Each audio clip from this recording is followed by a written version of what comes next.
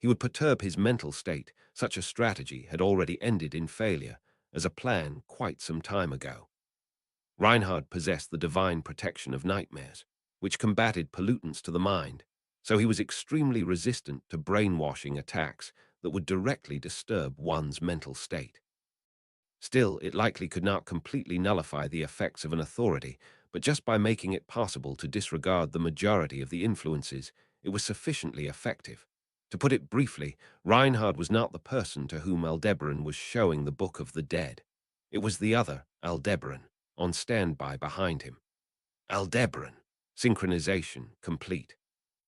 Guessing his intent, Aldebaran had lowered its eyes down to look upon the pages of the yet-soaked Book of the Dead. The contents of the book were drilled directly into its brain, and its memories were updated.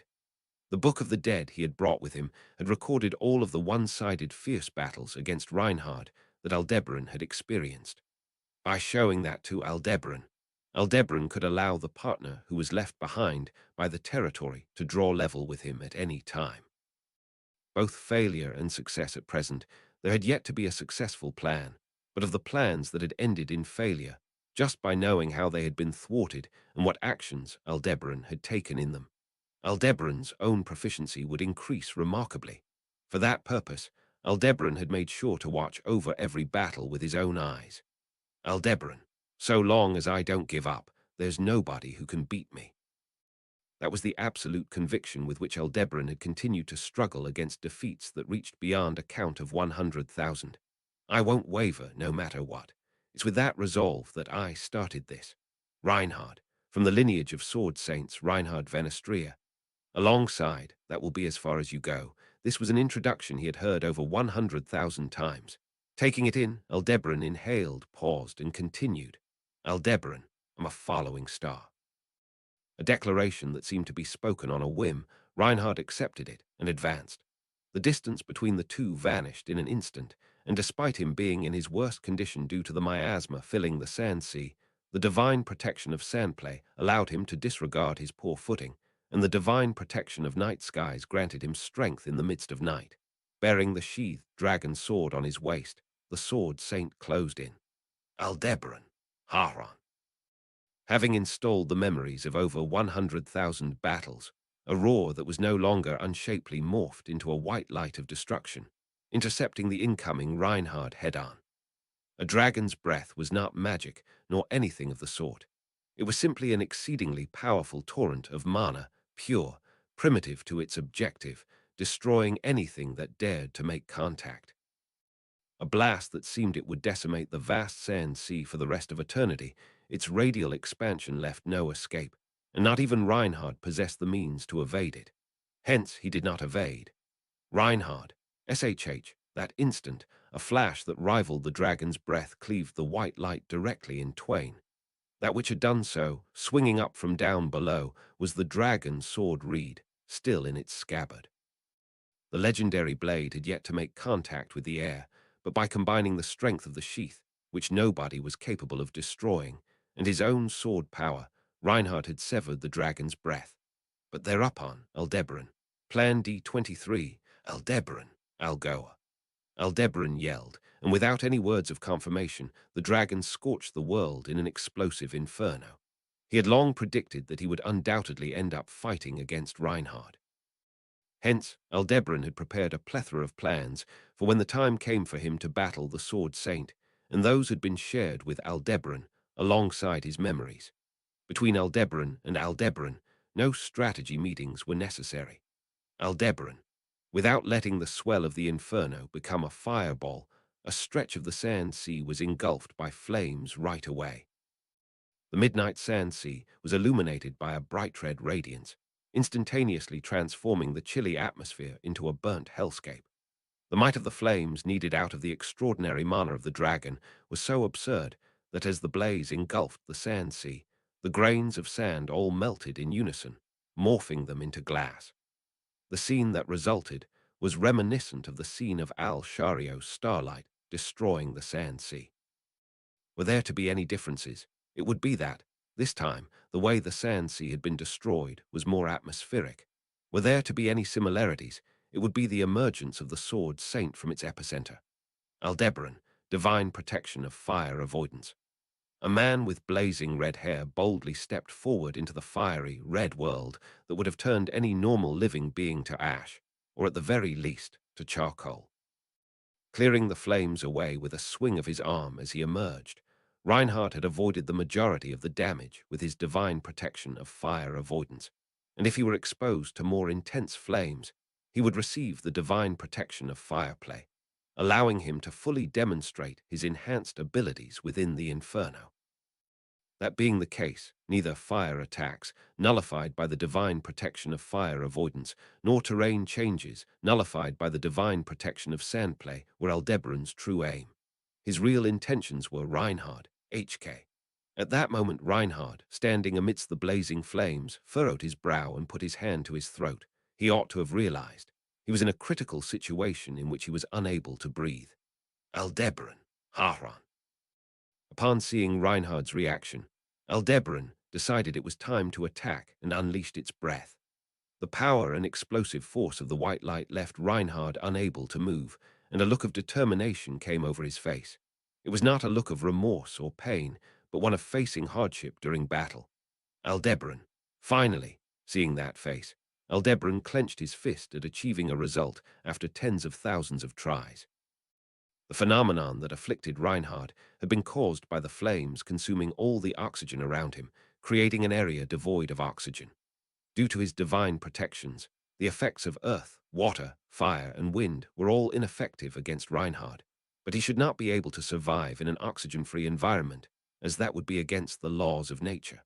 With that aim in mind, he had created an oxygen-free environment, and there he pinned the sword Saint in place.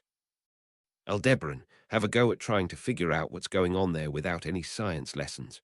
With just magic, or science at a theoretical level, Reinhard could not be defeated. Even Reinhard, the sword saint, who forced magic and science to bend to his will, was finally driven into a corner by a phenomenon that even Ard Lagner, who favored him, was unaware of. By killing his technique with a phenomenon that a divine protection could not protect him from, as well as killing his body with a miasma-filled battlefield, he managed to seal away two of the elements necessary for conquering Reinhard. And then, Aldebaran. Plan L-29. Aldebaran. Plan L-29. The opportunity to press forward came, and Aldebaran were in agreement. While Aldebaran used its breath to hold Reinhard in place, Aldebaran carried out the necessary procedures, and thereupon poured in the vast mana of the dragon. The size of the gate and the shape of the Ard were night and day. Even so, it was a secret move that could only be used by Aldebaran, who shared the same magic signature that was unique like a fingerprint. Two long, cylindrical vertical formations were laid out in the air, and they, clad in purple lightning, crackled and emitted a pale blue light and the sound of radiating heat, turning its barrel towards Reinhard. Two magical rails stretched across the sky. In other words, that was Aldebaran, Magia Railgun. A magically powered railgun, loaded with bullets that were neither fire, ice, nor lead. With the Tao Aldebaran had created using earth magic, he had scraped off the scales of the dragon. These became bullets that were fired at lightning speed and struck the oxygen-deprived Reinhard. No matter how fast Reinhard was, he could not outrun lightning. That was a fact that Aldebaran had already learned from his previous battles. Reinhard, HK. The divine protection of first sight and the divine protection of projectile evasion were activated simultaneously. Reinhard's instinctive reaction to the attack he was seeing for the first time was to notice that the railgun's firing line wavered slightly. Because of that, Reinhard leaned forward slightly, and the railgun, which had only just missed its target, narrowly passed him and gouged out a semicircle in the sand sea. However, there was a burst of blood that sprayed out over the sand sea, and a cry of pain escaped Reinhard's throat. The railgun had not been a direct hit. It had only grazed him. But as long as the attack was deadly, even Reinhard would not come out unscathed from only a glancing blow. Bleeding profusely from his right shoulder, Reinhard, for the first time in over 130,000 battles, showed definite damage, and thereupon, Aldebaran, fire. The second Magia railgun fired, and the scale pierced the dead center of Reinhard. An inescapable blast wave wreaked havoc on the sand sea, and Reinhard disappeared. No, he did not disappear. He was swept away with the scale, right in the line of fire of the railgun. Even Reinhard could not withstand the power and speed of a direct hit. Provided he did take the blow directly, that was Aldebaran, the divine protection of Second Coming. With his blood-spurting right arm limp at his side, Reinhard gripped the dragon's sword with his left hand, and he had once again blocked the railgun blast that had threatened to pierce the center of his body with the sheath. Unable to withstand the impact, he had been knocked off his feet, but he had avoided fatal injury. No, rather, he had not been knocked off his feet, but he had flown backward to match the railgun and disperse the deadly blow. Aldebaran, Al-Karam. Moment, Aldebaran saw the same thing as Aldebaran. It performed the incantation, and a magical black sphere that generated extreme gravity was born behind Reinhard. It was a rehash of a spell that had not worked some 8,000 loops prior or thereabouts. No. In this extreme situation, Aldebaran had also broken past its limits and evolved the spell to the next level. What came to emerge, there was not merely a powerful force field that exerted an extremely heavy gravitational force. What did appear was a destructive singularity of mass, similar to a black hole, which warped space by concentrating an amount of mana large enough to bring down a star into a single point. Upon making contact with Reinhard as he was being blown away, the life of the Sword Saint was pulverized, Aldebaran, the divine protection of shedding blood. In the next instant, the tip of the dragon sword thrust into the singularity, and the black sphere was forcibly destroyed. The dragon sword was said to be indestructible. Its strength had been proven beyond doubt, but Reinhard's left arm, which had held the dragon sword as it disturbed the singularity, was destroyed. The railgun had damaged Reinhard's right arm, and the singularity had damaged his left arm. It was the combination of two of his most powerful plans, and however horrifying it was to think that even all this had still failed to defeat him, this was the greatest damage Reinhard had ever suffered. It was Aldebaran, the divine protection of projectile striking. The next moment, Reinhard, his toes planted on the sandy soil that had been raised by the railgun and the singularity, with his bloodied arms still hanging limp, kicked up the fallen dragon sword with his foot and sent it flying. Aldebaran, Gok. Light pierced the center of Aldebaran's throat, and the dragon fell violently. The dust and turbulence resulting from the fall of the dragon caused Aldebaran to topple over helplessly. He inhaled the rising cloud of dust and choked. He coughed. And then, Reinhard, that will be as far as you go. Looking down at the collapsed Aldebaran on the ground, the bloodied Reinhard so announced. The Sword Saint, with his arms hanging limply at his side, stood by the dragon sword sticking out from the ground, and after ascertaining that Aldebaran was unconscious with its eyes rolled back, he looked at Aldebaran. After forcing him into such a corner, having done so much, it was a loss nonetheless. He aimed beyond the realm of a billion, and failing to reach it, he had betrayed the expectations of many, just like back then. Robbing him of both arms and conquering his body had not been enough. Launching an attack that his divine protections could not defend against and conquering his technique had not been enough. The Sword Saint, Reinhard van Astria, was far too strong. And so Aldebaran took a long, deep breath, and Aldebaran, your old man's been captured by an accomplice of mine. In order to conquer the heart of Reinhard van Astria, a trump card was played. Translation notes. 1. Japanese letter was translated as Karam instead of Kuram, following its phonetic pronunciation, because in Japanese the word is actually Murak. Japanese letter, backwards, following the author's intent. Arc 9, Chapter 15. The Defeated. Human translated by. Archbishop Machine translated by. Archbishop proofread by.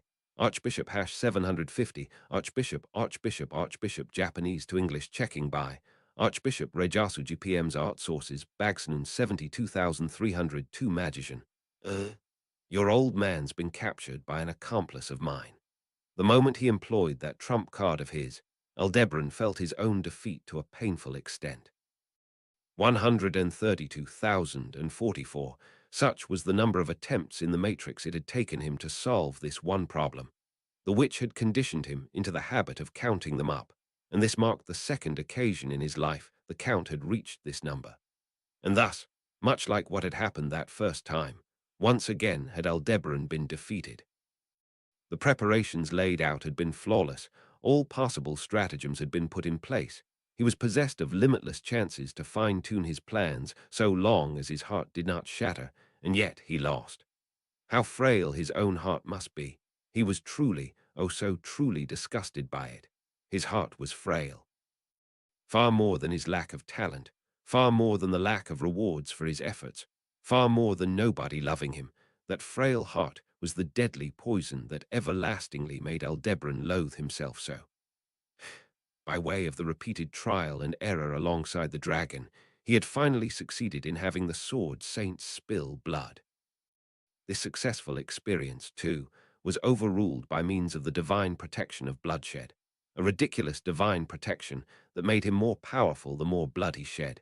Yet the figure of Reinhard, both his arms having been rendered useless, served as the spoils of battle.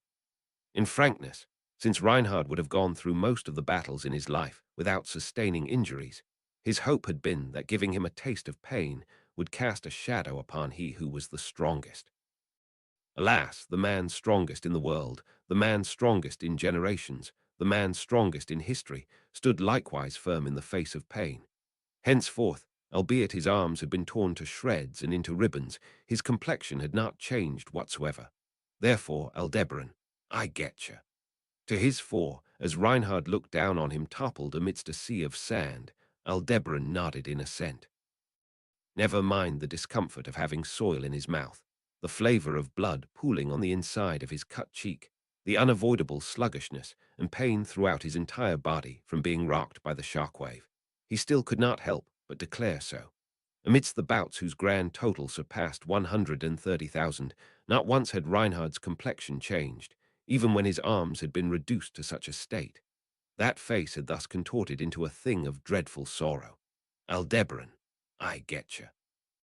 Reinhard's face looked very much akin to that of a child who had let go of the parents' hands and lost sight of them whilst shopping at a mall, to which Aldebaran piled on words of understanding. Piling them on, he continued, Aldebaran, family, it's what always holds us back. Reinhard, HK, how can I know what you say is true, Aldebaran? Why don't you take a look? For example, with the Duchess's divine protection of wind reading. If you can discern if someone is lying with that or something similar, then you could see whether I'm being truthful or not. Reinhard, that is, Aldebaran, not something you can do. I guess you do have some trauma from taking away someone's divine protection. When he pointed that out, anguish flashed across Reinhard's expression. A minuscule opening was born in the defense of the invincible, of the impregnable sword saint, akin to water starting to overflow from a levee. The more the water seeped through, the stronger Aldebaran's feelings of defeat would grow. Neither his body nor his technique could be outrivaled. As a result, he would have to torment his heart, a most foul approach. And that strategy had been evidently effective. What Aldebaran had attempted more than 130,000 times, and failed to do, he would now accomplish by playing dirty, shedding not a single drop of blood or sweat. And that was no fault of Reinhard van Astria, the young man born carrying the expectations to become the sword saint. Aldebaran, in that case, how about we use logic alone? Reinhard, logic. Aldebaran, indeed logic. Raising his body upon the sand as it creaked, Aldebaran gave pursuit to Reinhard. Perhaps, had Aldebaran been able to get up, they would have had the option to fight while still instilling uncertainty in Reinhard. But with no signs that the fainted Aldebaran would come to its senses, he had already deployed the key to conquer the heart. So the only option left to him was to use this key to pry open a closed route. Aldebaran resolved himself to do so. Aldebaran, as you can tell from getting to this point, I've taken every possible measure and laid preparations to face off against you, Sword Saint-san. A mountain of plans, the Ogria sand dunes riddled with miasma, and in addition, Reinhard enlisted the divine dragon Volcanica to your cause. Aldebaran, strictly speaking, that one was only managed via a secret trick, but yes. However, though I went that far, I had no confidence that I could take you down, and in fact it was no good. You understand then, right? Reinhard. Aldebaran, your old man, he was a collaborator of princesses. I had plenty of chances, of opportunities. Aldebaran was convinced that this reason was certainly not the one for which Priscilla had allowed Heinkel into her camp. Haughty, arrogant, unafraid to profess that all things in the world belonged to her, was Aldebaran's beloved woman. The beautiful and the ugly she forgave equally, regardless of her likings. She would not have used Heinkel for the purpose of dealing with Reinhard, nor would she have shunned Heinkel, deliberately hurting him for his way of being, in any way. The source of her intent lay concealed within her heart that was fierce like flame, whence it could not be laid bare. Or perhaps that was what he should have done. Minding not the conflagration, Aldebaran, having been dispossessed of his left arm, ought to have fumbled and groped around in the flames with his other arm, steeled with the resolve to let it turn to charcoal, to let it burn to ash. Had he done as such, Priscilla Bariel would still be. Aldebaran, she's no longer among us. Reinhard, Aldono, Aldebaran, I ain't got even a single reason to hesitate. I take those sorter measures with no qualms whatsoever. With Aldebaran asserting thus, Reinhard's eyes narrowed a smidgen. Reinhard did not wish to be bestowed with the divine protection of wind reading due to various reasons, but surely even he had been provided with sufficient info as to believe Aldebaran. Reinhard. From what he could tell by a glance, Reinhard's injured arms had yet to commence being healed. Blessed by the world, and loved by fate, it was said that when Reinhard sustained wounds on his body, the spirits in his environs would flock to him so that he may be healed. The Ogria sand dunes were riddled with miasma, however, the natural enemy of spirits. Accordingly, Reinhard's little fangirls were unable to assemble.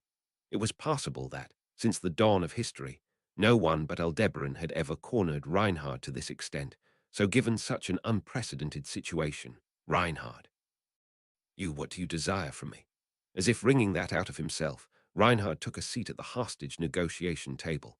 Hearing that, Aldebaran let out a long, long breath, relief that tormenting the heart had indeed been worthwhile. Aldebaran, nothing outrageous. I ain't gonna give you an unreasonable demand, like asking you to join me like the divine dragon. Nor will I have you betray your master, or do anything I wouldn't like being done to me. Reinhard, inscrutable, I cannot believe that. You use my father as a shield and try to say you have a conscience.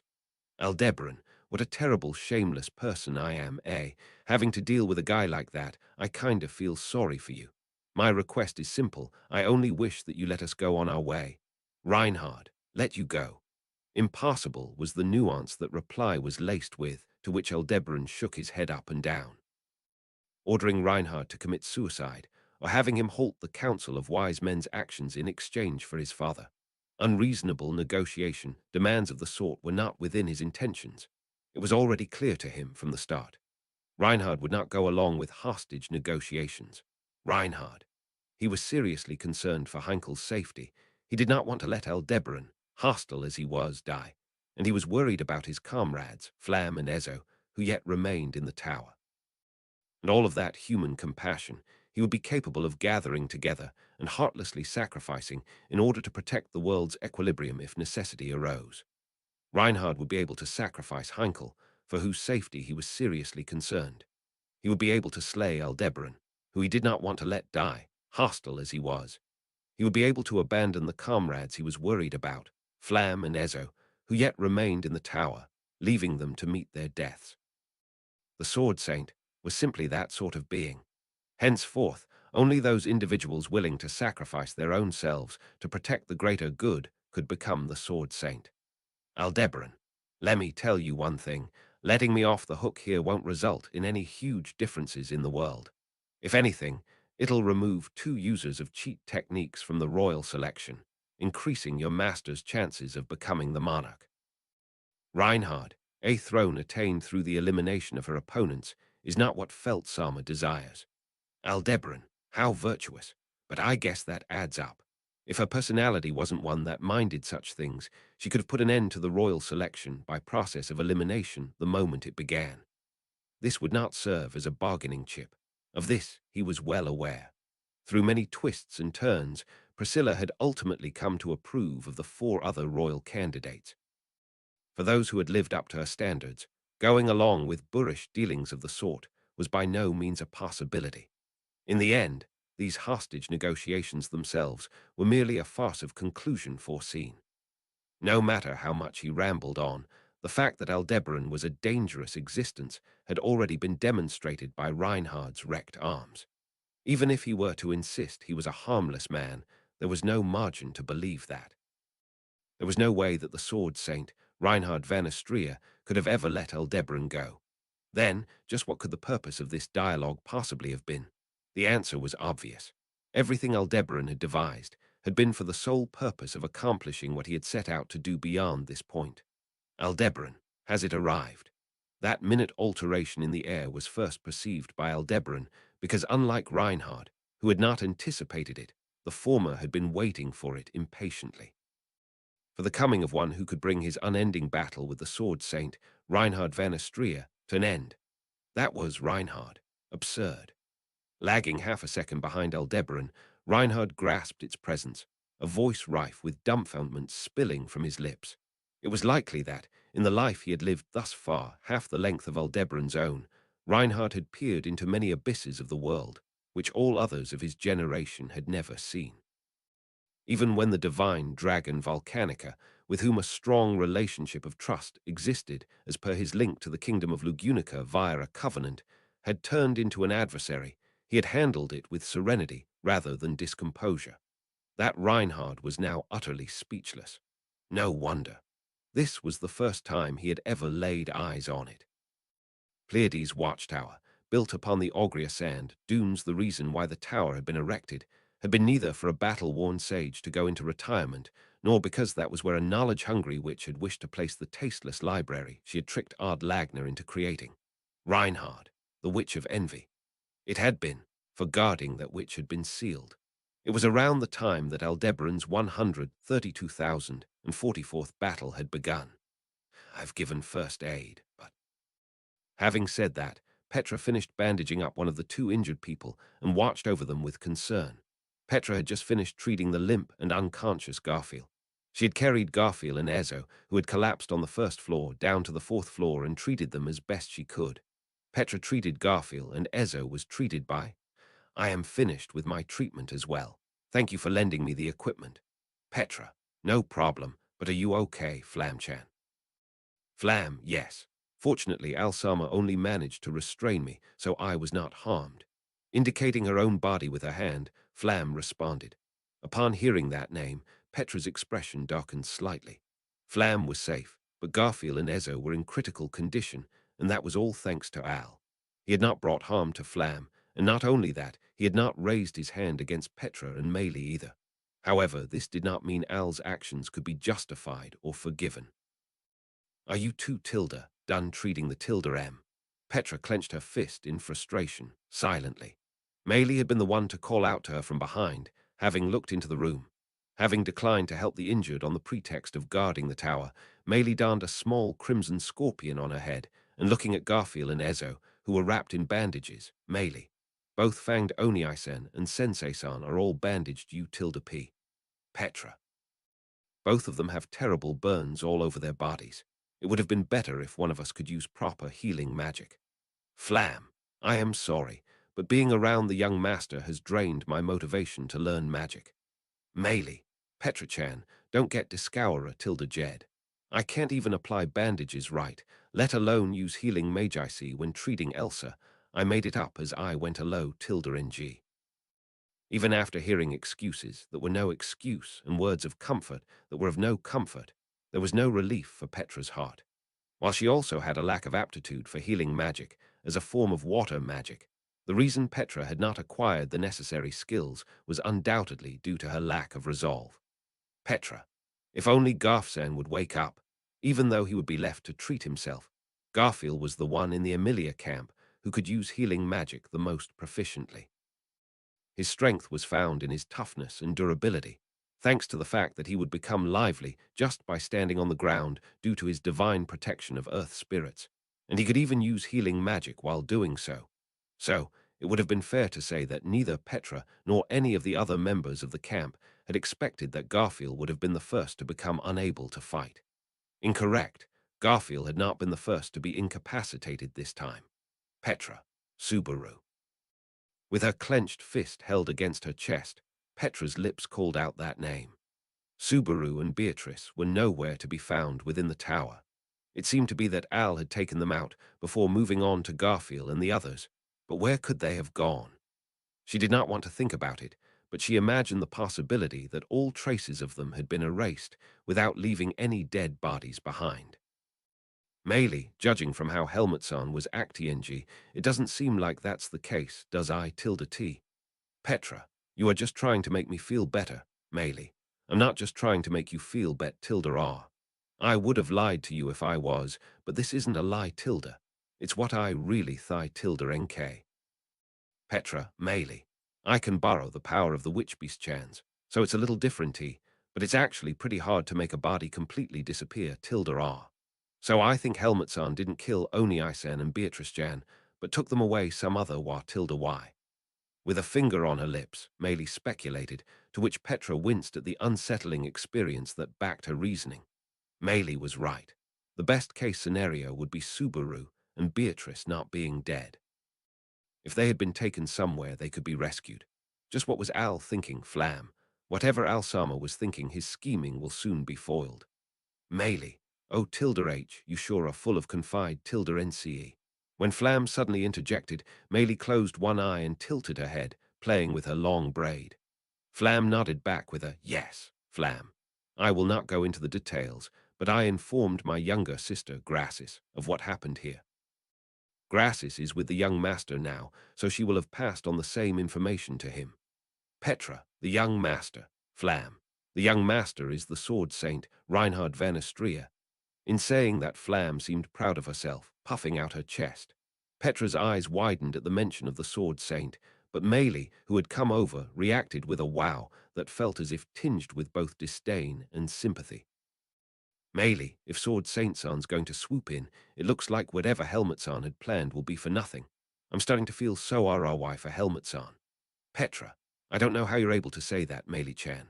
Meili, Sword Saint-san clashed with Divine Dragon-chan as if it was no big deal, Rai tilde GHD. Oh, but now Helmut-san has Divine Dragon-chan by his side, so maybe I shouldn't feel sorry. Petra, I wouldn't feel bad at all if Al-san got beaten up. Rather, Petra could not help but think that he should have been beaten up. The fact that Al had trampled on Petra's feelings was not so bad. Petra hardly knew Al, so the pain was not so great, even if her feelings towards him had been betrayed. The ones who had been truly hurt were the people who knew Al better than her.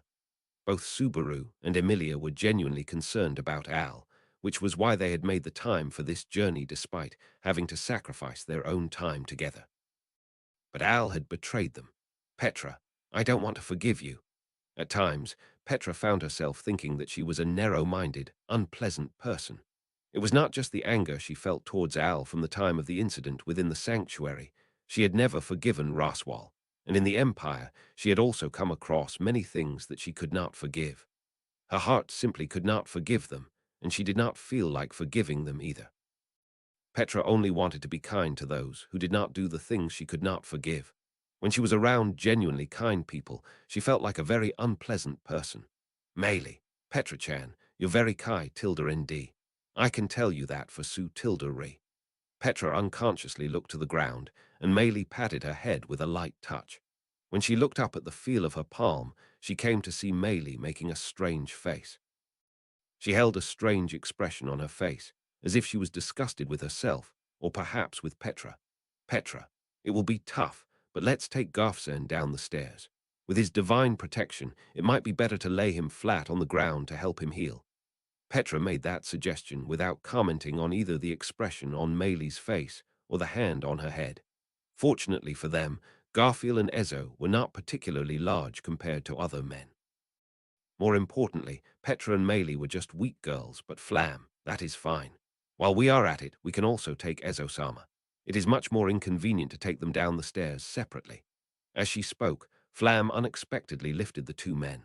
Despite being the same age as Petra and Meili, her physical abilities were incomparable. She was a servant at the Sword Saint's mansion, and perhaps that was the reason for her strength. Anyway, Petra, it feels like this is not over just yet. Al, after having done something unbelievable, had left the tower with the divine dragon, and not long after was being pursued by the sword saint, Reinhard, who had been contacted by Flam. While both Meili and Flam seemed to think that there was no way Al's plans would work out, whatever they were, Petra was unable to be so optimistic. That was possibly because Petra did not know Reinhard personally. But more than that, she thought it was a little strange that Al, who'd had Subaru at his mercy, had not taken any countermeasures against Reinhard. If even Reinhard was unable to stop Al, what would they do then? Petra, huh? It happened just as Flam carried Garfield and Ezo out of the room. Petra and Meili were packing their travel gear, which had been unloaded, and were about to follow her. Petra was packing her equipment into her bag, felt something strange at the bottom, and pulled it out. It was, Petra, a book. Petra's hand fell on a book that had been in her bag, a familiar one of the many books that were stacked upon each other within the tower. There was no doubt about it. This was one of the many books of the dead arranged on the shelves of the library up on the 3rd floor. The presence of a book of the dead was not strange in itself. However, it was strange for it to be here. Had sternly warned them in advance not to remove the books of the dead from the library, and everyone had been in agreement. And yet, a book of the dead had turned up in this bag. Moreover, Petra, Subaru's bag. The bag at hand was one containing the personal belongings of Subaru and Beatrice.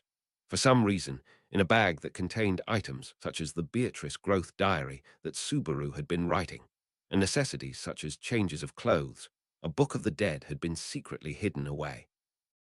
Petra, the place where the name should be, is unreadable. Gulping down her saliva, Petra furrowed her brow as she checked the spine. She had heard that upon the spine of a book of the dead, the title would be written in the case of the books of the dead. That would be the name of the person whose life and death was documented in the book. In fact, regardless of whether one possessed the qualifications to read any given book of the dead in the library, they would have been able to ascertain the title written along the spine. However, the title of this book was unreadable. It had been scratched off to ensure that doing so would be impossible. Petra. Petra racked her brain to imagine the name that had been scratched off the book, and the significance of it having been hidden in the bag. The intent behind scratching out the title was obvious, in order to conceal whose book of the dead this was, and the reason for hiding it in this bag was probably to hide the presence of this book of the dead. And since this book of the dead had been hidden in Subaru's bag, Petra, a book that Subaru hid, Meili, Petra-chan, I'm done with packing up the stuff over Tilda-ri. How about yo Tilda you, Petra, Meili-chan? Petra, who had stopped what she was doing, turned around as she heard Meili's voice. At first, Meili tilted her head at Petra's unusual behavior, but became startled upon noticing the book in her hands. Meili, Petra-chan, what's with that bow Tilda okay, Petra?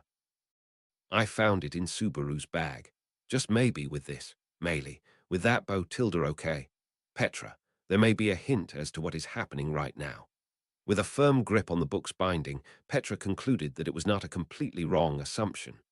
Al's sudden, reckless behavior in the tower originally, Al's goal had been to read the Book of the Dead of Priscilla Bariel, the deceased royal candidate. It was possible that he had also had another goal in mind, but in any case, his objective would have resided in the tower. What if his goal had been this Book of the Dead, and Subaru had decided not to give it to Al, instead hiding it in his bag? What if that had been the cause of an irreparable rift between Subaru and Al?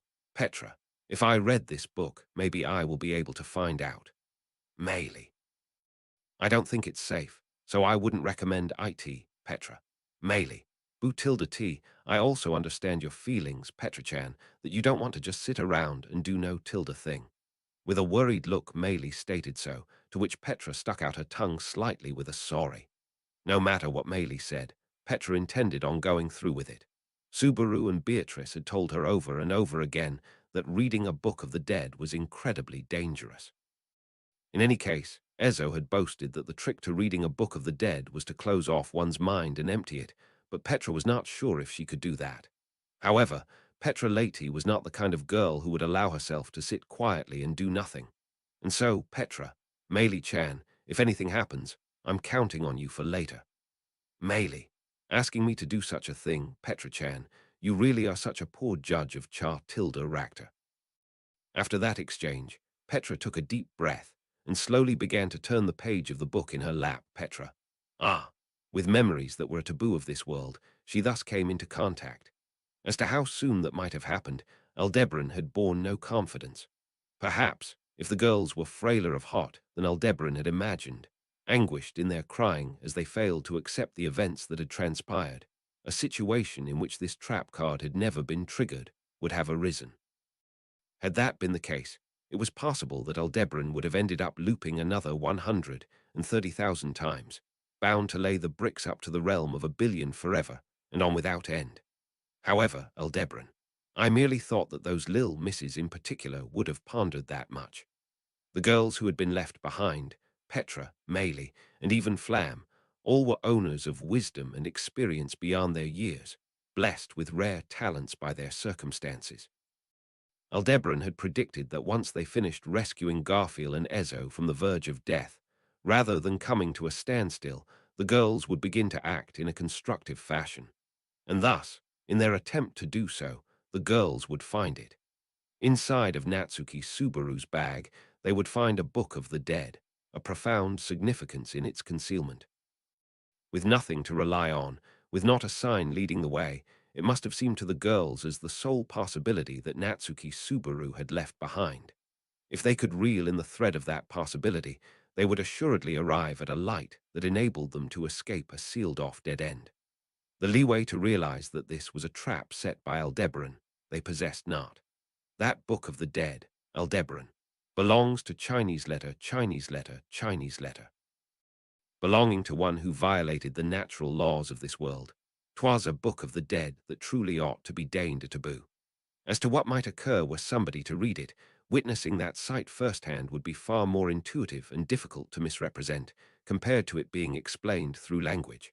That was Reinhard. Absurd. His blue eyes wide open, Reinhard once again uttered self-same words in dumbfoundment. However, no matter how much he attempted to deny that reality, it would not be rescinded. If the sword saint, Reinhard, was one blessed by the world, that was one whom the world cursed. Blessings and curses were but two sides of the same coin, the power balance not one in which either was stronger. Henceforth, Aldebaran, the sword saint aside, nobody can stop that. Plunking himself down into a cross-legged position, he gazed over Reinhard's shoulder to the nighttime sand sea. The sight, illuminated only by faint starlight, contained a threat that unceasingly painted the world an even deeper shade of black.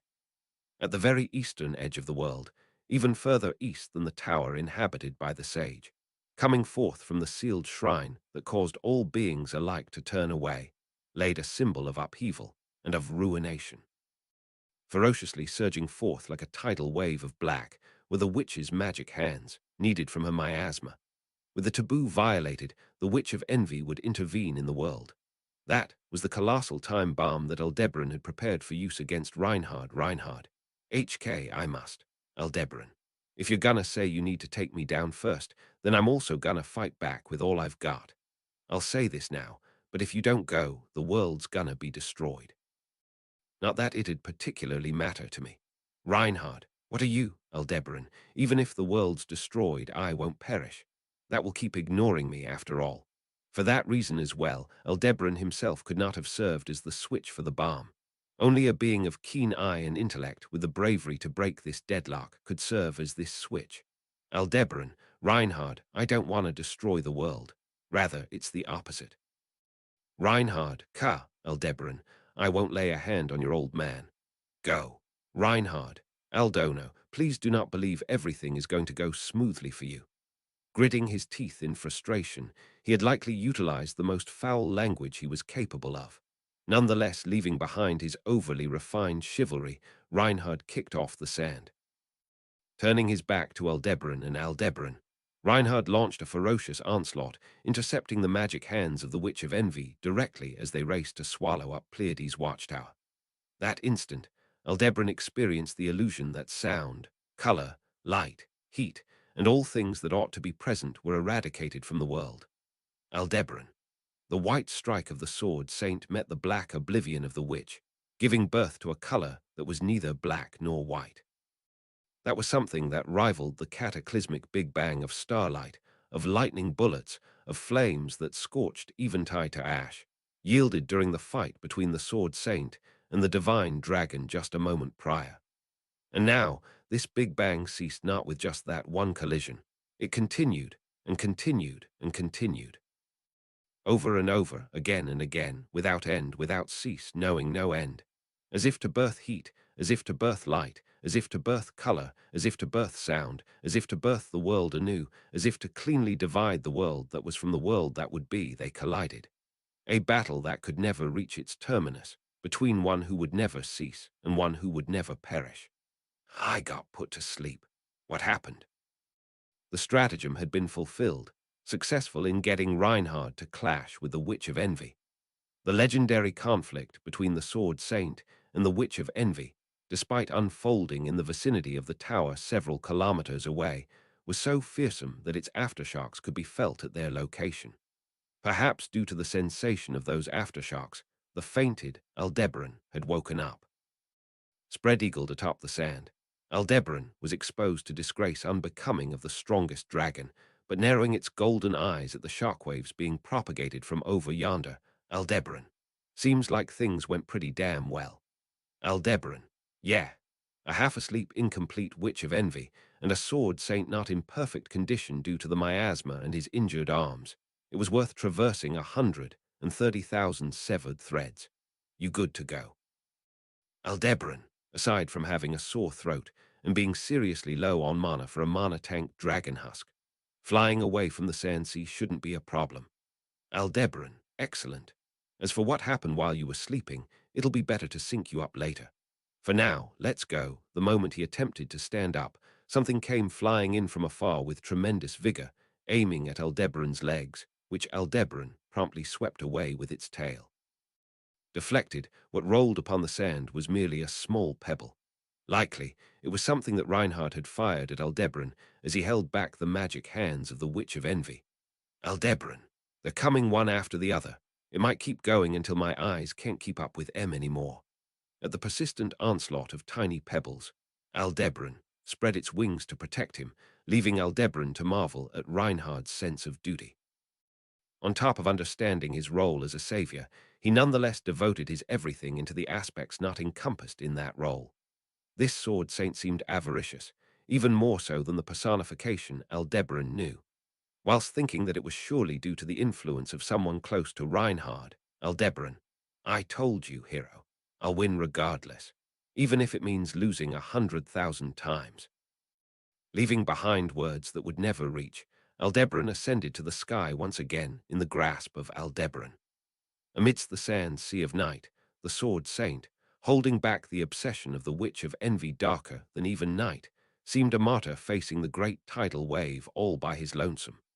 But then again, were the world to be destroyed, this martyr would be the lone person left standing in the aftermath. Aldebaran, right now, wouldn't it be possible to do a pincer maneuver alongside that and bring down the Sword Saint? Aldebaran, and what then? If Reinhard were to die, then the lid holding down hell would vanish. We need him to play the part of the lid. Aldebaran, I'm just saying. Aldebaran, it'd be troublesome if he happened to die. From the outset, he had not had even the slightest intention of letting Reinhard die. Only, had they not utilized attacks powerful enough to kill, they would not have achieved the feat of injuring him. He had simply recognized that the Sword Saint was that high of a wall. Aldebaran, don't believe everything will go smoothly, huh? The towering wall, the martyr who would be left behind in the world, the words he had spoken upon their parting, came to mind. Was this perhaps the power of some other divine protection? Supposing it was possible he had received something like the divine protection of vital spots or the divine protection of weak points, and activated it at that juncture. Verily, through an unlimited number of attempts, Aldebaran had the power to bring about the results he desired. But despite having such power, Aldebaran, so far in my life, nothing I've ever truly wanted to go well has ever gone well. Not a single time. Despite making it through a struggle numbering 132,044, within the heart of one divorced from blessing and curse alike, that sense of defeat did not vanish. Arc 9, Chapter 16, The Complicit. Human translated by Archbishop, machine translated by Archbishop, beloved proofreaders. Archbishop Isligood Japanese to English checking by Archbishop Vinican Rejasu art sources. Jouge 2,983 Bagsanoon 72,302 Rockaroka. The first feeling of that was something akin to having a nightmare whilst fully awake. BBH, BHBB, BBBBB. A sensation akin to rejecting understanding, stemming not from the head but from the soul. A sensation that felt as if what laid before had been severed like a taut thread being cut. Wholly separated from their current self it was, and yet, while the body accepted it, the soul would not. The nightmare, it persisted. Something made its way into the body, through the mouth, that had opened for the purpose of raising a scream, and due to the contents of their body being gorged upon from within there, was an unbearable sense of loss, an impossible sense of finality, an impermissible sense of desecration. The feeling of one's own existence being devoured. Who could possibly endure that? Yellow bile spilled from the corners of their mouth as they convulsed on the cold, hard ground. That dimly lit space, a place so incongruous for the start of a life, was testament to the fact that a soul tattered in torment by a never-ending nightmare had already been through this many times before. Why? Such a question was birthed in their mind. Towards outrageousness, towards absurdity, towards unthinkable misfortune, towards reasonless malice, towards unforgivable threats, towards a vicious cycle unending, a query of for what reason was posed. Why? For what reason must they be made to go through something like this? Had they committed anything evil to such an extent? Was the size of their sin so great as to warrant receiving this punishment? If this erring had been irreversible, then before accreting it to this extent, and patching together retribution to the point of drowning in it, it would have been preferable had they been left to start atoning. And yet, for what reason must it be so? To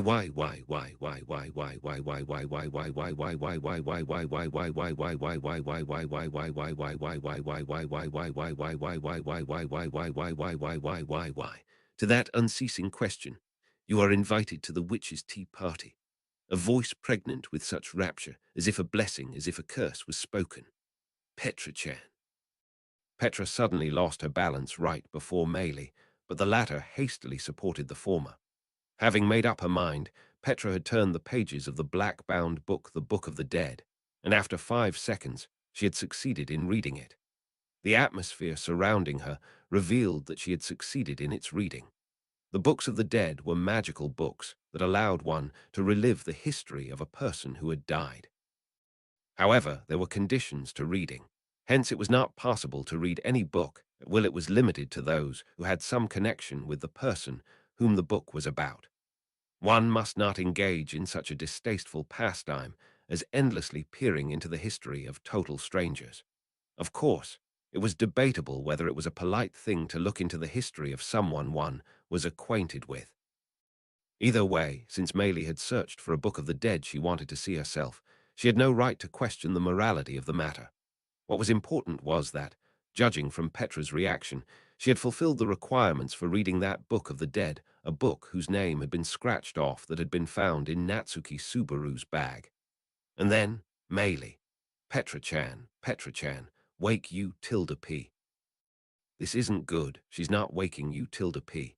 She gently tapped Petra's pale cheek, but the girl, whose eyes were closed, did not seem to be waking up. She had either fainted, was in a trance, or had fallen unconscious. Stirred by Meili's concern, the crimson scorpion on her head began to busily snap its pincers as if trying to wake Petra up. Of course, it was to no avail.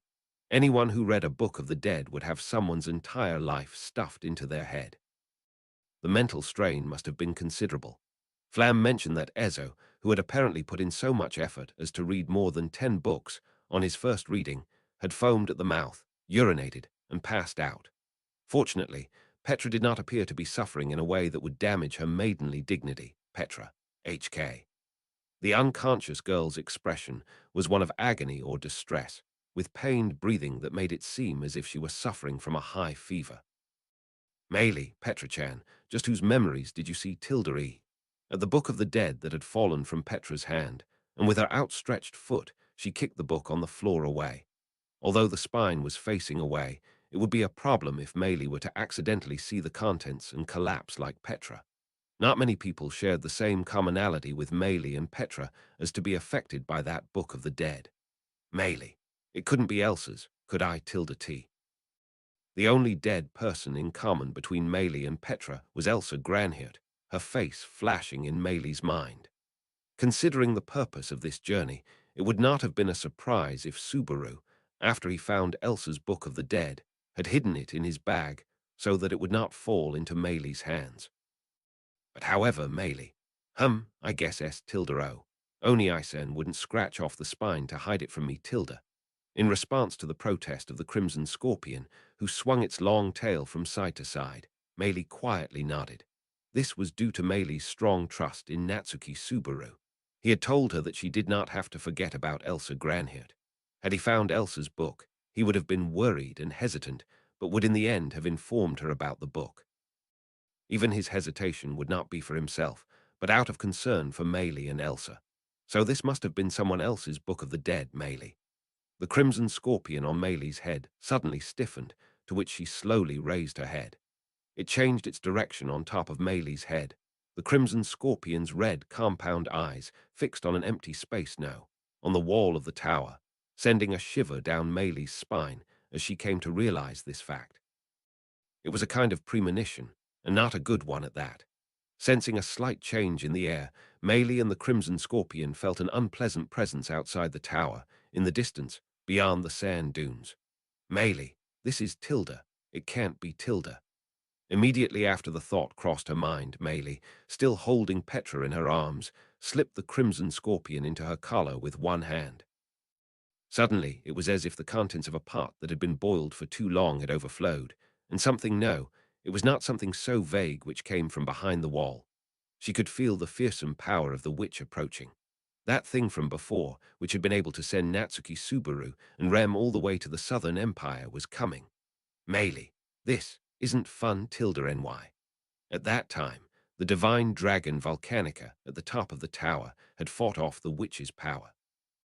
However, at this moment, the divine dragon had inexplicably left the tower with Al, and no one could do anything about it.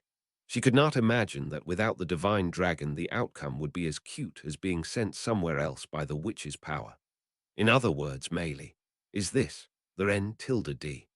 While heaving a sigh at the prospect of a sudden and unexpected demise, Maylie muttered so. That sigh which seemed to acknowledge her hopeless reality, Maylie felt lethargy akin to a burden leaving her shoulders still held in her embrace, she realized, was Petra. Unconsciously, she was trying to protect Petra against the power of the witch. Maylie, oni isen, you idi tilde art. As to why Maylie had spoken those abusive words, even she did not know. However, as if to block out her own weak voice, Maylie covered Petra's body with her own. This flimsy shield of flesh would offer no kind of protection. She felt regret that she had not eaten more meat. Immediately after that, just before the witch's power reached the tower, something intervened. Maylie. As it was, the events beyond the wall were unknown. However, light and sound cut through the thick walls of the tower, blowing Maylie and Petra on the inside to the back of the room. Maylie. Ah! With a scream, Maylie's body was pressed against the wall and floor while still holding Petra. Fortunately, they happened to be close to the wall and lying on the floor. Were that not the case, they might have been knocked against the wall, incurring increased pain and injuries. Even so, their hair and clothes had been disheveled, and the room was in a terrible state with their luggage scattered around. However, by a miracle, it seemed that Maylie and Petra had not suffered any serious injuries. Maylie, what hap tilde end? Petra-sama, Maylie-sama, are you safe? Blinking with bleary eyes, Maylie sat up. Petra, limp in her arms, remained motionless with her eyes closed. Immediately after confirming their safety, Flam rushed into the room in a panic. Flam, who had carried Garfield and Ez down to the lower floors before Maylie and Petra had discovered the Book of the Dead, lowered the corners of her eyes slightly upon sighting them, then quickly becoming serious. Flam, that is the young master. He is holding it back. Maylie, hold back. What does that mean? Flam, it is, Maylie. It is the Witch of Envy, Rai tilde GHT. That name was mentioned, and Flam's face went distinctly pale. Despite being betrayed by Al, and knowing that even the divine dragon had turned against them, she had not been this shaken up before. Seeing the evident fear in her eyes at the name, Maylie apologized with "I'm sorry, tilde." It was a natural reaction. Maylie could only remain somewhat calm, because this was the second time. For most people, just the mere sensation of the existence of the Witch of Envy would be enough to make one's blood run cold and render them unable to move. Maylie, Emilia Wannessen and the others are quite extra tilde ordinary, either because she was highly determined or had the courage and nerve to do it. Either way, expecting everyone to be like that was unreasonable, and Maylie stood up, still supporting Petra. Maylie, Sword Saint-San is fighting outside right now, isn't H. Tildery? Flam, yes, the young master is holding it back. However, it seems that the young master cannot push through. Maylie, if we stay here, we'll be in the Wa tilde Y. She did not know the cause of the Witch of Envy's outburst, but from Maylie's perspective, the 2 times the former had an outburst had both occurred at times she had been in the tower. Maylie certainly did not want to think she was the cause of the Witch of Envy's anger, so perhaps it was for the best to think that the witch did not like her continued presence in the tower for long. Just as she had thought that, she was lightly poked on the nape of her neck by the crimson scorpion's pincers coming out of her clothes. Maylie, I'm sorry you were with me both times to Tildero. Flam, Maylie Sama, we should hurry and leave the tower. I will take Petra Sama, Maylie. No, it's Phi Tildeni. I'll carry Petra-chan, so please prepare Patrash-chan and the others, Flam-chan. Refusing Flam's offer, Maylie shook her head slowly as she tentatively stood up, carrying Petra on her back. Looking unsure about what to do for a moment, Flam then quickly nodded and left. Flam, go down the spiral staircase. I will prepare the dragon carriage. Maylie, yes, then Tilda KS. Losing sight of Flam's back, Maylie started to chase after her. Just before she left, she was drawn back by the sight of the scattered luggage in the room in particular, the presence of the Book of the Dead, which had caused Petra to lose consciousness. But Maylie, no time to think about that N tilde O. Once again, encouraged by the snapping sound of the crimson scorpion returning to the top of her head, Maylie firmly held Petra and swiftly exited the room running. If she really needed to know the contents of the Book of the Dead, she could always ask Petra later. After Petra had safely accepted the life of that someone into her own. Thinking this, Maylie started to run as hard as she could. Petra, now being carried by Maylie, let a single tear fall from the corner of her closed eyes, framed by her long eyelashes. And then, sorry, I am so sorry, Subaru. A weak, tearful apology spilled out, as if it was tearing apart the girl's heart. The heart-wrenching plea for forgiveness from the girl's nightmare was drowned out by the after-effects of the impossible clash between the Sword Saint and the Witch of Envy, and fell on deaf ears. Milk, cold.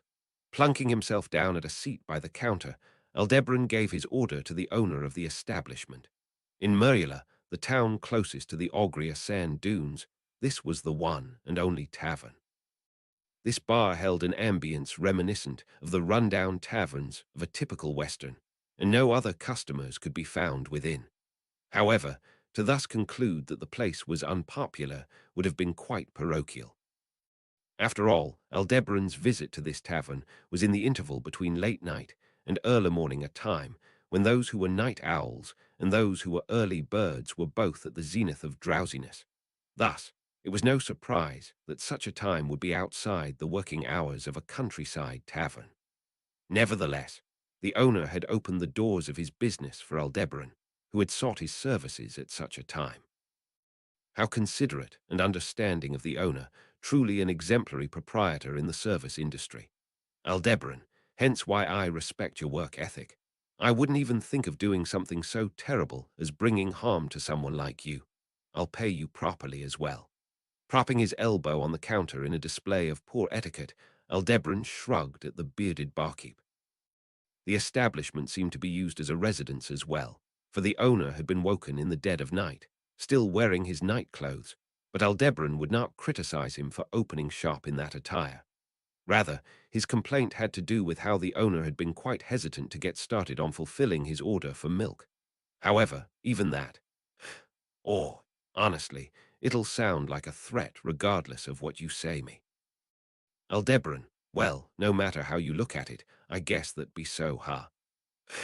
After all, wouldn't a one-armed man with a helmet over his face, suddenly barging in during the dead of night, be reason enough to hesitate in receiving him into one's living room?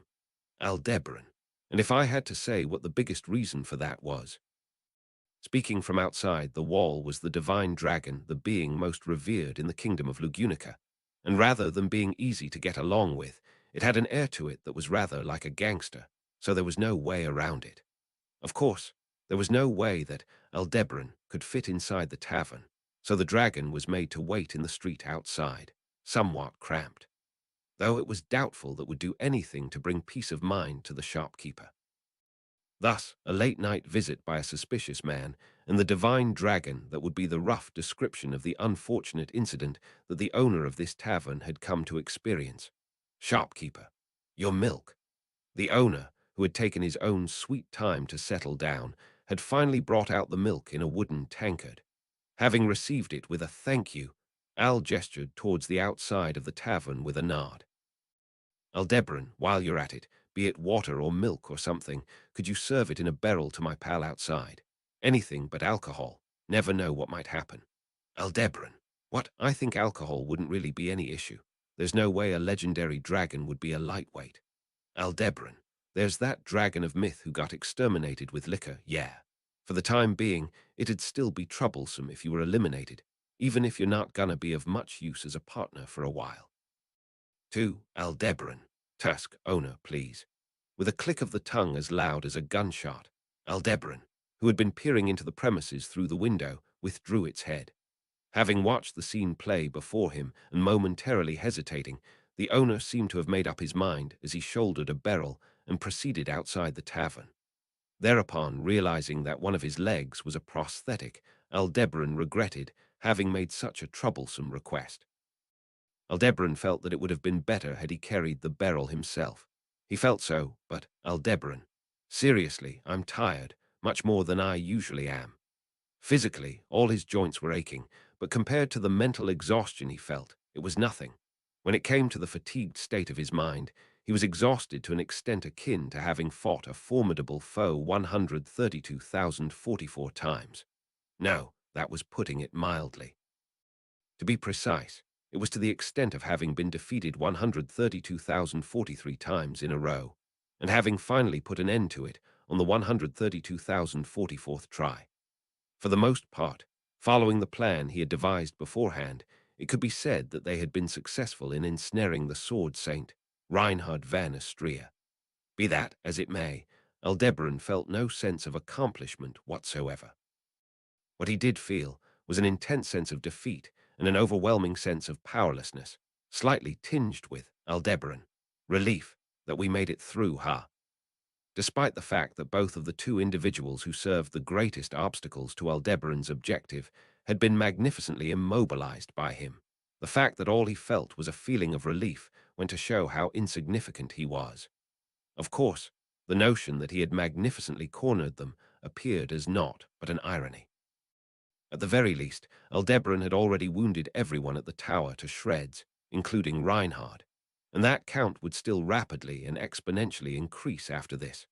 That utmost critical situation was still underway, Aldebaran, the sword saint against the Witch of Envy in the battle of the century. Raising the jaw of his helmet to drink the milk from his tankard, Aldebaran muttered so. In the corner of his vision, outside the window where the dragon had withdrawn its head, he could hear and see glimpses of it, the aftershocks of the fierce, apocalyptic battle that was unfolding in the sand sea beyond.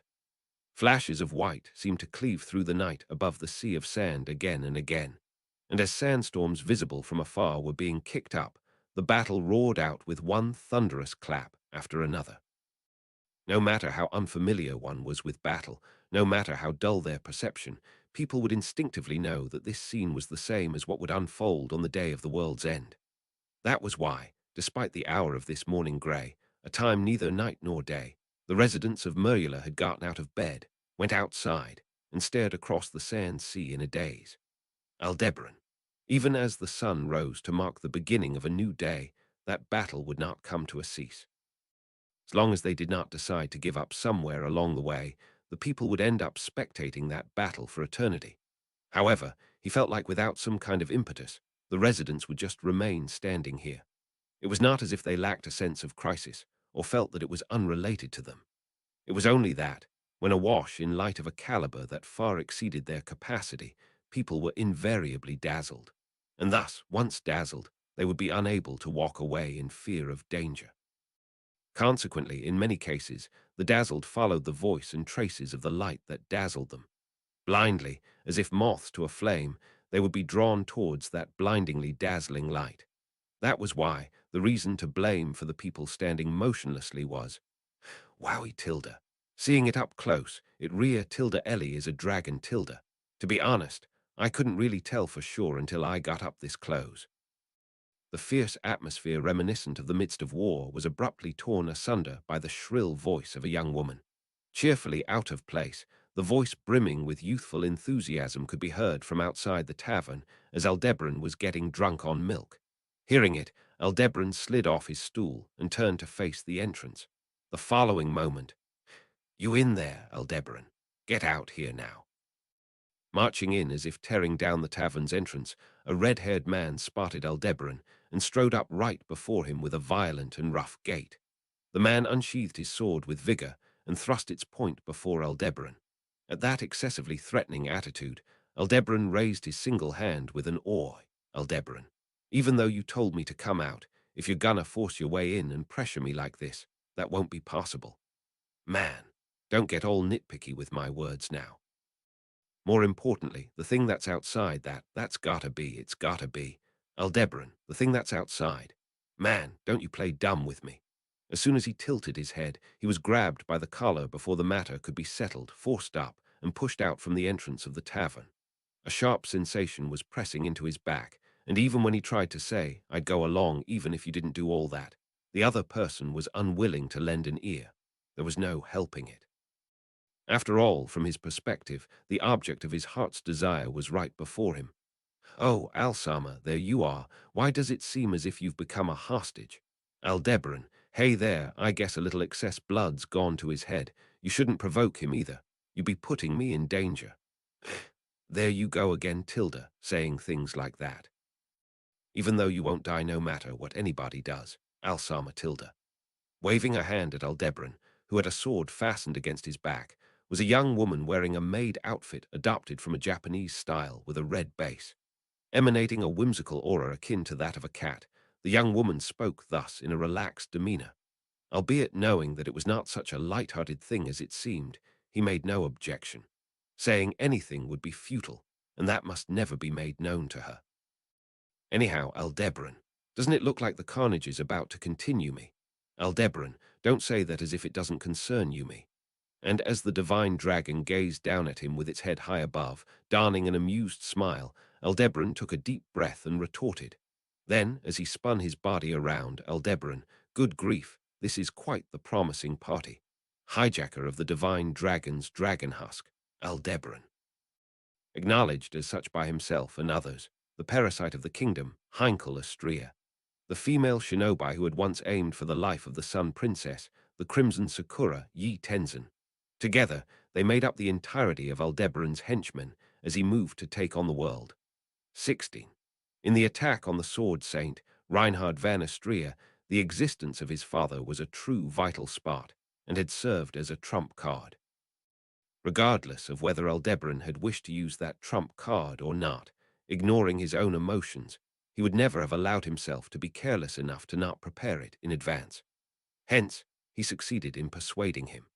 Heinkel had sunk to the rock bottom of despair for a differing reason from that of Aldebaran's, but so long as he did not mess up the manner in which he formulated his words, Heinkel would gather his wits enough to at least hear him out.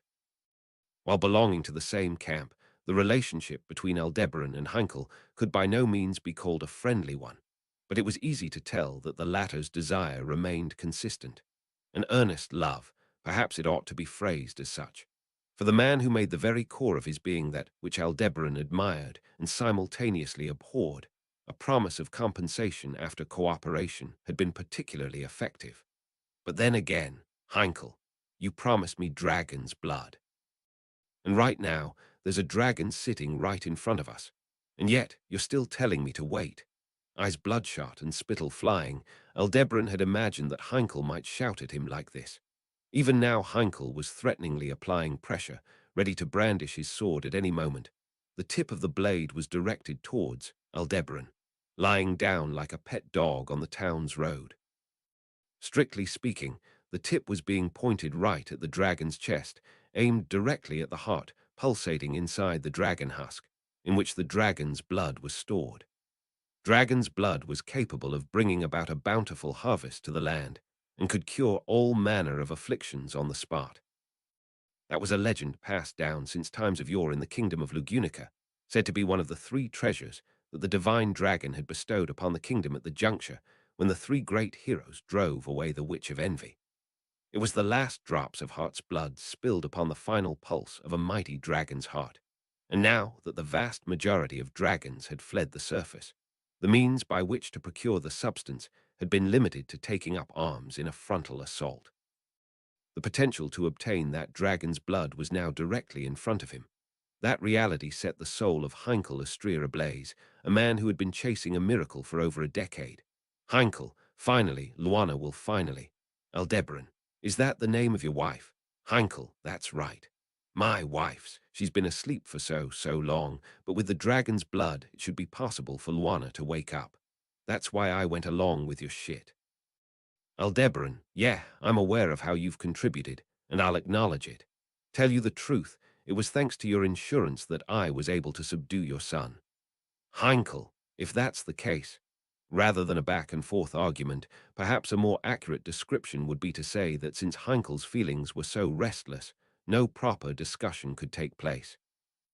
As he secretly updated his matrix, Aldebaran was about to decide on his next words to see if he could say something to calm Heinkel down. Tilda, sorry for interrupting your chat, but there's something I'd like to ask about. Heinkel, what is it, maid? Right now I'm having an important discussion with this guy. Over there, towards the sand dunes where there's sparking lights and crackling sounds. Is that not maybe your son, Heinkel-sama? Heinkel, ah. With hair a color somewhere between pink and vermilion swaying in a single barb, the young woman pointed over yonder to the sand sea, where the battle raged on, unable to be tipped toward either side.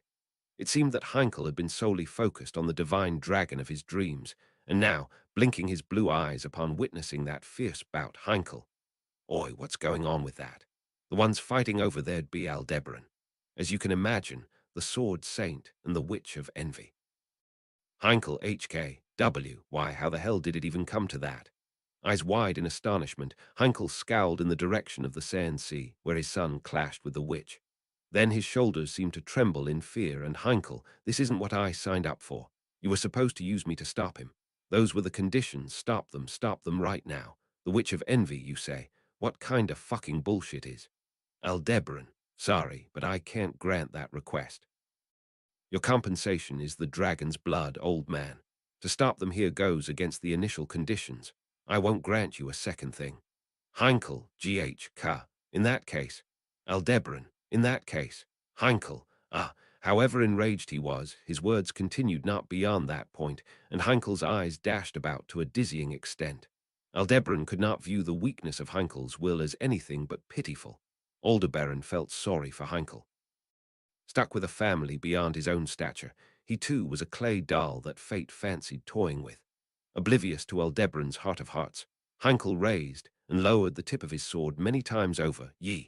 Heinkel-sama, I really don't want to get entangled in y'all's personal affairs, so could you maybe stop moping around and throwing a hissy fit like that? Unable to just stand there and watch, Yi ended up showering him with a terribly chilly voice. Those words caused Aldebaran to place a hand on his forehead, and Heinkel to widen his eyes and glare at her. Meeting his gaze head-on, Yi smiled as she inclined her head, and unlike the smile on her mouth, her unsmiling eyes fixed their gaze upon Heinkel. Yi, once you've decided to do something, it's too late to then complain and waver about it after the fact.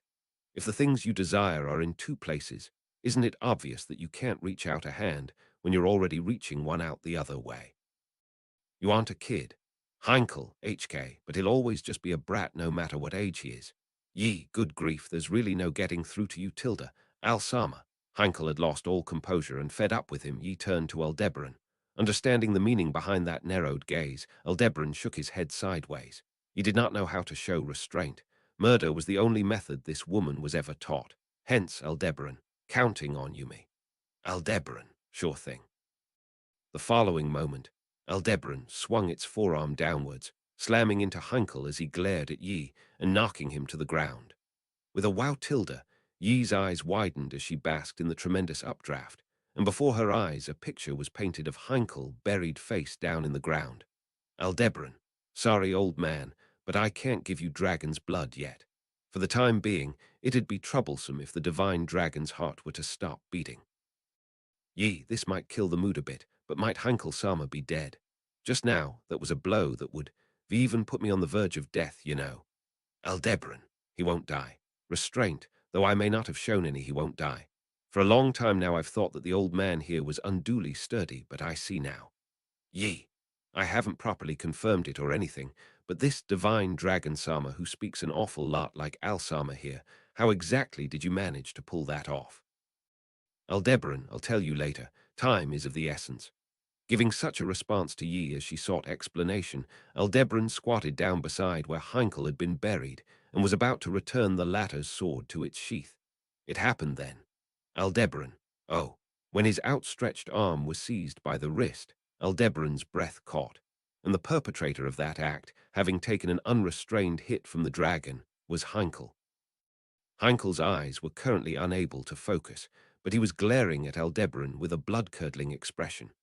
Guessing the meaning behind that gaze, Aldebaran sighed, and Aldebaran, I'll keep my promise on the dragon's blood. I also won't let Reinhard be swallowed up by the witch of envy. On that, well, you're just gonna have to trust me. Heinkel. It was unlikely that he had sincerely believed Aldebaran's response. But Heinkel languidly hung his head upon hearing that, and bearing witness to that gesture, Aldebaran wrenched his seized wrist loose. Then seeing Yi raise her heel aloft, about to deliver a kick to Heinkel, Aldebaran, look, I'm tired, and I only got one hand. Can I rely on you to carry the old man? Yi, do I have any say in that? If so, I'd like to decline. Aldebaran, you don't. That's an order, you carry him. Ye, tusk tilde, Alsama, you brute tilde, fine, understood. Sticking out her tongue with a bear, Ye bent over and unearthed the buried Heinkel. Next to her as she did so, Aldebaran looked up at Aldebaran. Aldebaran, did you say something about the old man? Aldebaran, nothing important really. Just how he's lively and sturdy. Aldebaran, and when you add that on top of the old man's position and personality, his life must have been filled with pain, poor bastard. He was sorry that things had come to this, but he did wish for Heinkel to live in as strong a manner as possible. Although his circumstances were considerably harsh, it was not as though Heinkel's misfortune was the greatest throughout the world, though Aldebaran did not think that he would lend an ear to such a canned consolation. Aldebaran. Besides, the relationship in which that sort of consolation could get through to him ended just now. He neither bore the qualifications to find that regrettable, nor the right to wish to make amends. Because he had that self-awareness, Aldebaran refrained from expressing any further feelings. Instead, calling out Yi to the girl hard at work, Aldebaran, money. Yi, isn't that the worst possible thing to hear all of a sudden? Here, tilde you go.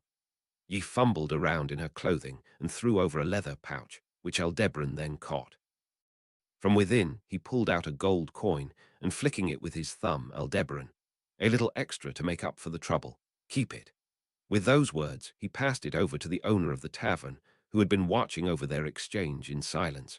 Beside Aldebaran was an empty barrel of water, and the shopkeeper had thoroughly served their orders. They had likely caused him a fair bit of anxiety, but Aldebaran had been able to converge with his henchmen and take a short rest. Ye, though it was with my money. Aldebaran, shut up, you. I know you just arrived, but can you get back on the move right away? Ye, the Shinobi training regiment is crazy, you know. They make us run non-stop from the imperial capital back to the village with no sleep or rest over half a month, with just a single bamboo cylinder of water. Aldebaran, your crazy Shinobi episodes never miss the mark, huh? She probably wanted to communicate that because she had gone through such a hellish experience in the past, this amount of travel would not tire her out. However, what Aldebaran got out of her words was the sheer insanity of the Shinobi, and the corroboration of that fact by the disheartening memories of suffering through the severity of the most terrible Shinobi in the Empire. In any case, shopkeeper, wait. I mean, please wait. Just when Aldebaran and co. were about to depart, the voice of the shopkeeper halted them. In addition to being this ragtag of a group, The dragon had also displayed a violent attack a moment prior. To call out to them would have required substantial courage, but gulping down his saliva as he turned to face Aldebaran's party, the shopkeeper spoke. Shopkeeper. That. The calamity unfolding at Pleiades' watchtower. Could you please stop it? You're the divine dragon Volcanicus-sama, aren't you? Aldebaran. Hearing the shopkeeper's plea, Aldebaran fiddled with the metal fixtures of his helmet and sighed. Now that he looked around, he saw that the residents of Merula had surrounded Aldebaran's group at a distance, casting an imploring gaze towards them. No, towards Aldebaran. Within their eyes dwelled fear and apprehension, but at the same time, reverence and hope. Bearing witness to the legendary and renowned divine dragon Volcanica from nearby, the possibility of it putting an end to the cataclysmic battle unfolding afar filled their minds. However, Aldebaran, sorry, but right now it isn't my job to stop that. Shopkeeper, HK. Aldebaran, the Sword Saint will likely stop it at any expense, but that doesn't mean the aftershocks won't reach here. It'd do you best to leave town for a few days. Shopkeeper, a few days. That would be how long exactly? After putting his trust in the divine dragon and receiving a reply that betrayed his expectations, the shopkeeper did not yet give up, and seeking an excuse to quell that which was discomposing their hearts, he asked another question.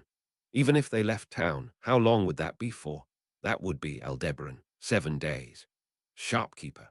Aldebaran, in 7 days it will be settled. In 7 days the cause of the world's end will be removed. Proclaiming so, Aldebaran turned his back to the shopkeeper, to the people of Merula, and began to walk. Behind him, Yi followed whilst carrying the unconscious Heinkel on her back, and finally, giving rise to a weighty sound as it lifted its body, Aldebaran, too, began to walk. Having made an enemy of the world, Aldebaran and his henchmen advanced. By no means would their legs ever come to a halt. Aldebaran, I'll continue, so that I may be myself. Translation notes. 1. This line references the verbs of all the if roots from the web novel thus far barring rem if, plus the Lost in Memories gacha game exclusive aganow if. In order, we have Iamatsu if pride, translated as erring, Kasnaru if greed, translated as accreting, Sujihagu if gluttony, translated as patching together, Aboru if wrath, translated as drowning, and aganow if sin unattributed, translated as atoning. Lastly, the verb in the title of the series is then referenced, starting. 2. The dragon of myth that Aldebaran is referencing is likely Yamata no Orachi. Read more. Arc 9, Chapter 17. Please, don't forgive me. Human translated by. Archbishop Machine translated by. Archbishop Proofreaders. Archbishop #750. Archbishop Japanese to English checking by. Archbishop Art Sources. Bagsanoon 72,302 Magician. A white table and a parasol were placed atop a small hill of lush, verdant grass. A clear blue sky, black hair swaying in a gentle breeze. Without knowing how, they found themselves sitting in a chair, and across the white table, a young woman of black and white was enjoying a cup of tea. Warm vapor rose from a teacup, yet no fragrance could be sensed, just as if it had perfectly mimicked just the exterior of the element known as tea in the manner of papier-mâché. Such was the dishonest impression evoked by this individual. What happened to me? A query, one that sought an answer regarding the chaos induced up until a moment prior. Is that not something you should know yourself? A response, one that could not be declared an answer regarding the chaos induced up until a moment prior. With vexation towards the feeling that their question had been sidestepped, they endeavored with all their heart to come to rationality, to suppress the urge to vent the dissatisfaction in regards to the events that had just transpired to the young woman before their eyes. And likewise contained within was a pinch of their perspective as an onlooker. Echidna, let me out of here now. Impatience and impulse were deliberately mistaken for courage, used as a provocation to propel the conversation forward. Atop the hill of green, standing opposite a young woman proclaiming herself a witch, once again were they assailed by an enigmatic sensation. Indeed, once again they were. Again, and again, and again, and again, that had been the case. Always, without fail, no matter the situation, each and every event had been a sequence of the inexplicable and the absurd. Faced with all that, they clenched their teeth, Earnestly they raised their visage and continued to struggle onward. They had continued to struggle on, giving of themselves. Why not try it and see? Please stop. Please, I'm begging you, stop. Don't let them say what comes next. Don't let them say it. Taking action to procure the results one desires is deserving of my respect. I am not going to veer from that opinion. In fact, I believe it is precisely such actions that make life worth living. Please stop. Please stop. I'm begging you, please stop. Stop, stop, stop, stop, stop, stop, stop, stop, stop, stop, stop, stop, stop, stop, stop, stop, stop. Echidna, I can return by death. Please, please don't suffer. Please don't cry. Please don't get hurt. Please don't be afraid. Please don't laugh. Please don't forgive. For your inquiry of why, you are qualified, and the doors of this tea party are open to you. And by drinking the tea offered by a witch, you are accepted as an honored guest. As the host of this tea party, I am obliged to welcome you. Now you may ask away. Please, please, please, please, please, please, please, I'm begging you. I'm begging you, please stop. After all, to agonize the mind in search of an answer is the greatest of bliss to me. I'm begging you, so please, you must not help this person. The troublesome thing about mental exhaustion was that, unlike physical fatigue, it was not visible to the eye. Of course, there were clear indicators, such as an inability to think straight, unavoidably heightened irritability, and circles darker than a bottomless swamp appearing underneath the eyes. However, those indicators were physical changes, so ultimately there was not that great of a difference from physical fatigue. At least that was what Aldebaran had concluded. Mental exhaustion, in its truest sense, could not be soothed by touch, nor could it be healed by magic. That was the sort of thing it was. And what was required in order to recover that worn-out mind was neither words nor relationships. To put it bluntly, what was needed was time. Only time would grant kindness enough to iron out a mind whittled down to a rugged state. That was why Aldebaran re-expand territory, matrix redefinition. In a whisper, after finally settling down, Aldebaran updated his matrix. It was his first time updating the matrix in roughly 6 hours. The ability to prolong his own bodily experience of time as much as he desired, without the consequence of real time progressing, was the greatest merit of Aldebaran's authority. Within the bounds of his established territory, he could swallow poison to repeat a fixed period of time as often as he wanted, generating the time needed to smoothen out his mind. For his battle against Reinhard, too, he had taken full advantage of this merit to fine-tune the plans he had prepared in advance in order to draw him into them. Aldebaran, though he did circumvent practically all of them. Ultimately, it had ended with him playing a card he had not wished to play, so Aldebaran found it difficult to say he had been victorious. At best, it had been a draw due to injury. To put it bluntly, it had been a loss for both parties. Anyhow, both his inability to think straight and his heightened irritability had gotten a little better. Unfortunately, he did not know what had become of the bags under his eyes, but since he had not possessed the time to cover them with makeup, he would make do donning the black gnarled helmet that perfectly matched his worn-out body and mind. Though his body and mind could have been described as worn out, his body was actually in excellent condition. As the strongest, supreme life form, the dragon's inexhaustible supply of would be an overstatement, but the vast supply of mana could be used to his heart's content. Welling up with healing from water magic and buffs from yang magic, this was the strongest Aldebaran had been since he had been born into this world, and none could object to that claim. Aldebaran, be that as it may, it's something like an ant getting its power multiplied by 100. No matter how many buffs it stacks up, it can never beat a human. Not to mention, when comparing his opponents to that standard, they were not humans, but rather elephants or lions. Alas, since the specs of his receptacle were inferior from the start, even if Aldebaran was now the strongest Aldebaran in history, he would still only serve as fodder in a direct confrontation. Setting aside that miserable self-evaluation, Aldebaran, 7 days. A single knee raised, leaning against a wall of dirtied wooden planks, Aldebaran counted his time limit. This location, which they had selected to take a rest in, was a small hunting shed that Yi had found in the woods. Fortunately, the owner seemed to be absent given the time of year, so they had entered, and were using it of their own accord. It could not be expected to have amenities such as a fluffy bed or open-air bath, but in the regard that it would not attract attention, it was just as favorable as a suite to Aldebaran at the current moment. Whenever possible from here on out, they would need to avoid the battles they could avoid and proceed through events smoothly. The little show they had put on at Merula, the town closest to the Ogria sand dunes, had been an exception. It had been the meet-up point for him and his allies, and he also truly just could not help but want to drink milk. Furthermore, it had been necessary to inform the townsfolk about how transcendent the events transpiring were, and that there would be nobody present to save them from it. After all, just 10-odd kilometers away, a battle between the strongest beings in the world was playing out. Aldebaran's stratagem had brought forth the Witch of Envy, and Reinhard would likely put his life on the line in order to stop her. However, there was no reason to believe that its aftershocks would not reach beyond the sand sea.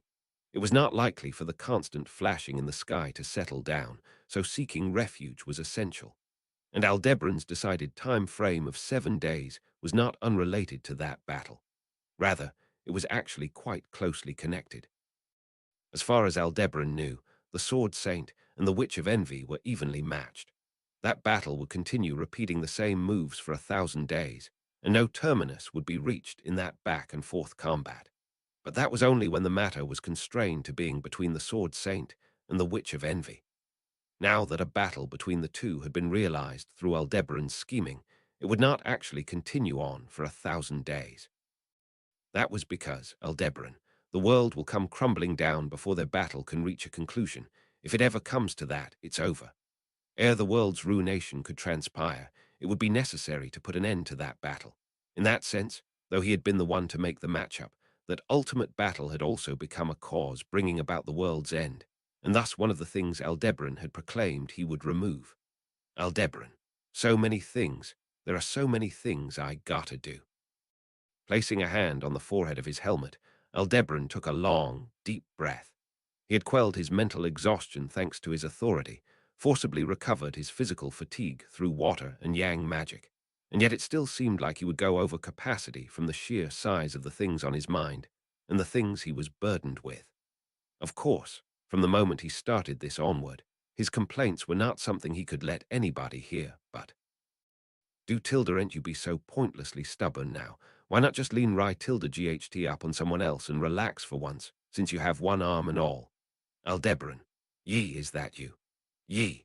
Yes, yes, yes. Alsama's helpful all-purpose shinobi maid ye, reporting for duty Tilda. With nary a sign or footstep, as if having literally appeared by suddenly springing out from a shadow, the young woman Yi cracked a joke with a smile.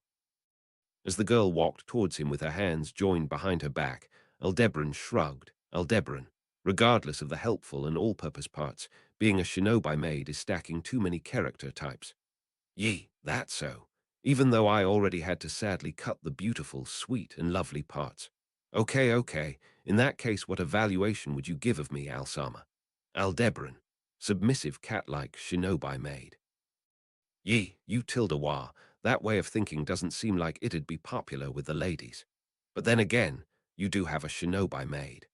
Receiving a rather genuine look of scorn, Aldebaran clicked his tongue with a "Shut up, you." He was in the middle of confronting a challenge that required him to earnestly rack his brain. He did not wish to waste his time on the blathering of an ally whom he had no need to curry favor with. Aldebaran, first and foremost, I told you to keep an eye on the old man, didn't I? Also, to check the paths that lead out of these woods, maintain vigilance over the vicinity of this hut, and prepare our food. Ye, don't you think it's like that super black thing you say? That's how you say exploitation in Alsama's language, right? Right now, this whole thing's super black Tilda. 1. Aldebaran, you're a helpful all-purpose shinobi maid, yeah. Put in the work so as to not tarnish that name. Ye, see Tilda Riousley, Alsama you're like an oni and a beast combined into a brute. 2. Sticking out her tongue with a bear, ye talked back without trying to hide her discontent. When he stared her down, ye raised a single finger with a fine, I understand.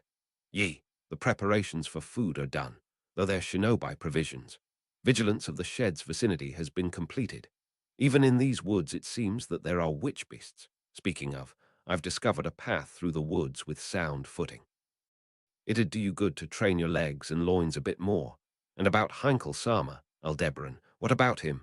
Ye, even if we're keeping him alive, he's just a carry-on, so maybe we could use him as bait to avoid the witch beasts. Geez, Tilda, please don't make that face, I was just joking. Aldebaran, you shouldn't be able to see my face. Ye, I can see the signs you give off. You're pretty loud, Alsama.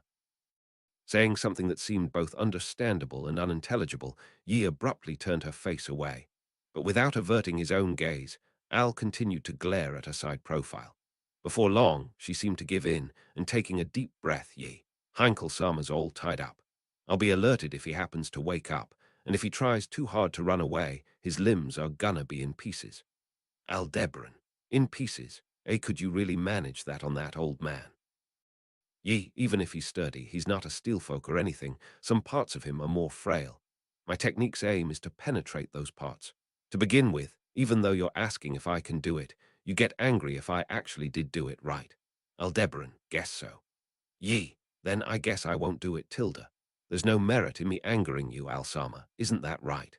Raising both her hands in a gesture of non-defiance, Ye showed that she meant no harm, to which Aldebaran relaxed his shoulders.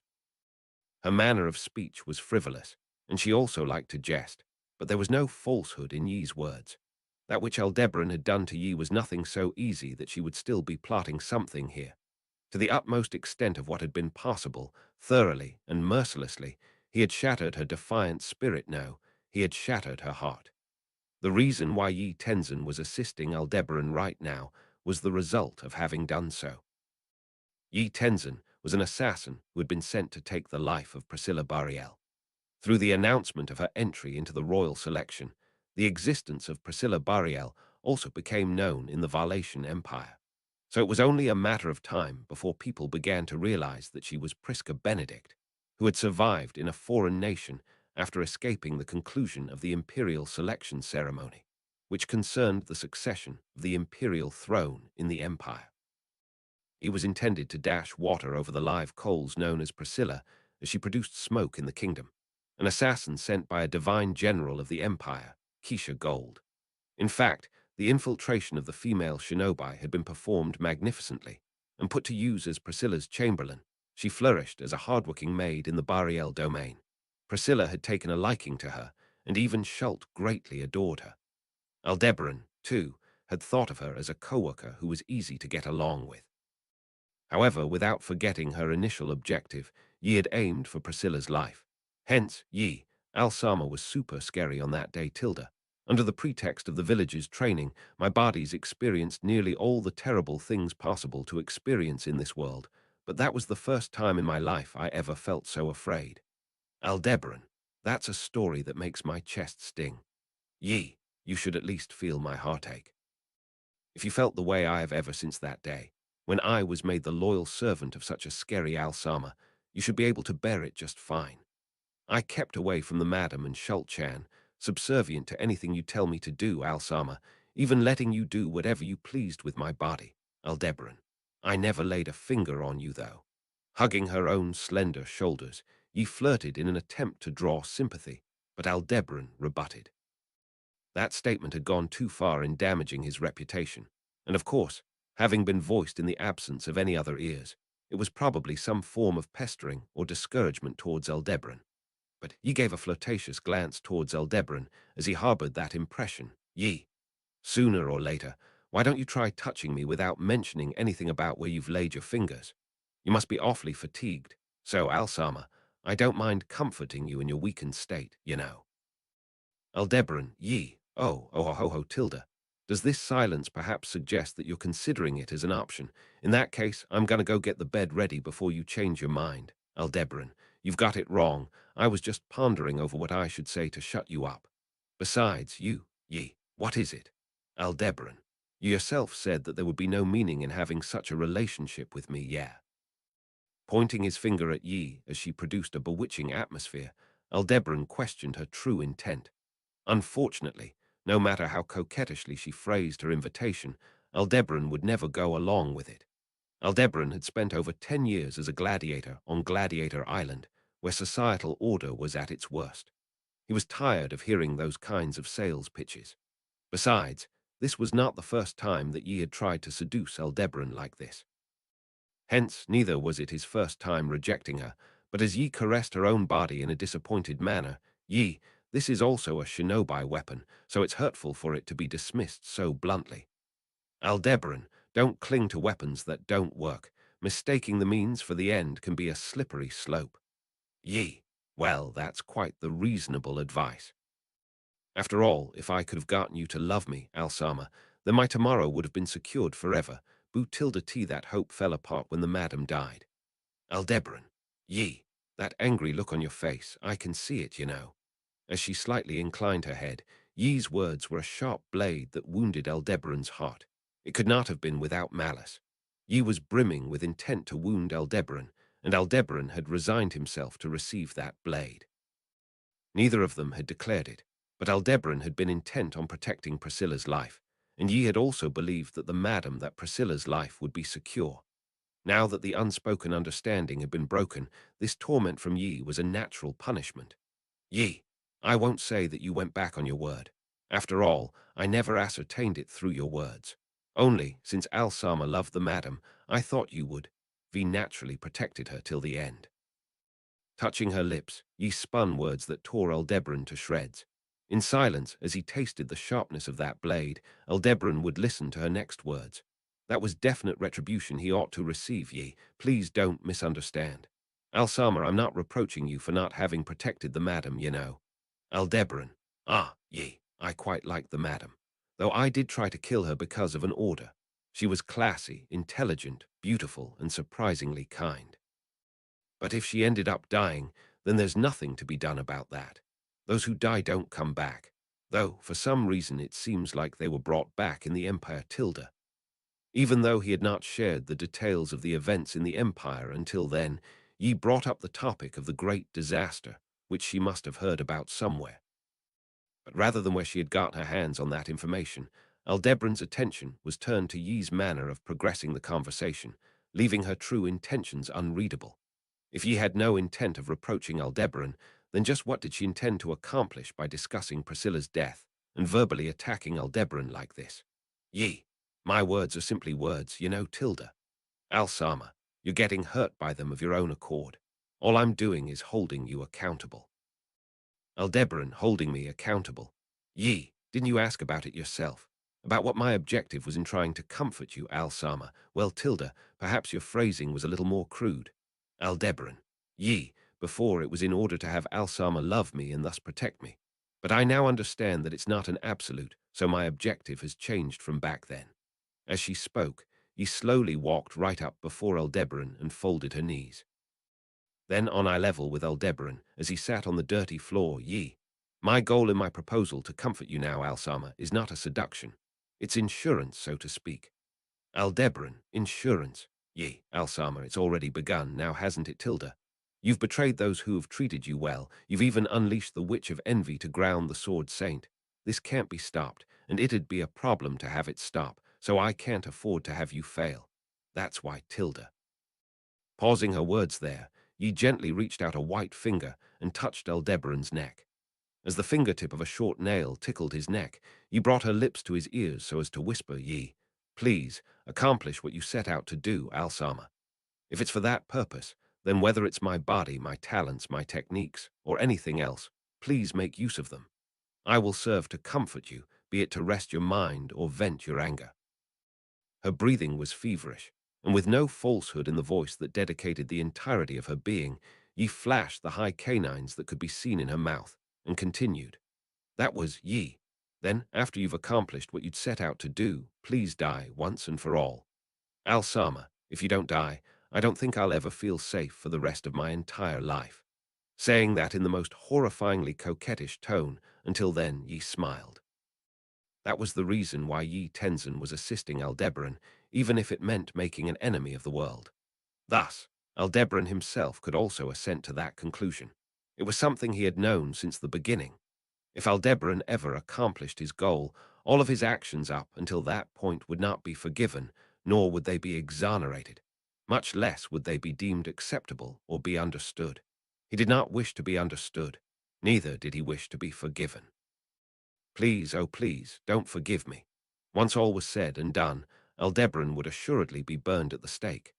That conclusion of him being burned to death was the hope of Yi Tenzin, nay, Aldebaran himself also desired it.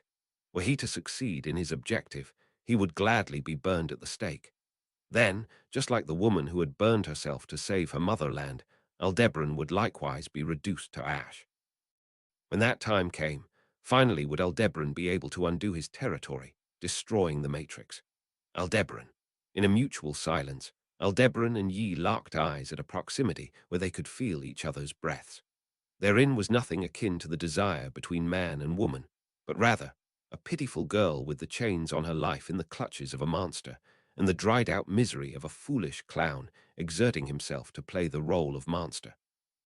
Then, as their gazes continued to remain locked for a while, "Gwa, what the hell? How did I, Gwa?" Suddenly, a voice that was neither Aldebaran's nor Yi's, but that of a third party, boorishly ripped apart the space between the two. That which had been heard was a shriek from Heinkel, who had seemingly woken up. Though if Yi's report a moment prior had been the truth, the manner in which he had been tied up was such that if careless, he would end up in pieces. Aldebaran. The old man's gonna fall apart. Go untie him before that happens. Yi, are you glossing over me? It'd be fine even if Heinkel Sama were to fall apart. Aldebaran, it's not fine. I made a promise to the old man. When everything's finished, I'll arrange the dragon's blood for him. I keep my promises. Promises are important. Yi, promises. All right, would you then make one with me? A promise, that is. Aldebaran. Yi, if you make me a promise, and if you keep it, then fine. I'll do it. Heinkel Sama won't fall apart. I, Yi, am your faithful servant.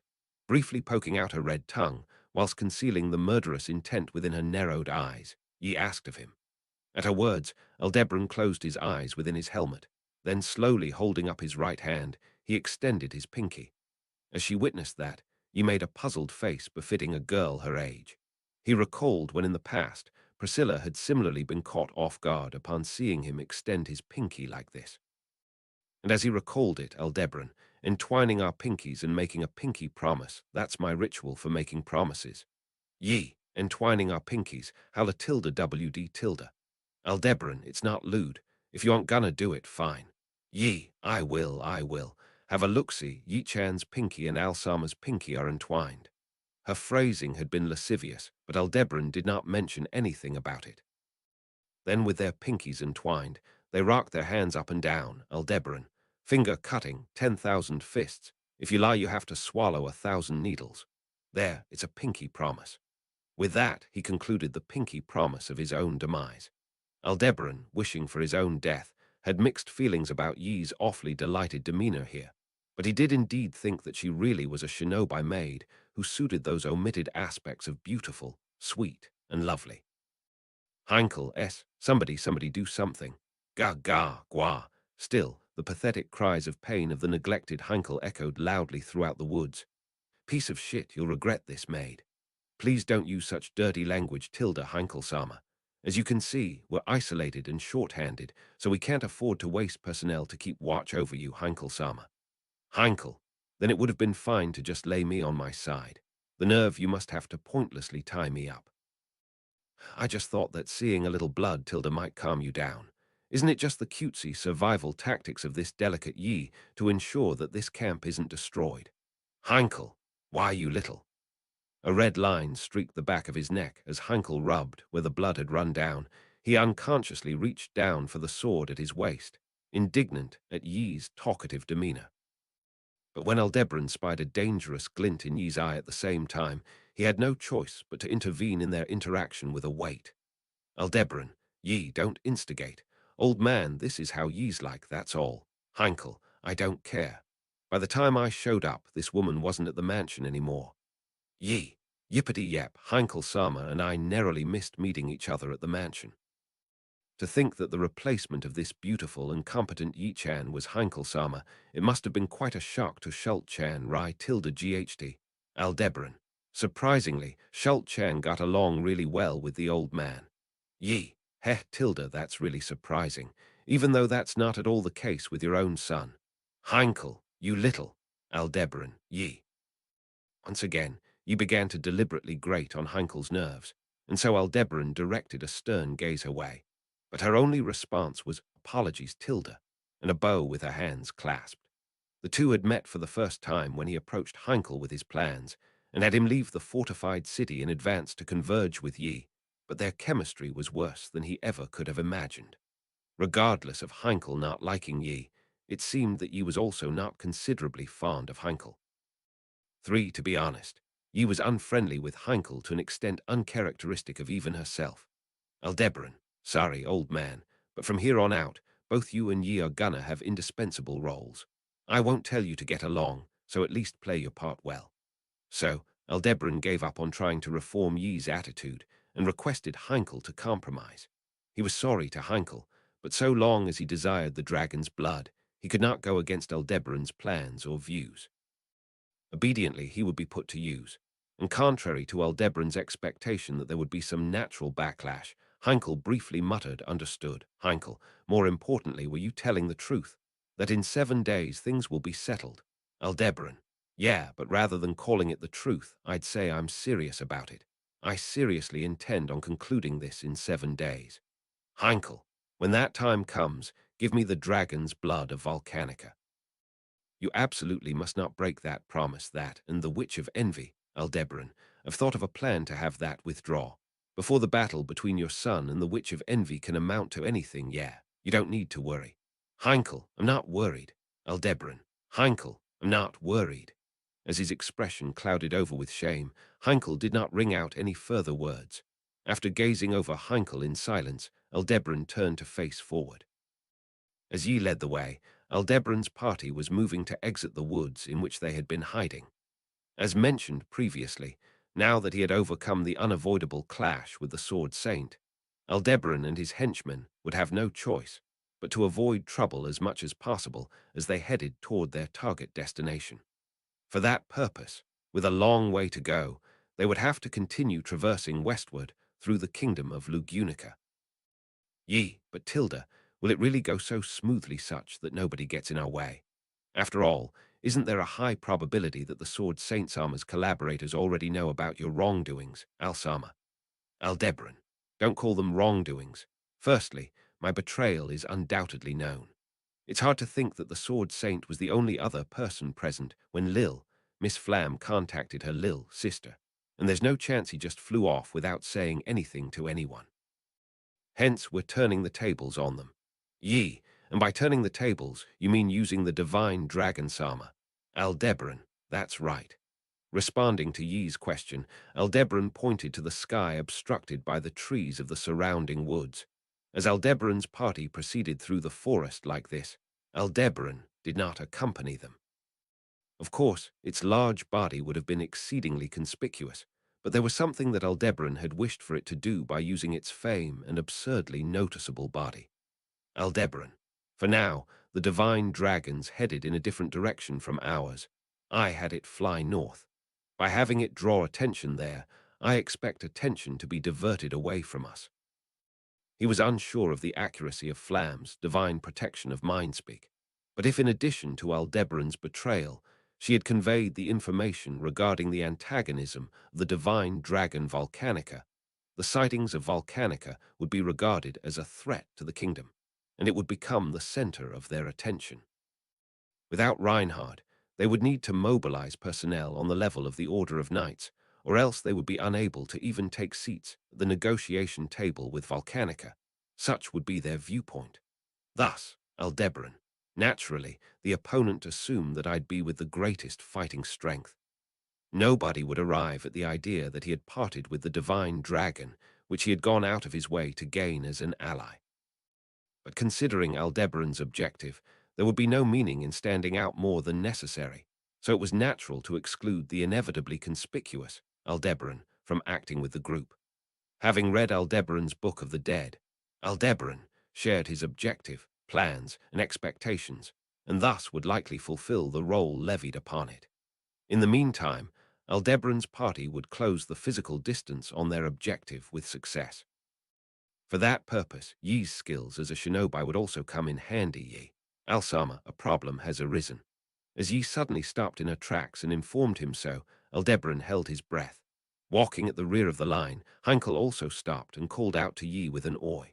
She responded not to his call, and silently directing her gaze beyond the trees to the outside of the woods. Ye, it's the worst that you get when you combine most and bad, but we're being ambushed. Aldebaran, HK. Heinkel, ha, an ambush. So what the hell was all that for? Your whole dragon diversion thing. Receiving a report of unexpected circumstances, Aldebaran's cheeks stiffened, and Heinkel raised his voice. Heinkel was more distraught than he was angry, and Aldebaran felt the same way, even if he did not voice it. There was no way they were being ambushed. The presence of the divine dragon Volcanica could not be ignored. That was if they could not focus on anything else but the divine dragon Volcanica's strength. Oi, you can hear me, can't you? I know you're in there, helmet bastard. Aldebaran. As if having calculated the time he had caught his breath, a voice struck at the precise moment he let it go. But that was wrong. That was not so.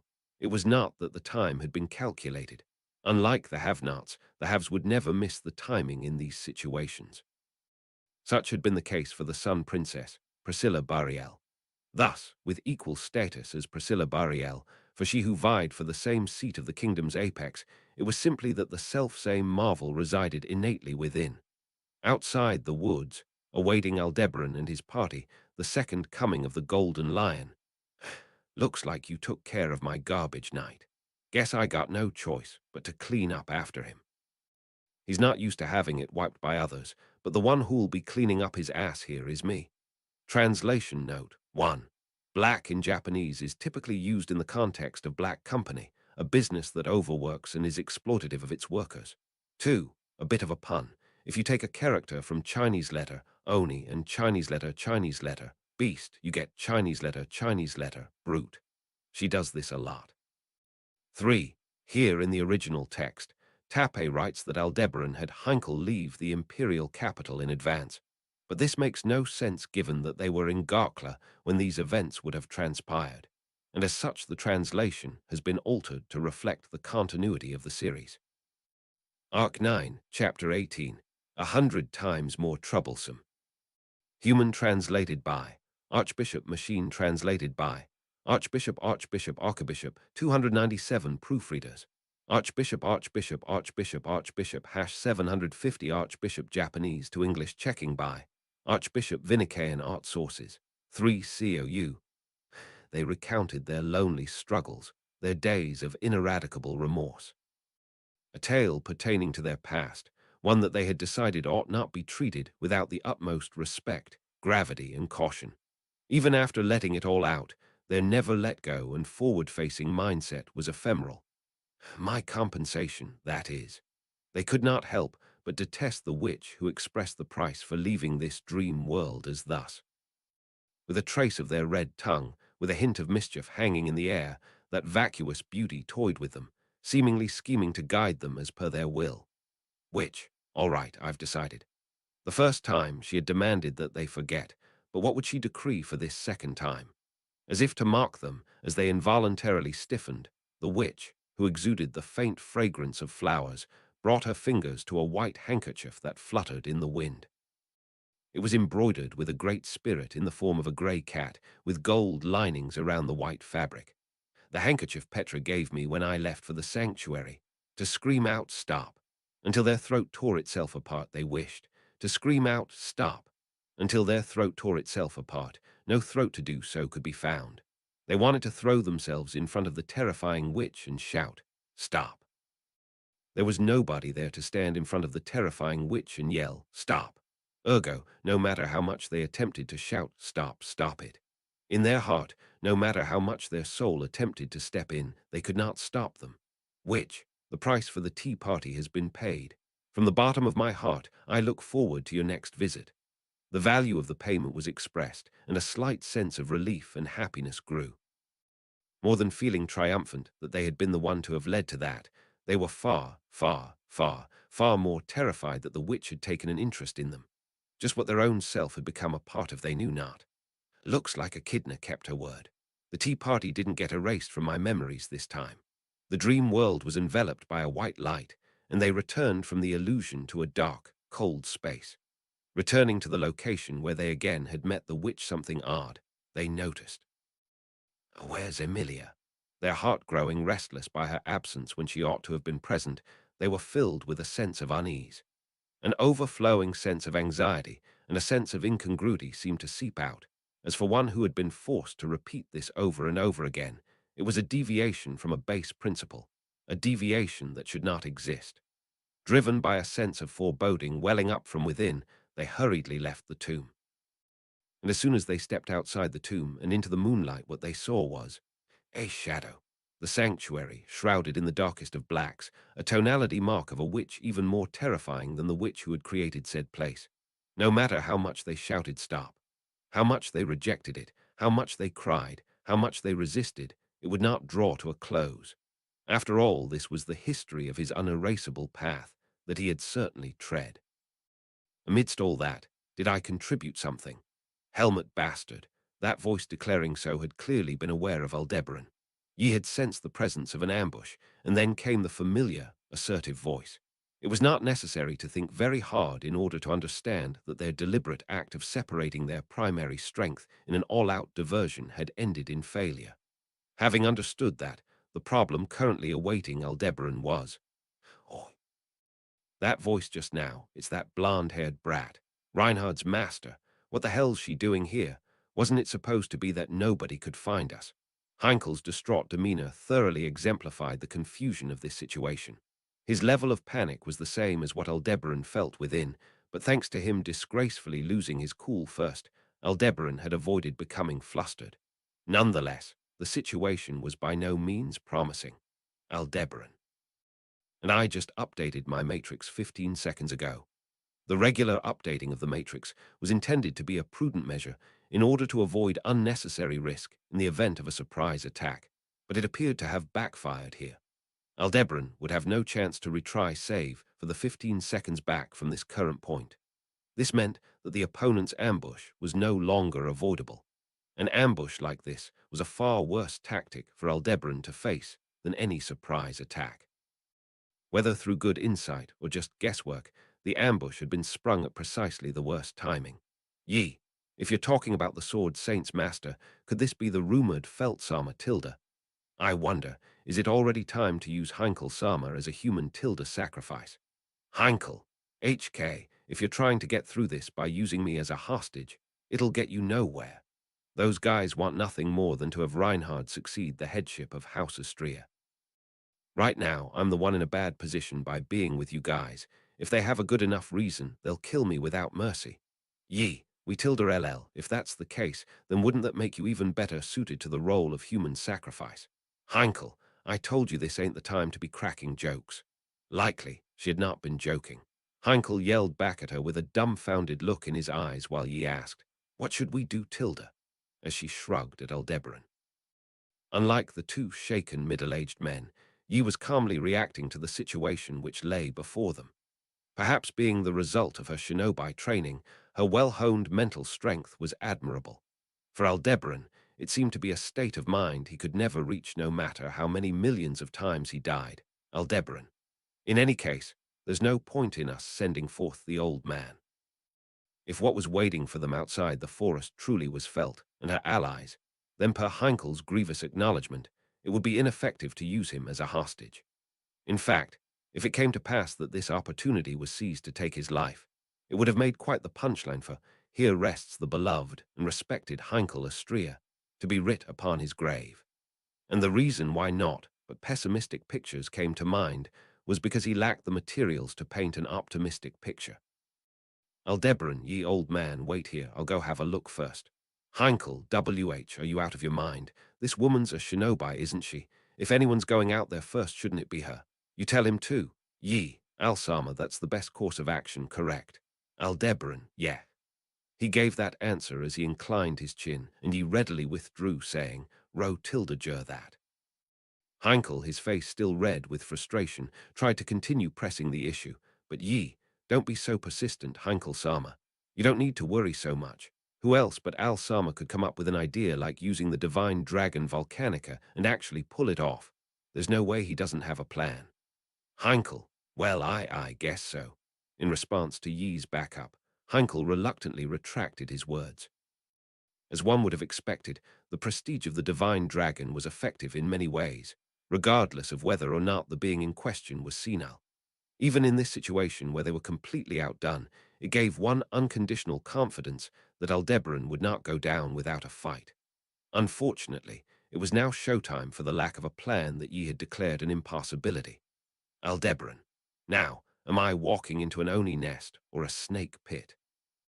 One, he would feel reluctant either way, but Aldebaran hid those uneasy thoughts inside his helmet and headed straight out of the woods, leaving the other two behind. The information he needed in order to inform his next decisions consisted of the confirmation of the hostile opponents' identities and their fighting strength. Heh, you got a lot of nerve coming out so boldly like that. Must be fully prepared, yeah. His view, obscured by tall trees, suddenly cleared up, and a plain unfolded before Aldebaran's eyes. Standing imposingly on the other side of the plain, with a smile bearing her white canines, was a girl of golden hair and red eyes. It was the person he had assumed, judging from the characteristics of her voice and the contents of her dialogue felt. Aldebaran. This was what followed the encounter with Reinhard.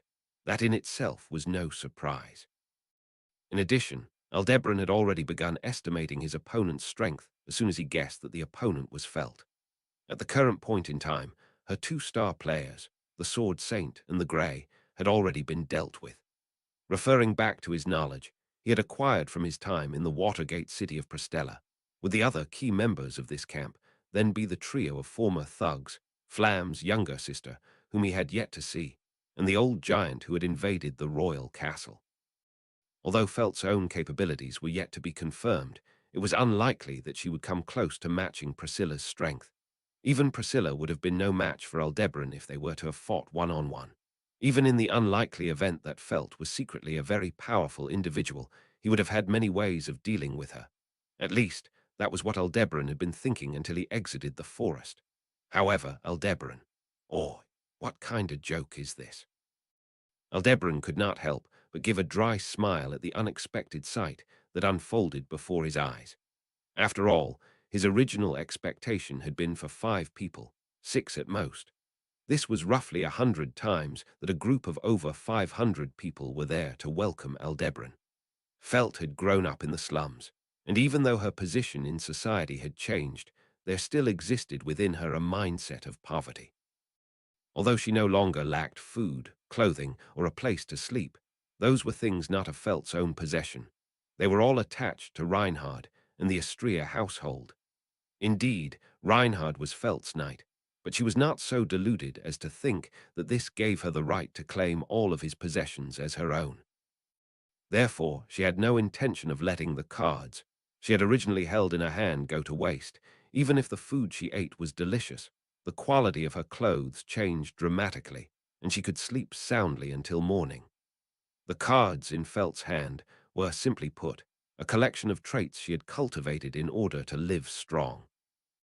Her keen eye for spotting easy suckers and her ability to escape, both honed during her time in the slums, her courage in the face of any situation, and her intuition for when she was in a bind, all of these had been sharpened further after the incident with the Bowel Hunter that had led to her encounter with Reinhard, and she had continued to hone these skills even during her time spent receiving a higher education in preparation for the royal selection.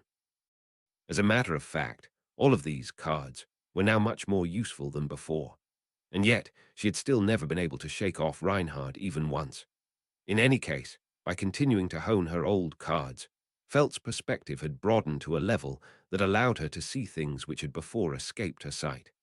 Felt's confidence did not allow her to overlook the slightest sense of unease which might have bothered her. The same applied to when Flam, who had remained at Pleiades' watchtower, sent word of the critical situation to her twin sister, Grassis, in the royal capital via the divine protection of Mindspeak. Feltsama, I must hasten towards the Ogria sand dunes at once. I may have to do battle against the divine dragon Volcanica there. If the battle reaches beyond the sand sea, the damage would be far too great. Felt, wait a second. It almost seems like they're going out of their way to start the battle in that sandy dump to me. I'm pretty sure you were saying something about how that's the one place in the whole world where you're at your weakest, yeah. Reinhard, Yes, that is correct. I am not very compatible with the miasma in that location. However, avoiding this is not an option. Flam and Ezodono are in that tower. In addition, upon hearing the news from Grassis, Reinhard seemed to be driven by a sense of duty as the Sword Saint, to which Felt responded by saying, "I know," and scratching her head. That Reinhard was making that face at this moment was one of the things about him she was not very fond of, but there was no point in bringing it up. More importantly, she needed to get Reinhard to accept her next proposal. That proposal was, Felt, "Reinhard, I ain't telling you not to go, but don't just go off alone. Take us part of the way, too. Reinhard, Felt Sama, that is. Felt, hey, are you saying that you're going off to do something reckless, but won't let me do the same? Don't be so conceited. You aside, everyone else is still entitled to do everything they can." Reinhard. Silent remained Reinhard, unsure of what to say in defense, and it was easy to understand what was going on inside his mind from a glance. After all, not only had their opponent completely defeated Ezo and Flam, but he also had the divine dragon Volcanica accompanying him. This had the potential to be one of the biggest crises the kingdom had ever faced. It was truly a colossal task worthy of the attention of the Sword Saint. Felt, I don't get it, though. Reinhard, may I ask what you do not understand? Felt, even if he didn't know about Flam's divine protection, people'd still find out about him as soon as he brought out the divine dragon. And it's obvious you come flying as soon as that happens. But that helmet bastard did it anyway. Reinhard. So, are you saying that Aldono is acting in anticipation of that, Felt Sama? Felt, which is more likely in his case, anticipating that people will come for him, or believing that nobody will. Felt posited this with one eye closed, and Reinhard began to seriously consider the possibility. He must have had some sort of measure in place to deal with Reinhard.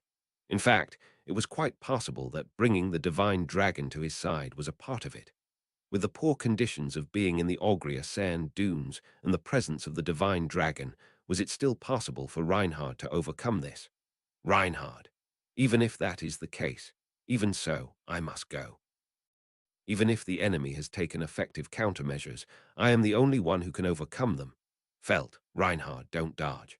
Upon giving this order to Reinhard, the eyes of the red-haired knight, who was kneeling so as to speak to her, widened in surprise. When as instructed, he did not move, and Felt placed both of her hands on his cheeks. Reinhard's eyes were fixed on her, sullying his beautiful appearance, which was the cause of much excitement in the streets. Felt, moron, I told you I ain't stopping. Just jump on the opponent's invitation. Unleash your ridiculous strength and go wild. I'll pick up the rest from there. Reinhard. Ah, bringing her face closer, she said this from a distance where their noses nearly touched, and just as she was watching his sky-blue eyes shimmer with surprise, the door to the room was violently slammed open. Standing there was a group of familiar faces, gasping for breath. Felt, you've come back just in time. How'd it go? Ha, ha, T. This is just insane. Why don't we just use one of our own sturdy dragon carriages that we don't care about breaking, milady? You idiot, that ground dragon. I thought we couldn't take Romy with us. The hell's going on? Grassis didn't give me any details either. Dragon carriage procurement complete. The trio squeezed through the cramped entrance, shoulder to shoulder, with a sleepy-eyed Grassis following behind them. Reinhard looked around at the crowd of people who had just arrived, and again his eyes widened in amazement. Felt snorted at the sight of that childish expression, one that did not fit his age. Felt, hey, put a little more life into your face. Reinhard. Felt Sama, this is. Felt. Don't get ahead of yourself and start thinking you can do everything on your own, Reinhard. You can't even hold the hands of all three of them at the same time on your own, you know.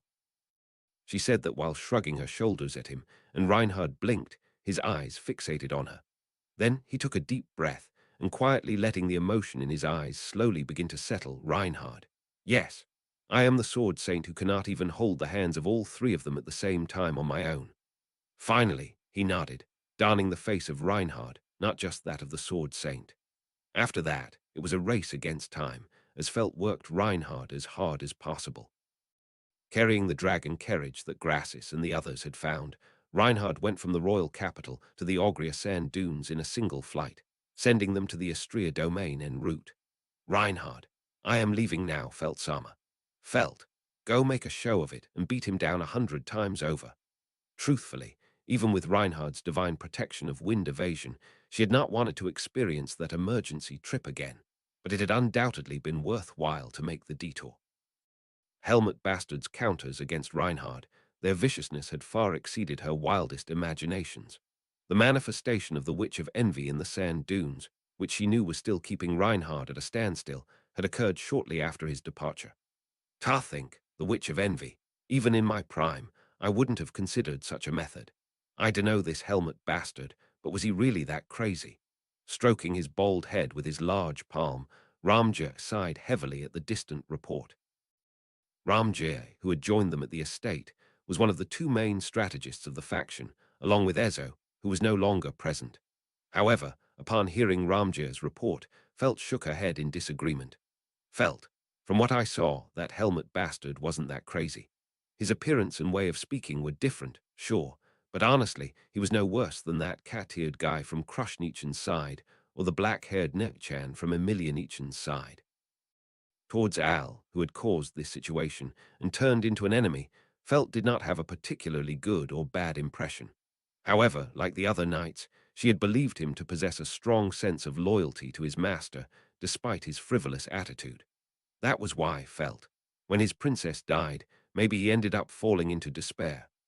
The death of Priscilla Bariel, caught in the internal struggle of the Valatian Empire. The unbelievable news delivered to the royal castle of Lugunica, naturally, had reached Felt's ears as of her presence in the royal capital. To be honest, she had been unable to understand it right away in the moment, and even now she did not feel it in any real sense. That was how full of life Priscilla had been, so far removed from anything related to death. Felt, there's no such thing as an immortal human. Us bystanders, we can swallow it like that. But that Helmet Bastard wasn't like that. Ram, but what's his plan if that's the case?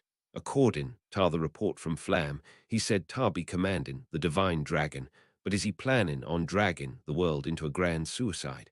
Felt, I don't think that's impossible, but to throw everything away, dragging the world with him to mourn Priscilla's death. Felt thought it was unlikely to be such an outburst in that direction.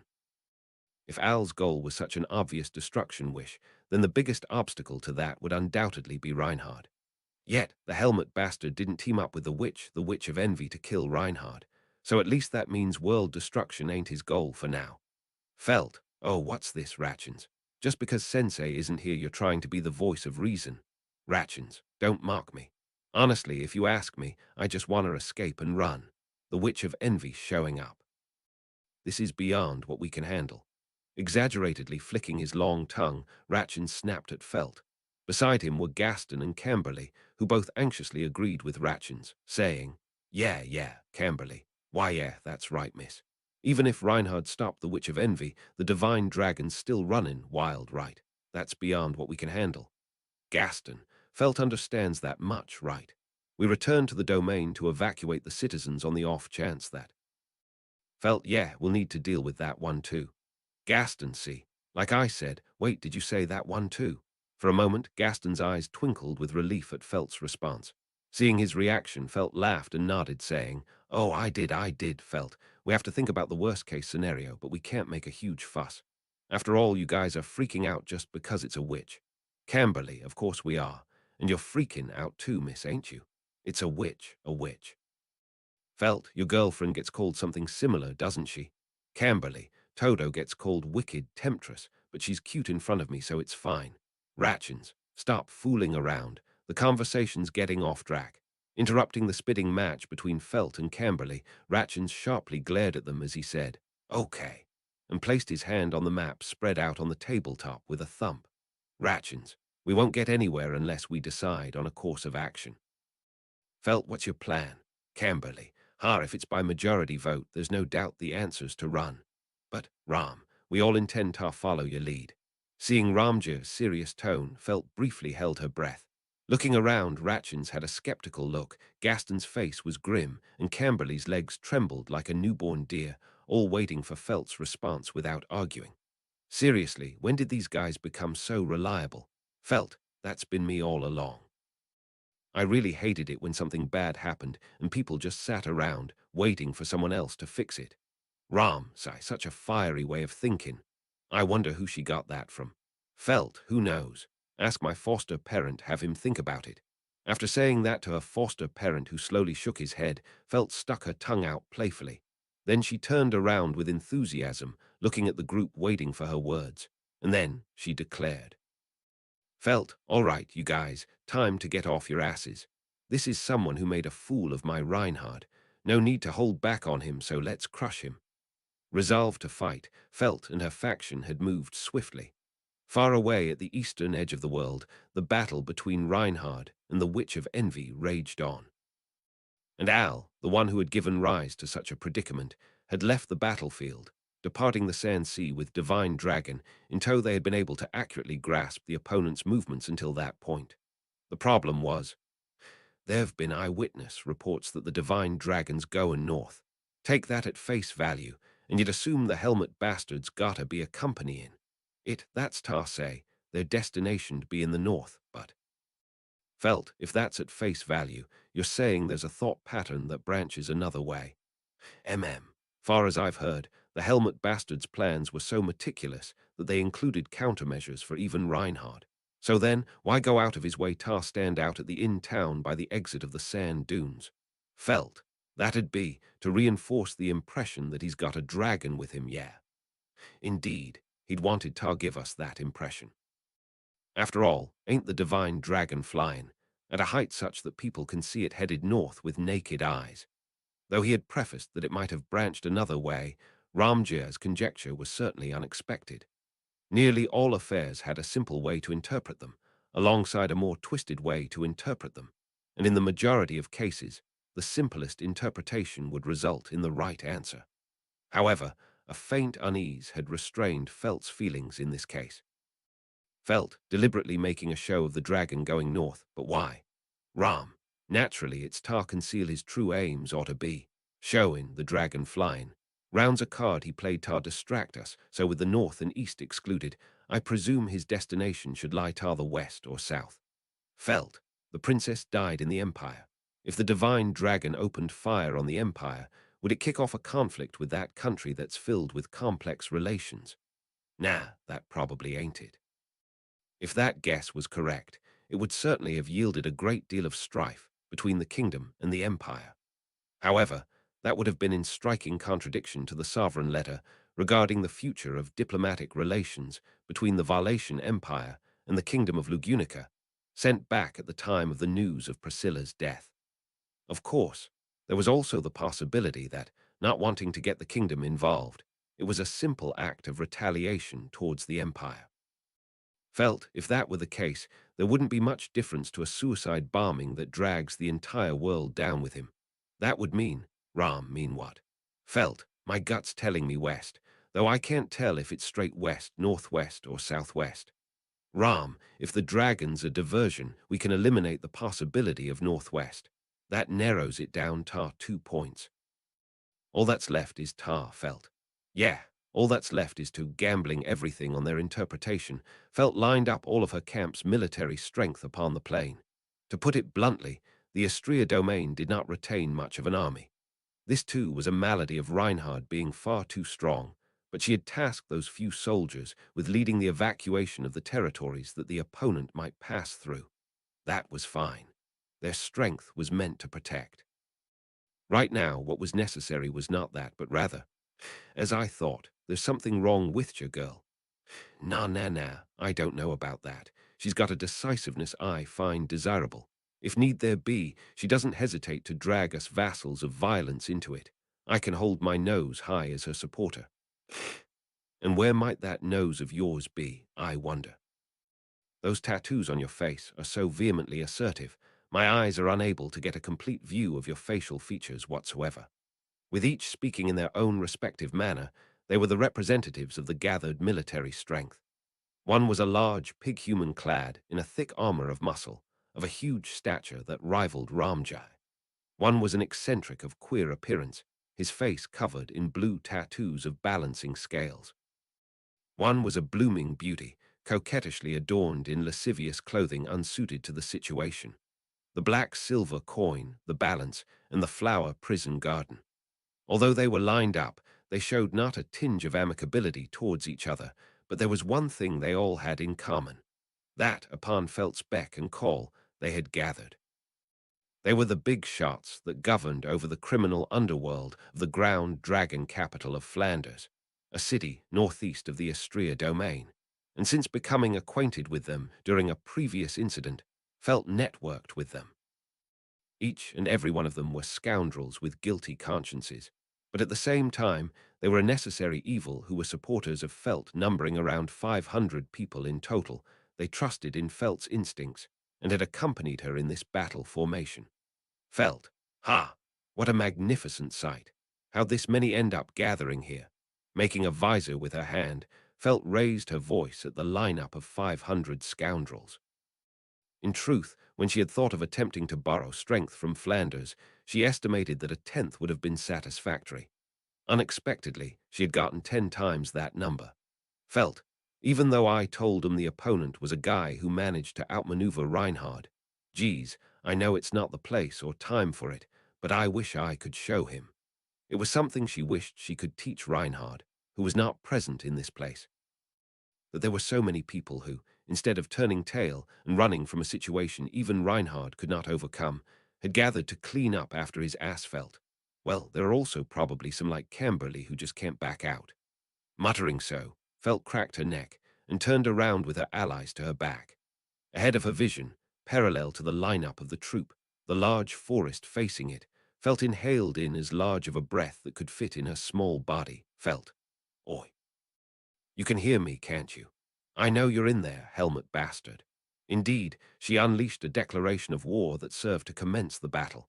Having had absolutely no idea that such an inconceivable move could have been played, Aldebaran could do nothing but stand still at the sight spread out before his eyes. Aldebaran, or, to the extent that a dry smile unconsciously emerged on his face, this situation had derailed Aldebaran's calculations. A situation 100 times worse than he could have ever hypothesized filled him with awe. Truly, this situation filled him with awe. Lacking a sense of visual cohesion, the troop was lined up across the plain. However, firmly sharing in the goal to oppose something, they were an army corps of unmatching steel. Aldebaran, still wearing that dry smile on his face, Aldebaran was at a loss. The way his mind was abruptly thrown into chaos when things outside his expectations occurred, demonstrated the difference between himself and Yi, who instead stood impressed. The grounds on which Yi acknowledged him as her superior, too, was nothing more than a fabrication secured by his cheat technique of an authority. In any case, Aldebaran, quite the big shot, ain't you now, Lil Miss Felt? Right in the center of that astonishment, Felt was the key figure who had gone above and beyond Aldebaran's expectations. The atmosphere she exuded that had convinced him so had grown ever sharper in the 3 short months he had not seen her. As expected from such an outstanding talent, who had made Priscilla recognize her as a worthy adversary in the span of merely a year. Her level of importance in the world fundamentally differed to that of Aldebaran. Having said that, his resolve was not so cheap that he would back down for that reason alone. Aldebaran, thanks for coming out to greet me. But is it really fine for you to concern yourself with me? Even now, you guys sword saint is, Felt. Sorry, man. Aldebaran. For the time being, Aldebaran was going to attempt to obtain whatever scraps of information he could through a battle of words. However, mercilessly interrupting his words, Felt scratched her head as she closed a single eye. And then, Felt, both Ramjir and I agreed that shutting you up was the first thing that ought to be done. Aldebaran, HK. That instant, Aldebaran's body tensed up at a dreadful sensation. But it was too late. Before he could even react to that sense of dread, a small shadow that had been hiding in the entrance to the woods leapt out and delivered a strong blow to the back of Aldebaran's neck with a slender foot. Aldebaran. Ka, ka. The intense impact jolted his brain, and Aldebaran's knees buckled as they lost their strength. In the corner of his vision, the one who had delivered that blow landed nimbly on the grass, their 2 bundles of peach hair swaying as they looked at Aldebaran with sleepy eyes. A countenance he recognized the young girl who bore a striking resemblance to that. Her true identity was vengeance for Flam. From those brief, matter-of-fact words, he understood that she was indeed Flam's younger sister. Crumbling down from the girl's attack, as he began to lose hold of his consciousness, Aldebaran muttered, "Aldebaran, not dead yet." Then, as his consciousness slowly faded down into the abyssal darkness by reflex, he gulped down his poison. Consuming the deadly poison kept behind his molar was the singular action that Aldebaran had performed the most in his life, an exquisite skill deeply ingrained not just to his body, but to his soul. This alone was Aldebaran's one and only special technique that not even the sword saint, Reinhard van Astria, could get in the way of. After all, there was not a single person in this world better at killing Aldebaran than Aldebaran, times. Oi, you can hear me, can't you? I know you're in there, helmet bastard. The sensation of his brain being scorched by poison was cut off, and what hastened his immediate recovery was a spirited, commanding voice pregnant with a hearty enmity. The redefined matrix Aldebaran returned to when Felt gave her declaration of war and brought the count up to 1 in his head. Oi, that voice just now, it's that blonde-haired brat, Reinhard's master. What the hell's she doing here? Wasn't it supposed to be that nobody could find us? Giving a sidelong glance to the exchange between the panicked Heinkel and Yi as she soothed him in a manner to provoke him further, Aldebaran went about updating the war situation in his mind based on the information he had just acquired. An update to the military strength he had previously anticipated for the Felt camp, moreover. A substantial update was needed. After all, his prior expectation had been the 3 delinquents, the old giant, and Flam's younger sister, for a maximum of 5 people. It was approximately 100 times that with what seemed a party of over 500 people, they had been waiting in ambush. Aldebaran, really now, they've got a damn troublesome brain along with them. In a form that differed to his showdown against the Sword Saint, Reinhard van Astria, this was the worst-case scenario for Aldebaran. Seriously, you're coming at me with tactics I hate the most, Lil misfelt. Between Aldebaran and an enemy that came at him with an onslaught of numbers, the unavoidable battle commenced. Translation notes. 1. The expression used. Chinese letter, Japanese letter, Chinese letter, Japanese letter, Japanese letter, Chinese letter, Japanese letter, Chinese letter, Japanese letter, Japanese letter, is translated literally as thus, with its proverbial meaning being akin to no one knows what's going to happen. Arc 9, Chapter 19, Scuffle in the Shadows. Human translated by. Archbishop Machine translated by. Archbishop Doe Archbishop 297 Archbishop Proofreaders. Archbishop #750 Archbishop Grimks Archbishop Japanese to English checking by. Vinnicayan Archbishop Art Sources. Kaum Anno You. I love you. The world being painted over through the power of those non-superficial words of love they heard. But in truth, that did not mean that sound was being produced. The sound of something cracking, the sound of something being shattered, the sound of something being shredded, the sound of something being broken, the sound of something being sliced open, the sound of something being crushed, the sound of something being pulverized, the sound of something being smashed, the sound of something being pierced, the sound of something being hurled downward, the sound of something. I love you, I love you, I love you. But in truth, that did not mean that sound was being produced. Rather, it was as an illusionary sound, that of all being lost. This affection, presented by the sable shadow, transgressed against the soul at the nexus of this world to such a degree. A world where everything was consumed. A world where everything would never-endingly descend into a darkness unfathomable. There, amidst the deep, seemingly boundless darkness, a soul realized that everything, both important and unimportant, had been dissolved. And yet was it because they were weak that they did not wish to admit it? No, it was because they were kind. Was it because they were weak that they could not give up? No, it was because they were kind. Was it because they were weak that they could not refuse love? No, it was because they were kind. I love you, I love you, I love you, I love you. To those whispers of love, they raised their voice, rejecting it with everything they had. But they understood, they very much understood, that even rejecting it with everything they had would not be able to turn it away completely. I love you, I love you, I love you, I love you, I love you, I love you, I love you, I love you. There, a glimpse of a possibility was caught.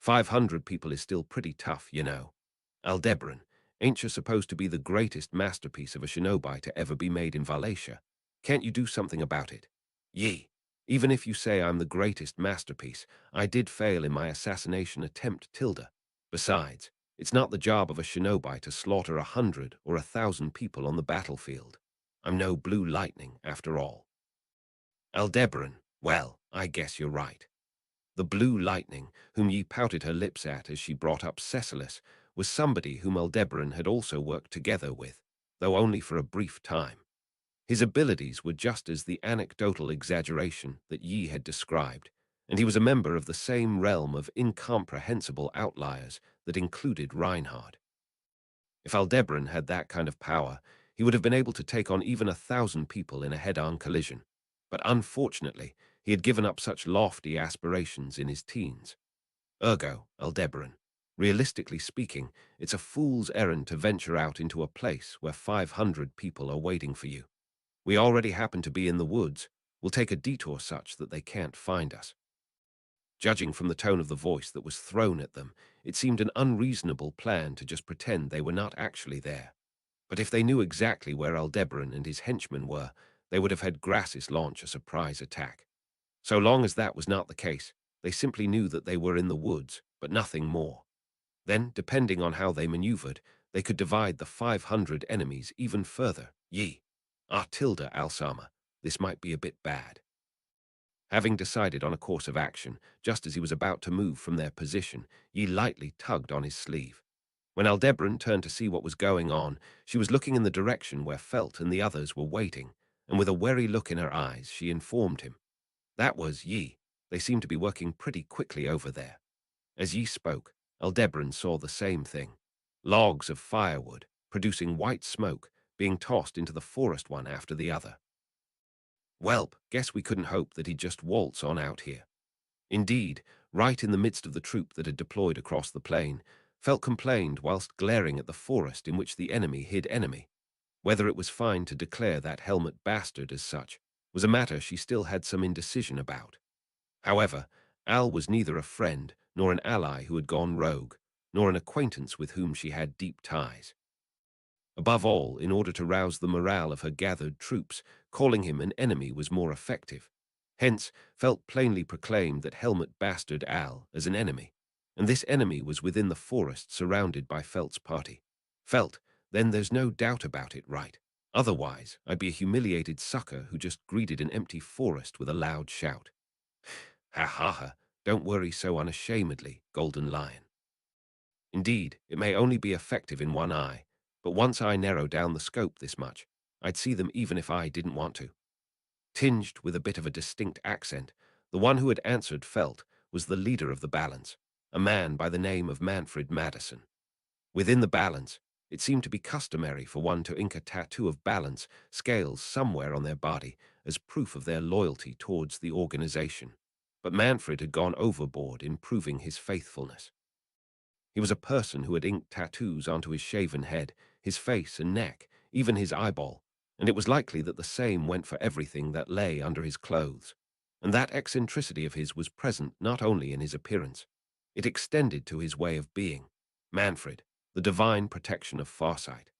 Manfred's left eye, his lone eyeball with no visible tattoos, spun around, gargling with a stare affixed to the forest.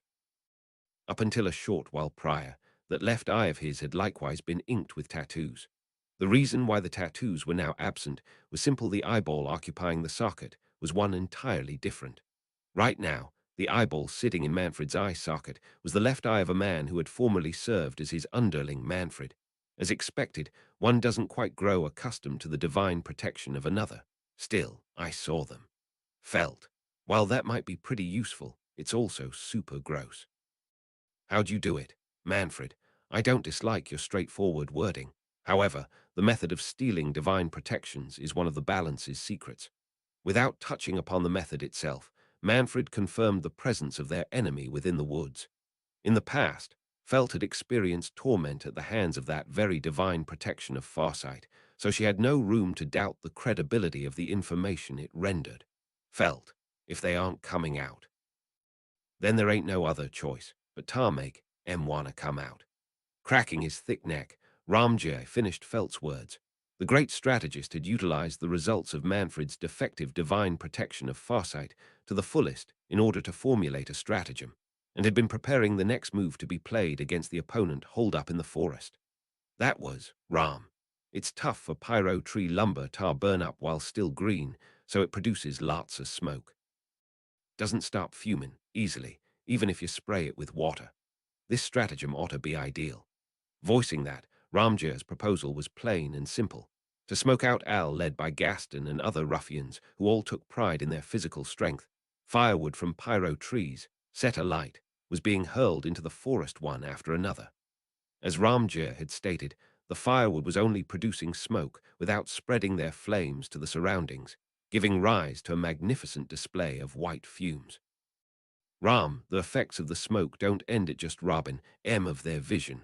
While there's also a psychological burden, the most worrisome aspect's the suffering that comes after inhaling it. Felt, I bet you'd have a terribly painful coughing fit. Ram, just so it's the agony of hell. Moreover, as he spoke, Ramjay narrowed his eyes. Doing so, his gaze turned to Camberley and his girlfriend Toto, the proprietress of the Flower Prison Garden. They were directing her subordinates to bring about a magical gale and sending it forth into the forest. The induced draft did not hew the trees, but instead gently brushed through the gaps between, a passage of wind that was to say, creating a passage for the smoke. The white fumes began to spread throughout the woods. Ram, far as I know, there ain't no shortage of people who can shake off poison or deep gashes. And yet, in all my pointlessly long life, I ain't never known somebody who could calmly bear the pain of bane smoked out. Witnessing his strategy marching closer to fruition, Ramjay declared so in a low voice. While that rang pleasantly within Felt's ears, she once again got a keen sense that her foster parent was preeminent with absurdly dangerous knowledge. What Ramjay had done in his past, Felt did not know. Only she understood that it was not something that could be spoken of proudly, and that Ramjay himself was ashamed of that past. That was why, until Ramjay decided to speak of it willingly, Felt would not pry. Without prying, this was all she would say. Felt, how'd you like that? My Ramjay is quite the formidable one, you know. Smoke. The firewood thrown in as he bore witness to it giving rise to white smoke, slowly encroaching through the forest, Aldebaran was astounded at his opponent's unpleasant response. Being surrounded by a large number of people was already the worst, but this just stacked a whole new level of worst on top of that. Heinkel, those shitheads, they lit a fire. They're trying to burn us to death. Please calm down. An incendiary attack would leave them unable to confirm the corpses, and it'd be quite possible for them to get caught up in it as well. When you combine foolish and strategy, you get a bad plan. Heinkel, our opponent might have just enacted that bad plan. She's a brat from the slums, you know. Their kind doesn't bother to think ahead. Geez tilde Alsama. Aldebaran, got it. Old man, just shut up for a sec. With what little composure he had left smoked away by the fumes, Heinkel panicked, leaving Aldebaran to forcibly silence him with a reprimand. Due to his desire for the dragon's blood, Heinkel could not disobey Aldebaran. Be that as it may, the turmoil that came with being driven into a corner probably could not be treated the same way as complaints or objections. Aldebaran, I agree with ye, this isn't an incendiary attack. More likely they're aiming to attack us with smoke. Unfortunately, I've got no way to endure a smoke assault. How about you? You're asking if I can endure the smoke. No dice. I may have anti-torture measures and a built-up resistance to poison, but no amount of training can stop a person from becoming teary-eyed and coughing when inhaling smoke, you know. Aldebaran. Sounds about right. And so, no choice but to run from the smoke. In order to avoid being smoked to death, they could reach no other conclusion. The only problem was, that was exactly what the opponent wanted them to do. Naturally, it was human instinct to flee from any danger before one's eyes, be it fire or smoke. And thus, the artificial wind that had come blowing their way alongside the smoke was an untouchable hunter, aiming to smoke Aldebaran's party out. Aldebaran. I underestimated them, thinking that even with 500, they wouldn't be able to surround the whole forest. Smoke for flushing them out, and a draft to guide that smoke. With just that, then whether it be a small force such as Aldebaran's or even a military host of a certain size, it would be possible to force them to a desired position. In doing so, Felt had completely surrounded a forest that could not be fully encircled by 500 people. Aldebaran, or rather, was it the brain of the group? Piece of shit, they've really got us here. Clicking his tongue bitterly, Aldebaran pictured a map of the world in his head. His destination was still far, far to the west from here, having already used up 1 day for rest and traversal. The time limit had shrunk from 7 days to 6. He could not afford to get tripped up more than necessary against Felt here, dealing with a drawn-out battle. Ye, Alsama, Aldebaran, HK ye, point us the way the wind's flowing. Old man, follow ye's directions, and charge straight ahead. Chop down any trees that stand in the way. Heinkel, G got it. Ye, I can't he tilder are you? Heinkel, I got it. Overwhelmed by Aldebaran's quick instructions, Heinkel cried out in desperation. Then, in accordance with Ye's directions, Heinkel quite literally cleared a path forward with his unsheathed sword. Following after his sturdy back, Aldebaran plunged into deep deliberation. After moving a great distance, it would become necessary to re-establish his territory. However, updating his matrix would mean losing the option to return to before the smoke gambit was enacted. At the very least, when Aldebaran had willingly exited the forest, Felt had not gone forth with the strategy of smoking them out. Of course, in that case, it would have ended up being a head-on collision with 500 people. Aldebaran, which path would be better? Ultimately, Aldebaran's victory was guaranteed. He had restrained the Sword Saint, Reinhard van Astria, and had neutralized Natsuki Subaru. Not a single person in this world would be able to defeat Aldebaran. Thus, Aldebaran's victory was an absolute. So what did he seek outside of victory? To accomplish that objective outside of victory, which path would have the highest potential? Ye, Alsama, Heinkel Sama will die if you let him go by himself, you know. Aldebaran. Right, let's go. After a moment's deliberation, Aldebaran nodded at Ye's call and began to run.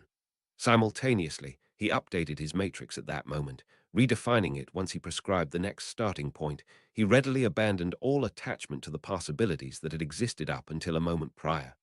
Life was a series of choices that went not only for Aldebaran, but for everyone. Most choices were made in an instant, without any looking back on the unchosen alternative, but that was fine. Aldebaran, too, would do so whenever possible. What to eat for breakfast tomorrow? Which sock to put on first, the right or the left? The choices made amidst a battle on which his life was staked, he would treat them as equivalent to trivial choices of that sort. The alternatives he did not choose, the alternatives that were not chosen, there was no sense in clinging to them. Aldebaran and Natsuki Subaru were merely people who occasionally had more chances than most to cling to the alternatives. If he did not make that distinction, he would end up stuck in a standstill for eternity. Ye, Heinkel Sama, the footing's getting worse, so take a right next. Take care of that big tree, please. Heinkel, don't say it like it's so easy, you little. Ye, oh Tilda, amazing. As expected, you're strong when you're not against a living being. Despite having cut down the large tree as instructed, Heinkel was agitated for some reason and ground his teeth. Chasing after him, Aldebaran saw the density of the smoke thickening by way of the wind. The smoke had begun to enclose on them. In other words, Aldebaran, an ambush is close at hand.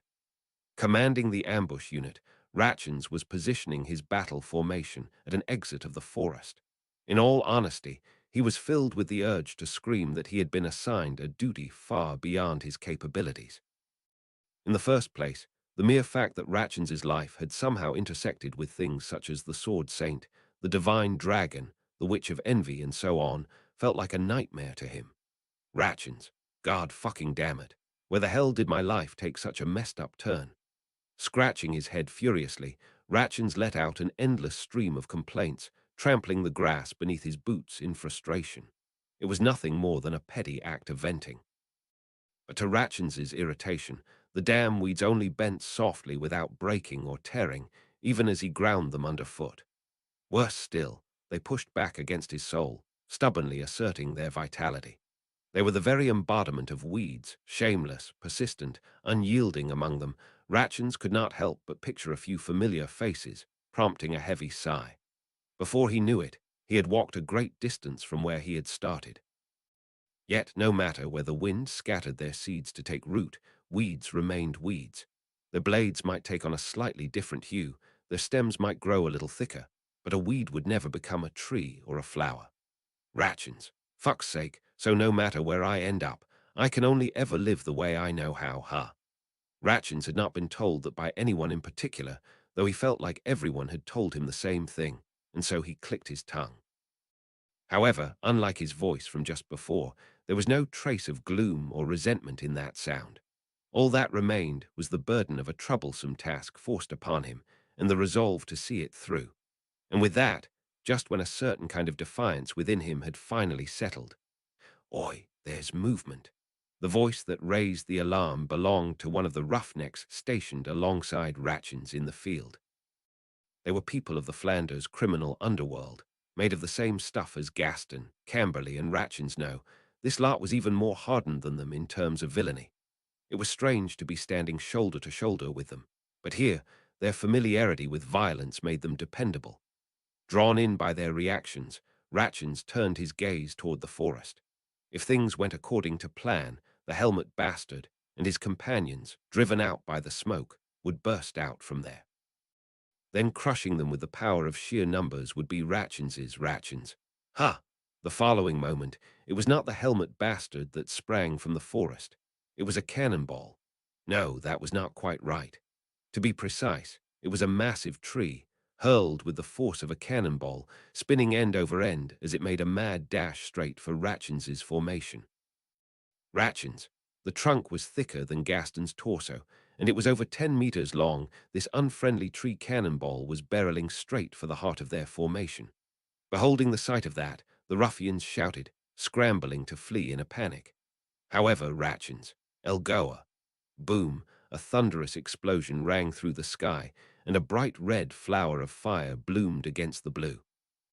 The incoming tree shattered into countless pieces, and the force of the cannonball that by all rights should have torn a huge hole in their formation was now reduced to something that only hurt a little from the scattered fragments.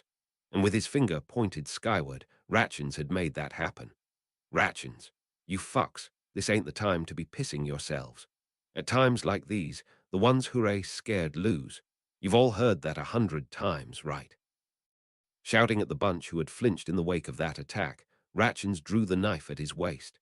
He aimed the blade at the forest and turned his head to look around, asking, "Got that?" Frankly, due to his earlier frustration, the roughnecks had been underestimating Ratchins, who was in charge of managing this location, and that reflected in their attitude. It was time to wipe that impression away. Ratchins, you can probably tell if you saw that just now, but we're the ones who got lucky. The helmet bastards coming out of there any moment now. We ain't got any time to be letting our guard down. It happened just before he could finish his sentence. Oi! A voice cut through the air, and the roughnecks' gazes shifted away from him once more. Annoyed, Ratchins turned to face forward with anger in his Shahaku eyes. One after another, more giant tree cannonballs, each just as big or even larger than the last one, were flying toward them. Ratchins, goddammit it all. Immediately after he cursed, a series of bright explosions bloomed in the sky. An unexpected defeat blew their formation away. Ratchins could only watch as a large number of the roughnecks were blown away, jostled by the impact, after which he clicked his tongue, tusk, and raised his knife towards the woods again. The situation had dizzyingly changed. If the opponent were to continue procuring locally sourced ammunition, it would be Ratchins and his group the ones left to another's mercy. Ratchins, let's go, hurry your asses up. Roaring so loud that he felt his voice might crack, Ratchins charged in with a battle cry. Doing so would rouse their fighting spirit. Not his own fighting spirit, but that of those around him. As was often the case in commonplace street brawls between ruffians, it was bad to be the first one hit. Strangely enough, no matter how vicious a person might have been, their strength would plummet the moment they got hit. Idea that the more wounded and bloodied someone got, the stronger they became was just that, an idea. In reality, humans only became weaker as damage accumulated. The same applied to one's feelings. At that moment, Ratchins's side had taken the first hit in quite an unexpected way.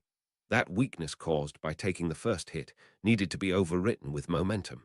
And so, rah, char, The hot-blooded and simple-minded crowd was easily inspired by Ratchins' emotion-filled voice. They furiously ran after Ratchins' lead, and with weapons in hand, they began closing in on the woods, and closing in, and closing in. Feeling them at his back, Ratchins would provide them further support with his next act, Ratchins. Algoa. Hand aimed at the heavens, Ratchins performed the incantation in a blood-curdling shout. In an instant, a gigantic fireball was born above Ratchins' head. It was a Goa-type spell of the fire attribute, of which the degree of power had surpassed the basic, L, and all classes, by going straight to Al class, the highest tier. Anyone who possessed even a passing knowledge of magic would have known this, but it was a great achievement on Ratchins' part to recite the incantation and succeed in producing an enormous flame. The morale of the ruffians rose visibly, and Ratchins gave the fireball momentum by shooting it into the sky, deliberately sending it high up into the air. Naturally, the next group of fallen trees shot out from the forest were aimed towards that fireball. No matter how many trees were incinerated, the opponent would stop at nothing to block that fireball, Ratchins. Doombas. Ratchins marked his opponent by sticking out his tongue, decorated with a colorful ring at the tip, with a bear. The large tree cannonballs had been fired from the forest in vigorous succession, but most of them ended up missing their target.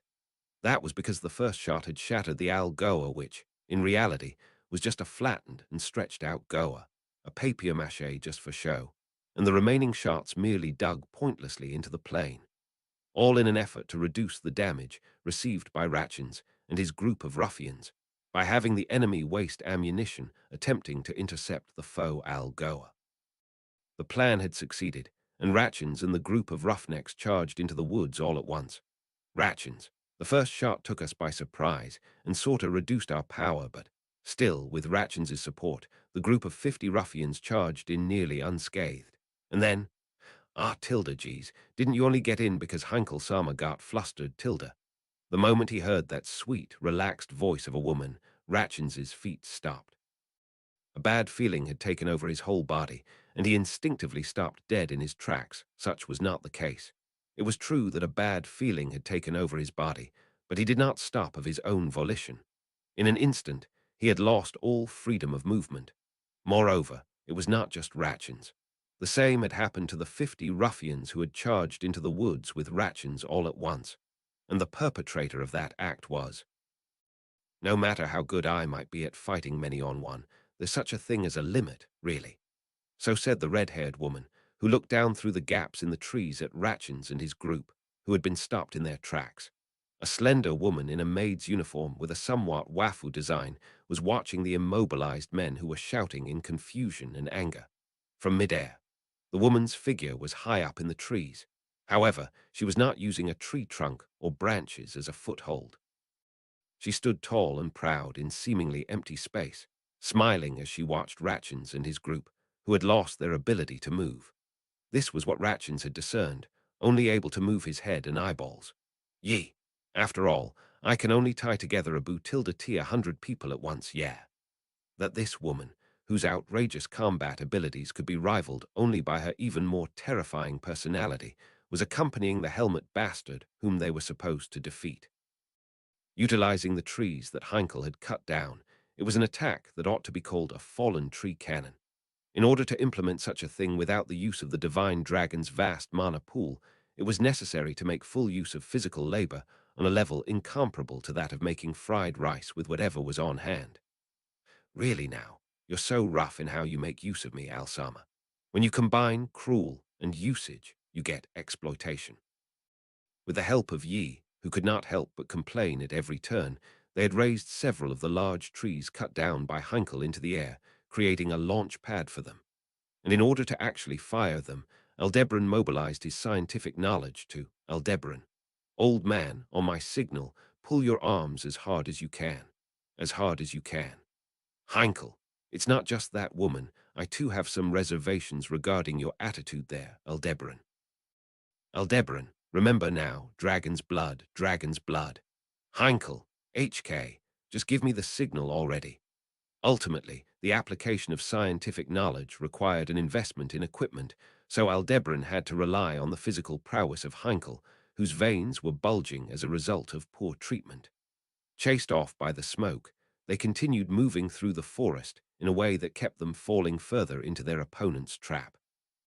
Elite troops would naturally be lying in wait outside, ready to clash with Aldebaran's group. That was an issue that needed to be reduced to an extent. Aldebaran, old man. At the signal, Heinkel grit his teeth and exerted his arms. The muscles in his arms began to bulge, and even though he was an alcoholic who lamented his lack of talent, he achieved feats of strength in a domain Aldebaran could never reach with ferocity. The fallen tree cannon was fired. First would be a test fire, followed by hitting them with a second and a third. If the opponents thus got out of the way, it would be most satisfactory. Otherwise, Aldebaran, pull tight, those brave men would be crushed right in the nose, or so they had expected. However, Heinkel-sama got so scared by that fireball. What are you, a beast, Tilda? The moment the gargantuan fireball appeared in the sky, so large that it could be seen even from outside the forest, an extremely shaken Heinkel had fired the fallen tree cannon without waiting for Aldebaran's signal.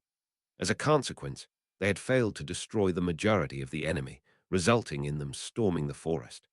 Thus, Yi had been pestering Heinkel. There was no avoiding that. After all, she was the one who had cleaned up the mess resulting from the latter's mistake.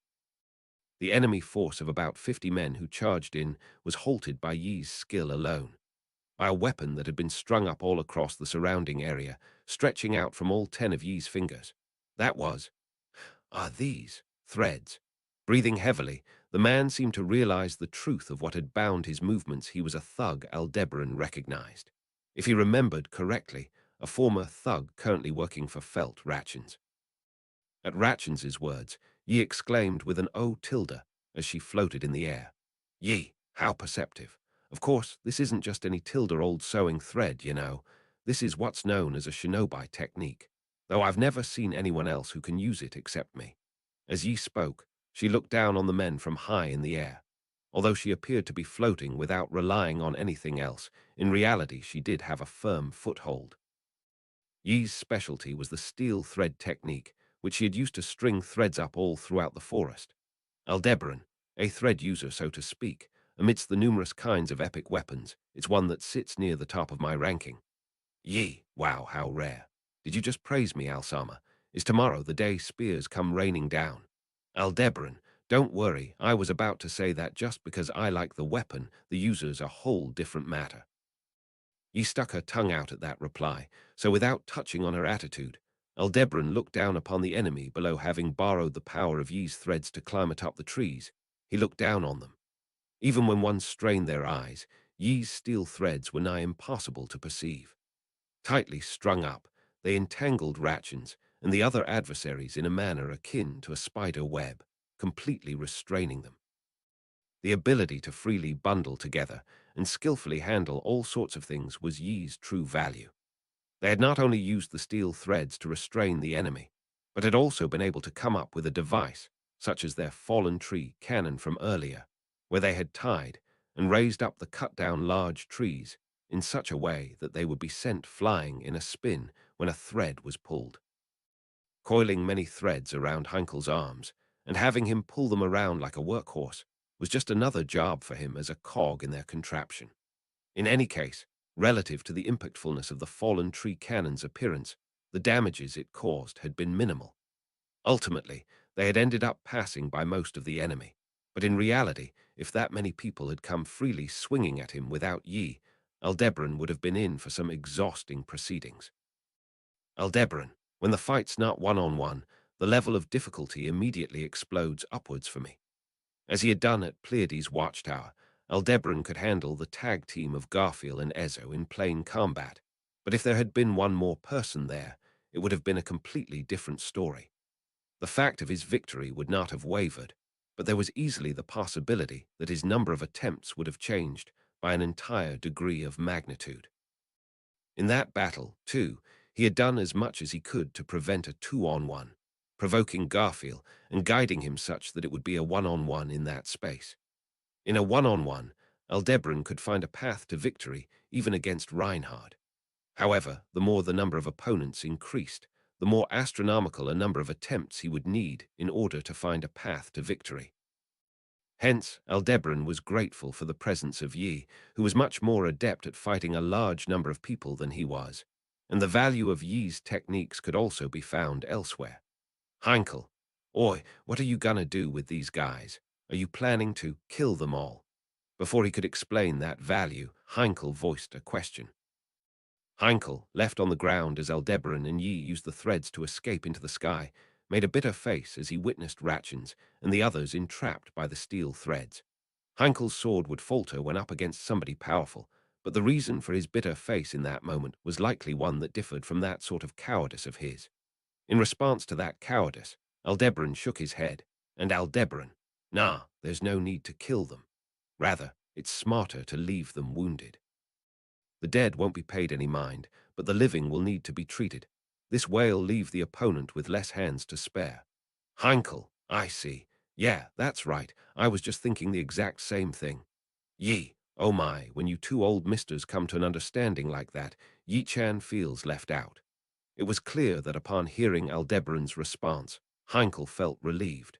Nonetheless, perhaps not touching upon that fact was Yi's own sort of compassion. In truth, it was essential for Aldebaran's party to weaken the enemy's forces. For that purpose, they would have to act wisely instead of recklessly taking their opponents' lives. That was why Ratchins, Heinkel, what? Feeling relieved now that you hear you're being spared, punk, Ratchins. And which one of us is really feeling relieved here, you drunkard? Seriously, the hair and the look in your eyes, even the parts outside of that, you really resemble him, that fucker. Heinkel, flashing his teeth in a smile, the thug no, Ratchins glared at Heinkel. Rather than his threatening stare, it was the contents of Ratchins's words that silenced Heinkel. From his reaction, Aldebaran judged that he ought not let that conversation progress any further. In order to interject, he leaned over from a thread wound around the trees, Ratchins. Also, that goes for you too, helmet bastard. Aldebaran. Oh, Ratchins. Both this drunkard and you're too relaxed. You need a taste of small hardships, Doombas. Being called names, he was involuntarily taken aback by the irrelevancy and lack of substance contained in those words. But right away, he realized that Ratchins did not bear the eyes of a man who did things without meaning. The moment he realized, Aldebaran was made aware that the goal had been to take him aback. Thus, he was too late, and the compensation for his tardiness was paid immediately. What, dull as a pig you are. After all, the arrival of that voice was coincident with the fist of the king pig crushing Aldebaran, caught in a distracted moment as he was, with a punch that felt akin to getting hit by a cannon. Translation notes. 1. Shihaku, literally, four white's eye, are a way to describe eyes in which the sclera can be seen above, below, and to the sides of the iris. This is in contrast to senpaku, literally, three white's eye, which describe eyes in which the sclera can be seen above and to the side of the iris. For example, Subaru's eyes are commonly described like this. Arc 9, Chapter 20, How to Use a Life. Human translated by, Archbishop Machine translated by, Archbishop beloved proofreaders. Archbishop #750, Archbishop Grimks Isligu Japanese to English checking by, Archbishop Vinikayan Art Sources. Bagsanoon 72302. A streak of light pierced the pitch blackness, and a flicker of hope filled their heart. Inevitable end that loomed just ahead felt like it could be resisted, pushed away, escaped, which filled their heart with hope. However, that's wrong, you're not that strong. I had thought, I knew that you weren't strong. I really did. Without knowing anything about the truth, I just kept pecking away at the seconds you gave me, like a baby bird begging for food, without realizing what was being sacrificed for each second. Emilia, your excited heart beat violently as if you were doused with cold water. From behind the veil, as black as darkness itself, a face that should not have been seen peeked through. Long eyelashes, beautiful amethyst eyes, well-shaped features, pale pink lips, she was so lovely. Behind that veil, a face that should have been the most detestable was the same as the most beloved. HK. With that moment of hesitation, their freedom was stripped away, and even their soul was trapped in a cage of eternal obsession. The way to reject it is in your hand, that white piece of cloth wrapped in light. Stop, I yelled, the strongest I ever have. Make them stop. I implored the strongest I ever have. Make it all stop. I begged the strongest I ever have. All of it was too late. All of it was beyond my control. All of it was, I, no matter what, will definitely save you. With that determination and vow within your heart, I killed you, Natsuki Subaru. Upon impact, Aldebaran's body was completely crushed as he hovered in the air. Having relied upon the steel threads wound around the trees to prop him up, his body was struck by a mighty fist that seemed to be around the size of his own head. Those knuckles, akin to a large boulder, were connected to arms befittingly as thick as logs, and those arms likewise extended out from a torso clad in a bulky, dignified armor of muscle. That body was wrapped in a black suit out of place on the battlefield, worn by an enormous pig-faced man. Pig face. You don't whine like a pig, do you? Voicing a worthless joke in a low growl, the pig-faced man snorted his pig snout. Standing nigh 2 meters tall, whilst also weighing in at no less than 200 kilograms, Pig-face had jumped up into the air, closing in on Aldebaran like a cannonball, striking him with a fierce blow. A perfectly enacted surprise attack. It was but a miracle that he had not died instantly, nay, this was no miracle. In that sorry state, might your arm be headed for tonight's dinner table. To Aldebaran's side as he basked in the fierce punch, Yi muttered with an emotionless expression. What she saw in those narrowed eyes of hers was Pigface's outstretched arm. The fist that had slammed into Aldebaran was being diced up from the finger upwards. Yi's steel wires, strung up throughout the air, had caught Pigface's fist head-on, and with the brute strength of his huge body, he had hewn his own arm on the tenacious steel wire. Consequently, Aldebaran had escaped an instant death, and Pigface had lost an arm. However, Pigface, I suppose so. I'll feed it to my underlings as a show of gratitude, though their diets are unbalanced and full of fat. Yi, Kaya Tilda, I love demi-human jokes that make fun of their own tribe. By the way, I recommend stewing meat that's high in fat. Pigface, very well, we'll stew it in a pot of your blood. Both Pigface, having lost an arm, and Yi, whose trump card had been surmounted by sheer force, were calm on the surface, but fostered an extremity of murderous intent in their eyes, exchanging it tactfully. Doing so, they conversed on a level above that of those released from the yoke of common men. But Aldebaran, who remained on a level below, was already at his limit. His body leaned against a large tree as he slid on the thread without falling, and unable to manifest the strength to support himself, he entered free fall. He had escaped an instant death, but unfortunately his head had been smashed in, and within his helmet were likely various things sloshing around that must not be spilled outward. Of course, since he could not progress any further in such a state, Aldebaran. Yi. Like so, he called out to Yi with lips unable to articulate properly. The next instant, a steel thread wrapped around Aldebaran's neck as he plummeted, and braced taut as his field of vision greatly snapped. Aldebaran's head bid a tearful farewell to his body. To ensure he would not suffer an unexpected defeat, even if Aldebaran failed to take his own life, he had arranged for Yi to function as a safety valve to activate his authority. Aldebaran, simultaneous to ascertaining this method's effectiveness, Aldebaran witnessed the world spinning around him and focused his mind on what lay ahead. And then, Aldebaran. Next, times. Algoa, an incantation that rang out as an angered bellow, and following that, the bright red swell of a second sun, or rather the papier-mâché fireball that feigned itself so, had the faint spread of its flames be as frail as the paper nets used in goldfish scooping. At a closer look, it lacked sufficient control, and if they had just waited 3 short seconds, it would scatter and disappear. Such was the shardiness of this masquerade, however. When thrown into the midst of a hectically progressing battle on a makeshift battlefield, it worked as a fine stratagem. Aldebaran, old man, that's a fake, Heinkel, Uo. As a corollary of that, and since it was right after he returned, Aldebaran's call for restraint did not make it in time. Alarm bells ringing in his head, Heinkel panicked and pulled on the steel threads, firing the loaded fallen tree cannons one after another directly towards the foe Algoa. Since he could not stop it, the outcome of that remained the same. Internally, he clicked his tongue. Not at Heinkel, who had been unable to listen, nor at Ratchins, who had covered up his inexperience with guts. He was angry at himself for messing up. As of its explosion, lackluster as it was betraying its appearance, The two people other than the cheating Aldebaran were likewise made aware of the enemy's masquerade. Regardless of his lamentation, it was already too late, and unable to stop the vigor of the incoming enemies, Aldebaran relied on Yi's strength, thwarting their charge with a cage of steel threads as they had done before.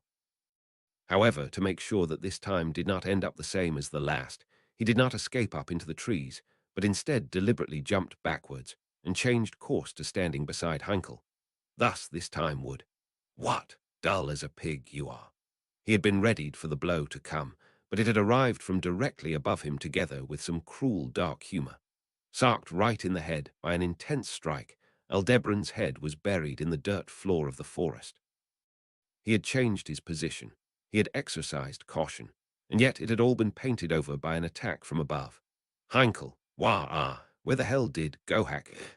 Don't cry like a pig. You'll be put on display at the butcher's. Flying in with the force of a missile, while bearing wounds all over his body from the steel threads, the bloodied, pig-faced man swung his arm, slamming Heinkel, unable to do a thing, into a large tree behind him. Buried in the ground, it seemed like Aldebaran's spine had been broken, his resolve to fight unable to reach his limbs. It sounded like Yi had jumped down and had begun to clash with Pigface, but he could not even lift his head to watch that unfold. Only a suspicion in need of verification was born. Whether he was in the air or on the ground, Pigface would somehow come to strike Aldebaran first, carrying naught but that information Aldebaran next. Before he could analyze Yi in the air, Aldebaran swallowed his poison on his own. A fierce, sweltering heat lethally scorched Aldebaran to knot from his throat and organs, times. Algoa! Yuwo! Fearful of the fake sun, a futile resistance was fired in the form of large trees. With that in the corner of his eyes, Aldebaran quickly examined his surroundings and searched for a new place to take refuge that was neither in the air nor on the ground. Verification was necessary, to ensure he did not relinquish what little chance of a best course of action he had. 73 times. The matrix resumed from the point when the foe Algoa was launched into the sky. What Aldebaran had grasped from performing verification on this from various angles was that no matter where he tried to run or hide, the pig-faced man's burly arm would reliably come to pulverize him each and every time. That was to say, Aldebaran, my exact positions being leaked. Regardless if he was beside Yi or beside Heinkel, if he was on the ground or floating in the air or in the shade of a tree, or if he tried to get away from the battlefield, Aldebaran could not escape the pig-faced man's fist. A punch enacted with the resolve to lose an arm was difficult to defend against even with Yi's steel thread technique. Of course, if it was just a matter of surviving the first blow, such a feat would be possible via the combination of Yi's steel threads and Aldebaran's magic. However, even if he withstood a single punch, there remained another arm and two legs if necessary, and Pigface was made of such metal that he would always kill his opponent, no matter how many limbs he lost. Neither pain nor loss would serve as a reason for Pigface to halt his step. Having said that, even when Aldebaran made an effort to extract a little personal information out of him, Pigface, don't pipe and squeal like a little piggy. Pulverized by that brief utterance, he was not willing to listen in the slightest. From Aldebaran's experience, the most troublesome opponents were those who had fully decided what they needed to do, hardened in their resolve, and stubbornly unwilling to budge. Against people like this, Aldebaran's trial and error would lose all meaning. After all, people who had decided to kill him no matter what they were offered in exchange would assuredly kill him, no matter what he might offer in exchange. Hence, in order to greatly shift the circumstances, he needed an impetus that would bring about a great shift. Aldebaran, first of all, how's he getting a hold of my location? In order to relentlessly pursue Aldebaran and reliably kill him, some sort of method was being employed. To begin with, despite having used the divine dragon as a diversion, it was unnatural that Aldebaran's party was being chased around in the forest like this. If he did not expose the method that perfected this encirclement here and now, then even if he evaded Pigface and set Felt's group out of the way, a second and a third arrow would be fired, and his 7 days would be squandered. In order to prevent that from happening, Pigface, what dull as a pig you are. As Pigface's familiar yet worthless joke arrived alongside his fist, this time Aldebaran's cervical vertebrae was shattered after he had attempted to use Ratchins as a meat shield. Side note, just before his stream of consciousness was cut off, he caught in the corner of his eye a glimpse of Ratchins suffering miserably as he was caught up in the blow, times. Algoa. Yuo. The feigned great magic rose into the sky, and with alarm bells ringing in his head, Heinkel acted immediately. Catching the familiar sight of the fireball's explosion in the corner of his eye, Aldebaran summoned Yi, who wore an astonished expression at Heinkel's rash behavior, and tightened a string different to the one for the cage that would have welcomed Ratchins and the others. A new steel thread launch pad. After firing many fallen trees up until this point, what it launched next was Aldebaran. Pool. Bewildered, Heinkel did as he was told and pulled the thread, his mind having fallen into a state incapable of thinking. With the propulsion gained from his remarkable physical strength, it was the duo of Aldebaran and Yi who drew a parabola as they flew into the sky. Feeling as if he had been released from the forces of wind and gravity, Aldebaran soared over the treetops with Yi clutched in his single arm, fleeing from the battlefield onto which Ratchins and his squadron were storming. Left by his lonesome in that place, Heinkel would likely be mobbed by Ratchins and the others, but this attempt was a throwaway in order to ascertain something he wished to ascertain. Amidst this verification, he would turn a blind eye to Heinkel's noble sacrifice. Yi, don't bite your tongue, please, Tilda. As he glanced back at Heinkel, feeling guilty for deserting him, Yi swung her arms while held in his arm. Her wrists were slender, and upon each of her even more slender fingers were fitted undecorative rings, from which superfine threads of steel extended, barely visible even to strained eyes. The shinobi were known to possess preeminent abilities, and among them, she was the only one who had mastered the steel thread technique, maneuvering it to perfection. Yi affixed threads to the trees ahead of them as they soared, and they rapidly gained distance as they drew arcs, swinging on ropes like Tarzan. However, Aldebaran, HK. Swinging with all their might, Aldebaran and Yi went through the escape path that had been guided by the smoke that was to say, a region still mercilessly enshrouded in white fumes. Forcing their way through with steel threads, Aldebaran and Yi went against the current of the white smoke that had chased them out, flying to ascertain one final thing after a series of verifications. Only, even if they crossed distance at a speed incomparable to that of running on the ground, the only chance they had to breathe was at the highest point of their swing, the moment in which they broke past above the treetops, outside the smoke. Moreover, the more they progressed, the more difficult that became, and as the smoke grew taller and more dense, the agony that gave no quarter began to encroach on his lungs, his eyeballs, his every membrane. If they recklessly swung around like this, setting aside the superhuman that was Yi, Aldebaran, equipped with naught but mediocre specs, would be done in by the smoke immediately. Hence, he would have to carefully determine their destination, or else Aldebaran, northwest. Bringing his mouth up to Yi's ear as she extended steel threads and swung, he directed her so. His target was northwest, no doubt about it. After all, he had already checked all the other directions. Unable to draw out the right answer until the very end of the end, luck had truly abandoned him in all regards. Not once in his whole life had he ever thought himself blessed by fortune. Aldebaran, no, there was just one time. The fact that he had happened upon her was undoubtedly Aldebaran's one and only fortune. Even now that he had lost her, he did not think that meeting her had been a mistake. Aldebaran, HK. Enduring the strong emotions surging up in his chest, he firmly clenched his teeth, and in that moment the situation changed. Tearing through the white smoke in their swing, the moment they broke out above the trees, throwing stones came flying from outside the smoke at a ferocious pace, aimed at the airborne Aldebaran and Yi. Simple stones, as a barrage of them closed in with ridiculous strength, Aldebaran promptly created a wall of earth, overcoming the first wave by sheer force. But the stones would likely only continue to come, so before that could happen he would split off. Yi, Alsama. Yi's shrill voice reverberated in his helmet, and feeling his eardrums go numb, Aldebaran lost his connection to her midair and was thrown high up into the sky. At the highest point of their swing, he was sent flying even higher up by Yi. Aldebaran, oh, bellowing, he covered his front side with an earthen wall as he soared, charging to meet the stones head-on. Having lost his stability, he could not make the earthen wall thick or weighty, so it was brittle. It would not protect him any more than a blanket would against the oncoming stones.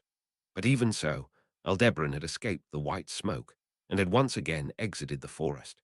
He had escaped to the plain where he had first received the declaration of war and had basked in a thorough blow from Grassis, who thus succeeded in her vengeance for her elder sister, and present there just as Aldebaran had hoped. Come tar subdue the leader on your own, have ye? Ain't that a poor plan you'd arrive at faster by counting up from your worst options? Below Aldebaran, as he flew out from the white smoke, the bold old giant spoke while looking up at him. A person whose long, burly arms of a giant were equipped with gauntlets each fitted with several conversation mirrors. Witnessing that, it finally clicked. All of these traps had been schemed by this old giant. Aldebaran, so you were the brain. There was far too much of a gap between his appearance and the image of his position, so he never would have guessed. Ratchens's appearance was very much like a thug, but Aldebaran would have been less surprised to hear that he was the military strategist. Normally, giants were in charge of the front lines, where they could best leverage their physical attributes. For one to work as the brain, this also went for Ezo, but for that to have been the case for both a dwarf and a giant was too much. As his head flooded with such useless badmouthing, Aldebaran realized. Aldebaran, Lil misfelt, was nowhere to be found on the plain. This, too, was a serious blow to Aldebaran. Naturally, putting an end to this battle by completely wiping out 500 enemies was by no means realistic. Hence, as an objective that was possible to achieve, capturing Felt had always been present in Aldebaran's mind. That possibility had been completely blocked by the opposition. It was a matter of course, but the most obvious victory condition for him would also have been the most obvious defeat condition for the opposition. Loath to say, it made sense for Felt to fall back. Aldebaran, shit. Aldebaran's victory would not waver, that was settled. Therefore, all that remained was to search for the key to victory, and yet, you don't be looking off to the side now. Aldebaran, HK. The moment he updated his victory condition in his head, an impact pierced him from directly above that head of his. The audible voice was thick, but the words cast to him were not the familiar joke of Pigface. From what he could see, it was the thug with the large-billed Gaston who had jumped up to Aldebaran's flank, above even the white smoke, and had joined his hands together to swing down and deliver a crushing blow. Aldebaran, Seri, Owsley. At the attack of an opponent who had unmistakably mastered the flow method, Aldebaran cried out in pain. The flow method could not be mastered by any ordinary training, and was the barrier that determined whether one could become a first-rate warrior. At the addition of a threat who could wield that technique, Aldebaran revised his evaluation of the opponent whose strength he had underestimated. As he revised it, that strike knocked him into the ground. Aldebaran, Ga-Gu. Immediately failing to brace himself, his clumsy impact to the ground fractured his right elbow. In agony over the pointless pain induced by the broken bone piercing through his flesh and skin, Aldebaran grazed his helmet across the ground. It hurts, it hurts. Hurts, hurts, hurts, hurts, hurts, hurts, it hurts. But I've seen what I wanted to see. Aldebaran, from here on out, it'll be a battle of wits between you and me, HK. Grinding his teeth to the extent that they cracked, with the sensation of magnifying anguish as the smoke permeated his lungs, he opened the package of poison with his tongue in a motion he was well accustomed to. The smoke was far too thick, and it was quite possible that he might almost cough out the poison. By no means did he think that old giant had aimed that far, but the fact that he was having so many unfavorable draws was a problem. He had no choice but to overcome this unfavorable tide. Thus, searching for the path to victory that ought to have been somewhere, searching, searching, searching, searching, searching, searching, searching, search. Ah, no need to add any more pyro tree logs. Any further, and there's a fear that the opponent could take advantage of it. It'll be just right if they find our plan a little unsatisfactory. Instructing the end of the strategy to drive them out with smoke, Valga Cromwell no, the former great strategist of the demi-human alliance now known as Ramjay, worked his elderly head as hard as he could. Completing the encirclement of the deceased Priscilla Bariel's former knight, who had won himself the popular nickname of Helmet Bastard. All that remained was to carefully reel the opponent in. However, they needed to be on guard. This opponent had devised a plan that employed the divine dragon Volcanica and the Witch of Envy to suppress the Sword Saint, Reinhard van Astria. He could not help but admire such an ingenious scheme. But then again, the presence of such a dangerous and cunning enemy was exactly what Ramjir had hoped for. Many giants were of an exceedingly belligerent and rough nature, and their instincts sought battles of boiling blood and throbbing flesh. It was not for any such foolish reason. What he desired was a peril that shook the kingdom, and the prestige of removing its presence. For Felt to win and advance in the royal selection, she was in need of renown gained in the absence of the Sword Saint. The royal candidates repelling the great cataclysm brought about by the witch cult in the Watergate city of Prestella was an event still fresh in his memory. But the result of that had been the stocks of each of the 5 candidates rising by an equal amount. Their relative standings in the royal selection would not change. Hence, Felt would need to gain achievements independently. The actions of this helmet bastard were capable of shaking not just the royal selection, but the entire world, and thus would prove sufficient for such an achievement. Ram. Course, Felt probably ain't thinking about that sort of thing. After all, the reason Felt stood to take on the helmet bastard right here, right now, was not for any long-term outlook that included such calculations, but because she had the power to fight off the imminently approaching peril. That, and for the sake of her one and only knight, who bore the duty of being the first one to hasten into such situations. Hence, it was fine that the only one scheming to benefit from this situation later were himself, who was rather underhanded in contrast to his large body, and the dirty adults who controlled the criminal underworld. The 3 notorious organizations of the ground dragon capital of Flanders, the Balance, the Flower Prison Garden, and the Black Silver Coin. By putting their ruffians to use, they would secure fruits of battle to win the crown for Felt. Initially, Ramjir had taken a firm stance against Felt participating in the royal selection, against her getting involved in the center of something as large as the kingdom of Lugunica. For Ramjir, who knew about Felt's birth, about the karma of the blood that ran through her veins, it was a matter of course. On the other hand, however, Ramjir had continued to keep Felt in the royal capital. If he had felt so inclined, there had always been the option to bring Felt far out to live in the remote countryside before she gained awareness of herself or her surroundings. Nevertheless, Ramjir had not done so. He thought that likely that had been due to a premonition he had fostered deep down in his heart, that a large, unavoidable undulation would eventually catch up to them both. When that time came, if he could be by Felt's side, he would wield his pointlessly large body to its utmost capability and carry out the duty of shield or armor or aught else required. However, there was a sufficient possibility that he would be unable. He had grown old. He could not yet feel any pressing emaciation, but even if he was a giant, it would be no strange affair for death to come knocking on his door hereafter. For that reason, it was necessary. A guarantee that felt that his adorable grandchild would be protected for the rest of eternity was necessary.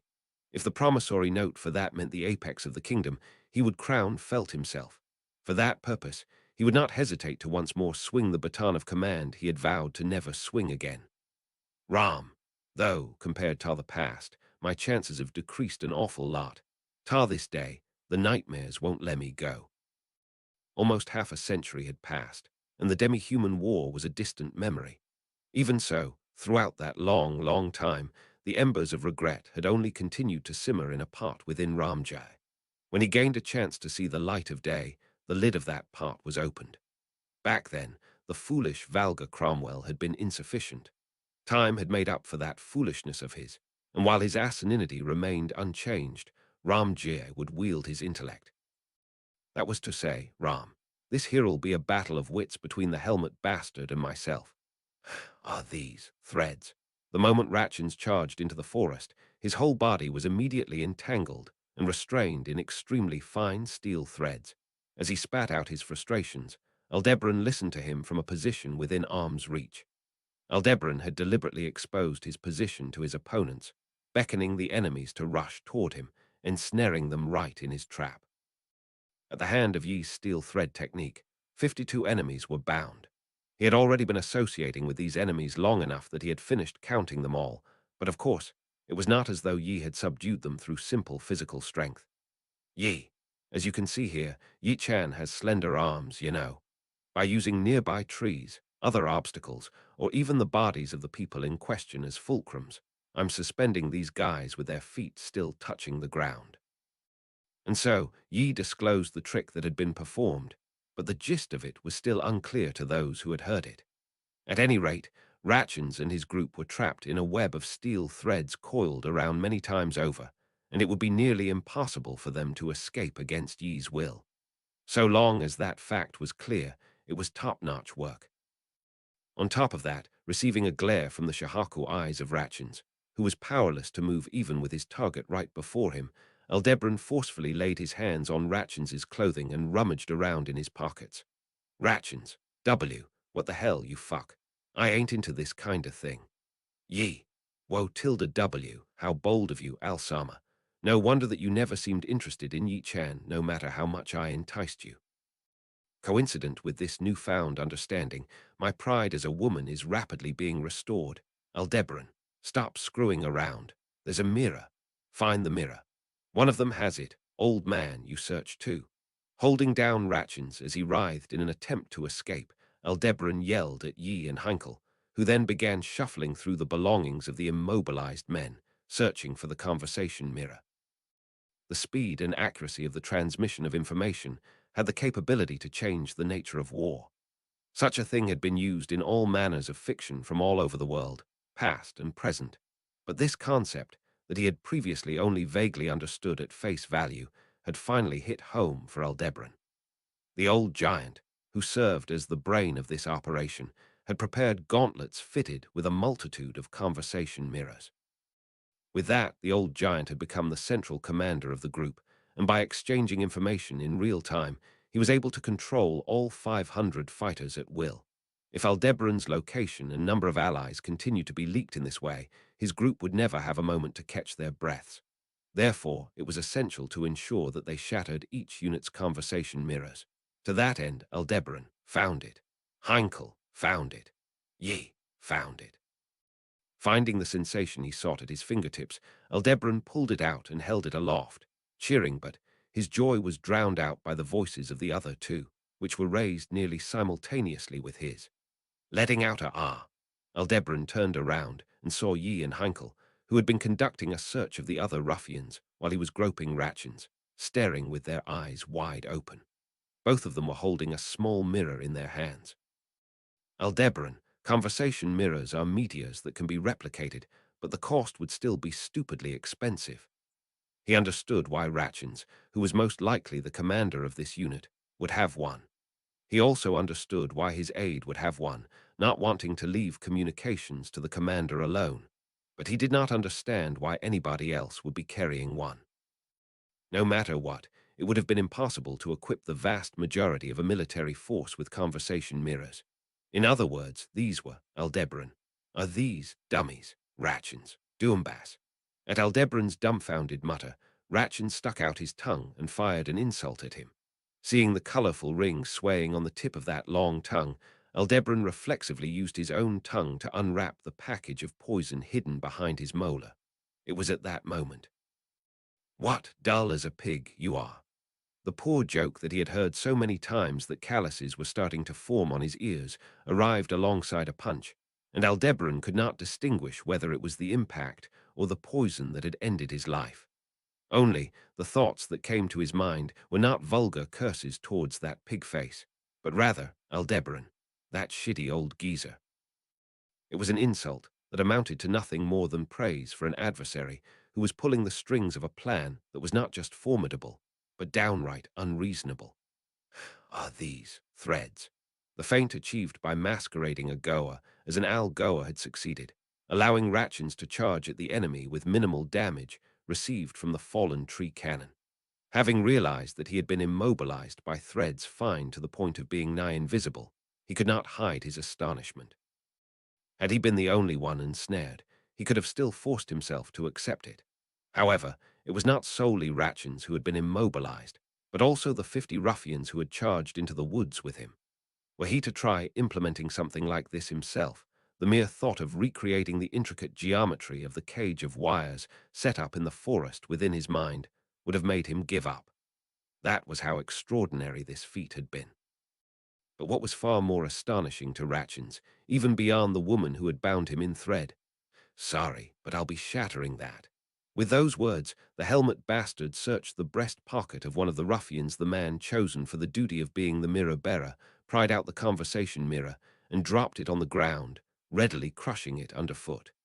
Ratchins, HK, gotta be fucking kidding me. As if it were being wrung out of him, anger reflexively spilled out of his mouth, and the threads that constricted Ratchins dug even deeper. Rather than a result of his own resistance, it seemed more like a warning from the thread-spinning, red-haired woman for his cursing. However, at this moment, his anger ran far deeper than the shallow cuts from the threads upon his flesh. Ratchins, what the hell's going on here? You fuck, how'd you get it on your first shot? Helmet bastard, it wasn't in one shot, wasn't even in 10 or 20 shots. My draws are absolutely pitiful. Ratchins, ah. As the helmet bastard seemed to have no intention of providing a proper response, Ratchins firmly grit his teeth. Through some unknown means, the helmet bastard had seen through the fact that they had established a communication network with Cromwell with Ramjir at its heart, through the use of conversation mirrors. Moreover, thoroughly ignoring the decoy mirrors, which would have bought them time even if they had been seen through, he acted in a manner as if he had assuredly taken out the real one. Despite the warning just a moment prior, Ratchins raised his head. Towards those whom he was powerless against, his surging feelings of inferiority would not allow resignation. Oi, what are you gonna do with these guys? Are you planning to kill them all? Outside of Ratchins's innermost thoughts, the one who interjected was a middle-aged man of red hair Heinkel. He had heard that this man was Reinhardt's father. Indeed, the red hair, blue eyes, and the excessively lavish knight's sword included, there were numerous features reminiscent of House Astria. From the moment he had heard that Heinkel had chosen to support a rival candidate, Priscilla, rather than Felt, whom his own son supported, he had thought of him as an idiot who could not make the right choice even regarding where he stood. But he was much worse than Ratchins had imagined. Ratchins, that brain-dead moron. Ratchins hated Reinhard. In any case, Reinhard likely did not think much of Ratchins, but they were similar in that they both had been born into families of a certain status, and both had conflicts with their fathers. Of course, there was a difference in the weight of what their births had burdened them with, and he knew that Reinhard had never considered abandoning what Ratchins had so selfishly thrown away. Born into a noble family, Ratchins had run away due to his inability to form an understanding with his family, and somehow or another he had ended up working for Felt. On the whole, he was a half-hearted person. But even if Ratchins and Reinhard shared the same troubles, there remained a fundamental difference. Ratchins's father was a respectable man. He disliked him, but he was respectable. Ratchins, but there's no hope for a fuck like you. To be so emotionally anguished over a dispute with a father not even worthy of respect, Reinhard was a moron. Hence, he would remove the reason behind Reinhard's misery. Ratchins, goer. Even when tied up, incantations could be performed. His entire body entangled in the threads, creaking as the gate within pulsed, Ratchins conjured a fireball directly before his face, prompting alarm in the helmet bastard and his gang. However, what emerged was a tiny clump of fire no bigger than the tip of his thumb. Heinkel, trying to fright me now. That petty a trick, you think I'd fall for it twice. A faux Algoa had been cast before him earlier, and out of spite for having been fooled by its appearance, Heinkel, his face red with anger, slashed at the fireball with his knight's sword. For just a moment, that casual flash of the sword seemed so refined to the point of searing itself into his eyes, but that was fine. Right now, what was more important than such deep impressions, Ratchins, Duambas, sticking out his tongue and hurling derisive insults with the best sneer he could muster, took priority. He had stretched a goer out thin to masquerade it as an Algoa. Then, in a similar vein, an Algoa could be masqueraded as a mere tiny fireball. Ratchins Khan, you may not have any outstanding talent, but you have a firm foundation. Steady progress will assuredly grant you the power to reach wherever you wish to get to. Ezo had introduced Ratchins to magic, and remembering all the times he had been lectured by him with an arrogant pomp despite his short stature, Ratchins apologized to him internally with an uncharacteristic sorry. Ignoring his firm foundation and misusing magic by skipping tears was first on the list of things that would upset Ez. But since he would have never gotten another opportunity, it was something like his own excuse, Ratchins. The fireball basked in the tip of the sword and unraveled amidst the air, releasing the enormous firepower compressed within, and a hellish inferno that would incinerate the area in one fell swoop spread explosively. Just before being swallowed by the flames himself, Ratchins found that he was no longer filled with the lament of where the hell did my life take such a messed up turn from mere moments ago, and he could not help but feel a bit strange. And just like that, even wearing a smile upon his face, Ratchins's body was engulfed in the flames. Helmet bastard, that will be as far as you go. The flames he had staked his life on, which ought to have activated, were crushed in the hand of the helmet bastard, who had intervened as if he had known it would happen, and its firepower failed to be unleashed. 264 times. The steel threads binding him having caused his body to lose its strength, Ratchins hung his head, looking as if he had given up. But such a thing was unthinkable. Ratchins would absolutely never give up on defeating his opponent, even in this situation. Hence, Aldebaran, that will be as far as you go. Upon speaking it, he recalled how vexing it sounded, and internally he clicked his tongue. Outside of his loathsome emotions, Aldebaran pushed Heinkel aside, and the goer he had carelessly sliced apart. No, this time the activation of that great magic in disguise was thwarted. The large firepower that was going to rise into the air, attempting to scorch the whole expanse, was undone at its formation. While still nothing more than a kindling, it vanished as mana that had lost its direction. If he did not preempt this, the mighty flame would have scorched the whole area. Aldebaran's party would suffer tremendous damage, and the battle would be unable to continue. He felt sorry for Ratchins's resolve, who was about to stake his life on a desperate suicide bombing, but trying to accomplish something by laying down one's life was the most meaningless action to perform in front of Aldebaran. No matter what one might wager their life on, Aldebaran would squander it without exception. Therefore, it was futile. Staking one's life would have no meaning whatsoever. It was futile.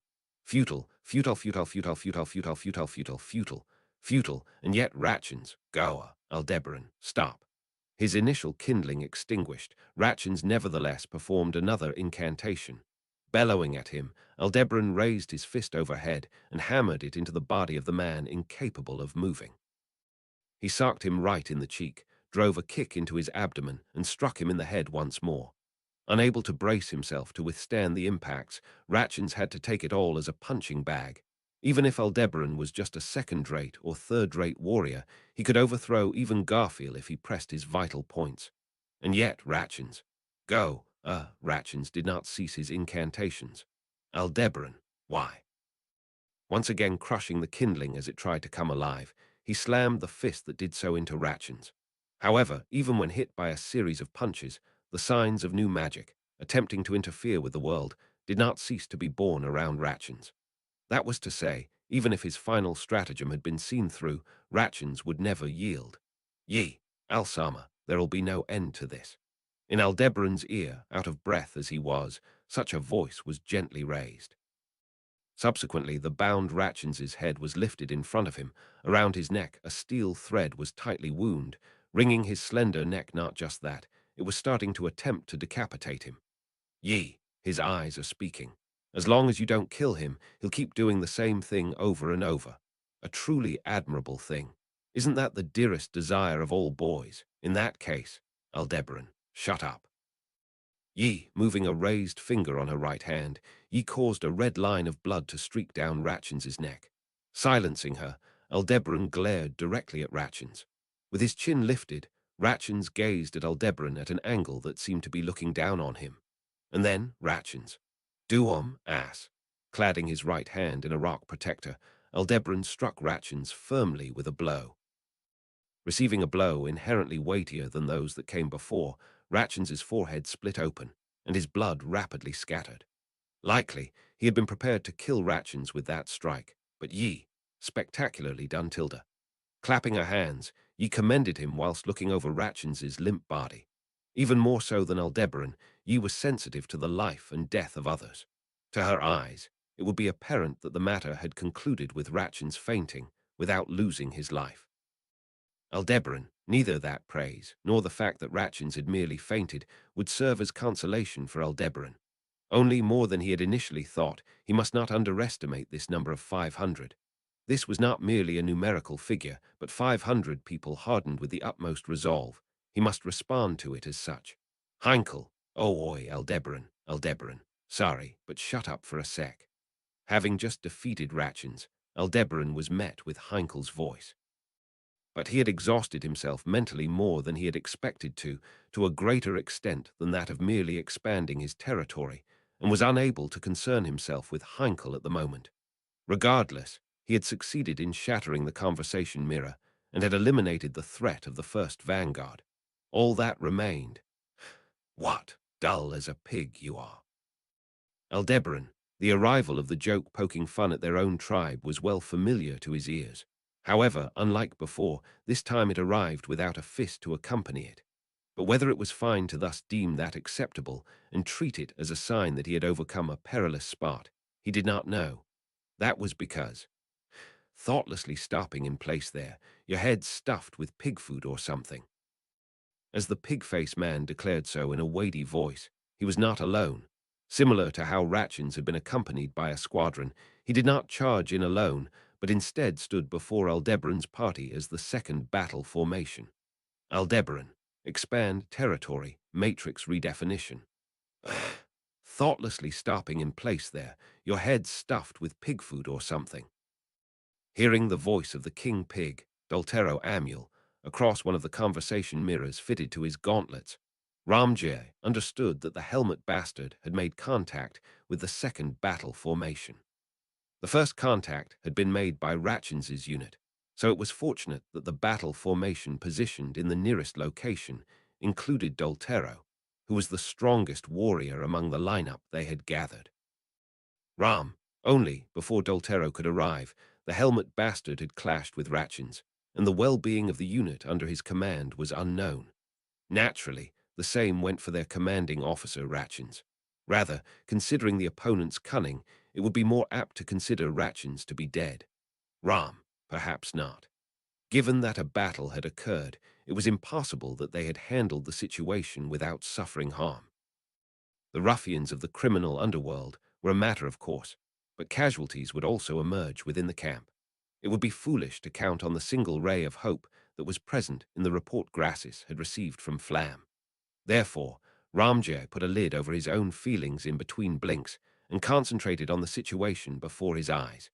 With Doltero, the helmet bastard and his allies would be killed in the span of a single breath. They could not take such an optimistic viewpoint. In a sense, the helmet bastard had led the sword saint, divine dragon, and witch of envy around by their noses, but that feat alone served not as the reason. He shattered the conversation mirror in the possession of the mirror keeper without any hesitation. Since that had left them incapable of grasping the movements around Ratchans and his squadron, there was no doubt that the opposition had taken the best course of action in order to intercept the flow of information to this side. However, no matter how one looked at it, the way that this best move was executed had been far too unnatural. Even supposing they had already surmised the arrangements and configuration of this side's coordination, that they had been equipped with conversation mirrors, their actions that followed were, as long as they ain't seen, inside our heads, or perhaps something else entirely, it ought to be impossible. It was all preposterous, a realm of jape that ought to have been ridiculed as impossible. Nonetheless, having lived over 100 years, Ramjay was aware that powers transcending both his common sense and his wildest imagination did exist in this world, and that those who wielded such abilities would indeed come to play upon the same board. Those who ceased all thought when faced with such beings, deeming it an impossibility, always met the same end. He could not afford to ever allow such a wretched end to befall the ones he loved. There's something I'd like to ascertain. All units change plans. Speaking to all of the conversation mirrors simultaneously, Ramjay narrowed his eyes and formulated a stratagem. The helmet bastard, he also ought to be aware. The fact that, for both their side and the helmet bastard's side, this battle was a race against time. Arc 9, Chapter 21, Valga Cromwell. Human translated by Archbishop Machine translated by Archbishop Archbishop 297 Archbishop Beloved Proofreaders Archbishop hash 750 Archbishop Isligu Japanese to English checking by Archbishop Art Sources Ray 0 Kinsho Rakaroka Aldebaran Expand Territory Matrix Redefinition. Dealing with alterations in the situation, second by second, moment by moment, instant by instant, he advanced the world. For Aldebaran's authority, incapable of turning the clock back on a grand scale, this was a gamble that reeled his victory in steadily, but simultaneously posed the risk of definitively relinquishing his victory. Aldebaran, expand territory, matrix redefinition. Step by step, move by move, action by action, he verified, defined, and moved the board towards a checkmate. The way the highest caliber of warriors would unceasingly and continuously advance in this manner, piling up experience in a world of ceaseless bouts, all decided by a single move. He really could not imagine it. Aldebaran, expand territory, matrix redefinition. And that was not limited to just warriors. The highest caliber of intellectuals were the same in the sense of their ability to think in a different dimension. Rather, since they were not directly involved in practice, they would go without knowing the true fragrance of blood and the pain of wounds, merely constructing the progression of the world within their heads, so there was possibly more of a monstrous sense to them. In any case, Aldebaran, expand territory, matrix redefinition. Trampling on the discipline of warriors and the deliberations of intellectuals alike, disregarding the law of reality that dictated an inability to ascertain the results of two different choices simultaneously, Aldebaran would merely snatch victory away, even in battles that were to be decided by a single blow. The former had every right to curse, loathe, and scorn his way of being as contemptible. Let those vilifications of theirs cut into him as much as they liked. In exchange, Aldebaran, expand territory, matrix redefinition. With this dirty method, he would absolutely seize victory, times. At this point, I bet you're hoping for as much amiability as a pig wanting to be fed. Ringing out a low, groaning voice, the joke of the pig-faced man, the king pig, Doltero Amuel, when compared to his previous dignified, despair-inducing ones, came out a husky rasp. That was only natural. His entire body was covered in lacerations from steel threads, and he was losing copious amounts of blood from his innumerable wounds. Rather, the fact that he was still conscious, and that his face wore no grievous expression, was far more strange. Aldebaran, having come this far, I know you're not afraid of dying, but even if you don't fear death, pain should still be painful, yeah. Doltero, you don't understand even when saying it yourself. Both death and pain are ultimately things that make us afraid. Then all we gotta do's swallow that fear. Aldebaran, I can't understand you. Doltero's point was that the fear induced by death and the fear induced by pain were one and the same. But the way Aldebaran saw it, those were different things. The fear born of death and the fear born of pain were different. To take it further, since pain was a stimulus to the body, it seemed rather distinct from fear. Doltero, no matter what you say, it's the backbiting of a pig. Before Aldebaran, white froth emerged in the corners of Doltero's mouth as he muttered thus. Around the thick neck of the king pig, a fine steel wire was wound around several tens of times, applying pressure to his trachea. Doltero had resisted that strangling by slipping 2 fingers in, but those fingers sunk into his neck and lost their function, and with blood no longer circulating to his brain, his large body finally fell to its knees. Having fallen to his knees, Doltero was surrounded by the 55 collapsed subordinates who had accompanied him. While taking on this king pig, he had taken down the other men one by one, an effort that had literally broken his bones, cleaved off his flesh, and robbed him of his life numerous times. In total, 23,008 times. With this many attempts, this was among the top echelon of Aldebaran's veteran history of losing battles. Of course, one contributing factor was that the organized attacks of the king pig and his underlings of the black silver coin had been exceedingly thorough. But the primary cause had been Aldebaran's own lack of talent. The steel thread entangled around Doltero's neck was not one that extended out from Yi's hand, but from the hand of Aldebaran, who had borrowed one of her rings. Manipulating a steel thread with a single finger, he had closed in on Doltero's fierce attack one move at a time and affixed a thread to his neck, tying it around to apply as much pressure as he could to that thick neck. Amidst this harsh territory, learning the steel thread technique from square one until it was viable for him had required the time of over 20,000 attempts. Doltero. Boom! Sounded the fist as it vigorously slammed into the ground, Doltero falling completely unconscious. Even still, the body of the king pig, who reigned over the criminal underworld, did not topple over sideways. Rather, his large body was supported by his own fist pressed into the ground, a demonstration of his dignity. Unbowed, unbent, unbroken. In spite of being his enemy, he could not help but commend that posture. Ye, ha tilde, you're outrageous, Alsama. I was proud that no tilde body in the village except me been able to learn it, but isn't this now a disgraced tilde?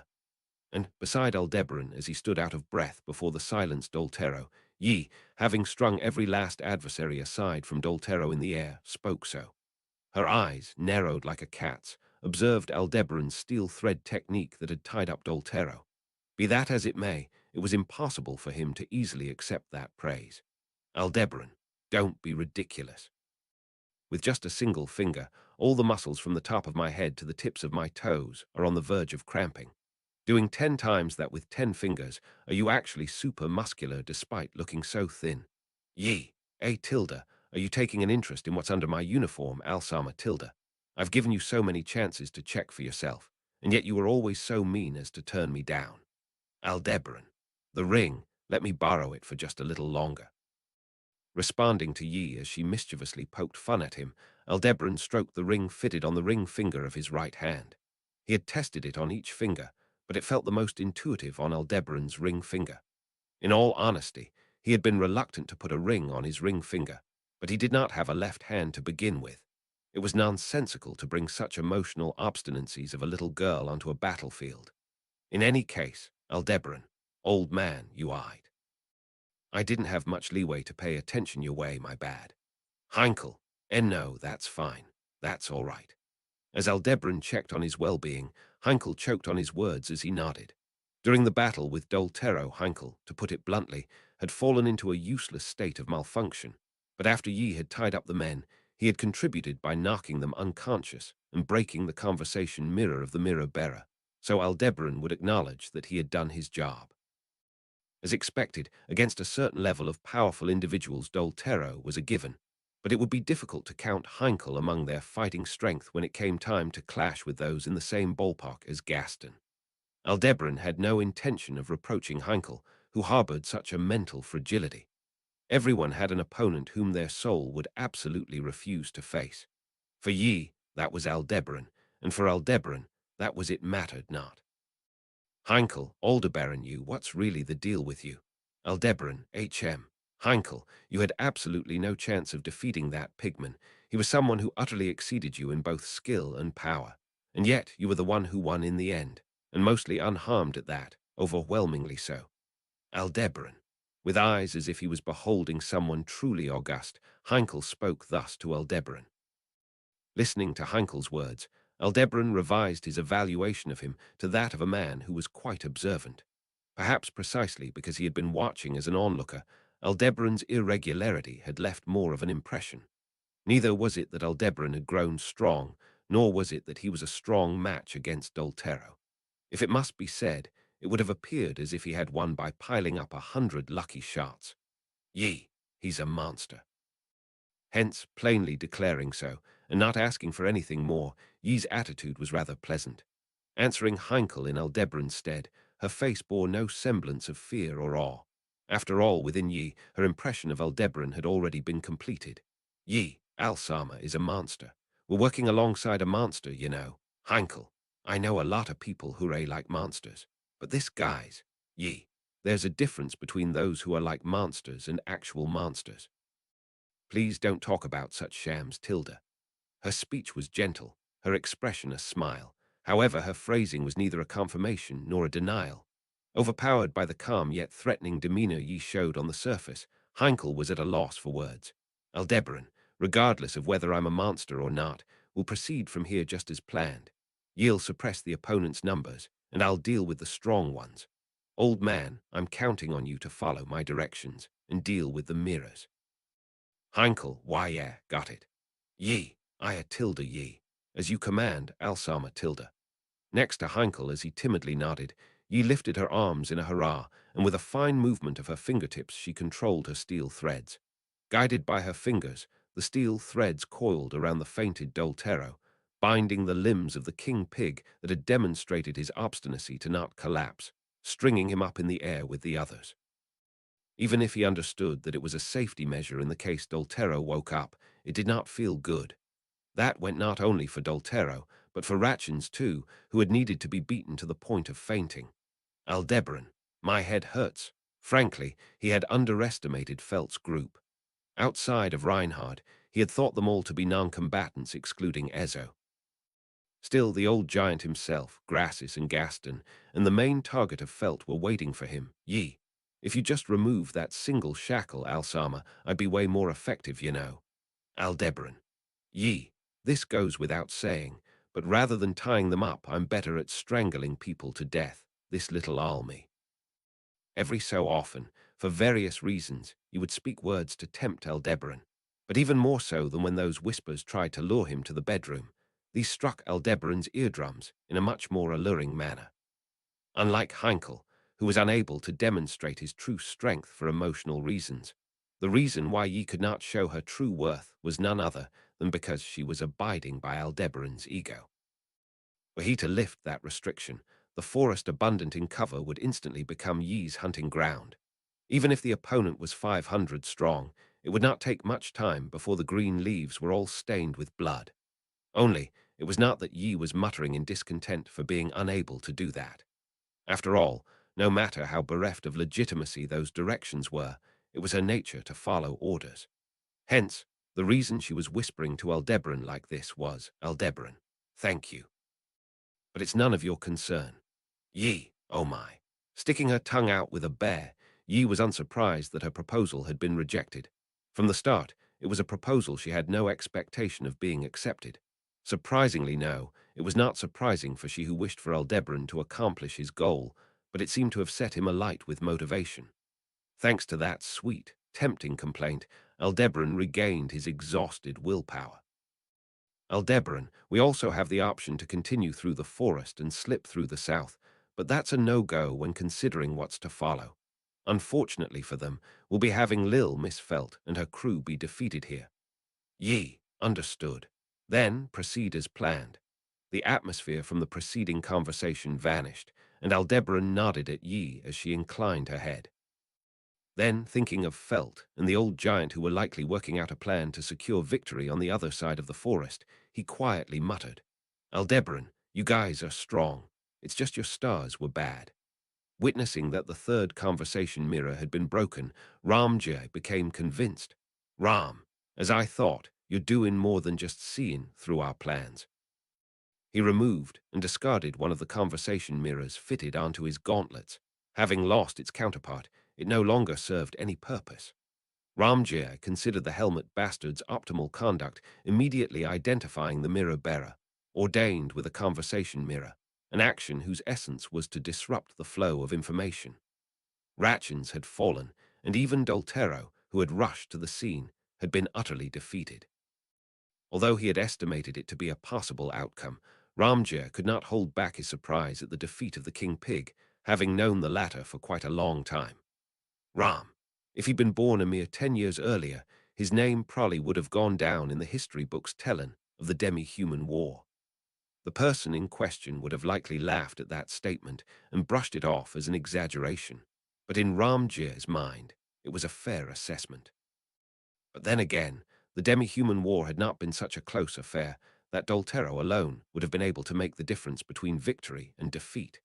Even if his name would have been recorded in the annals of history, he most likely would have been among the many who had lost their lives at the hands of the sword demon or that generation's sword saint.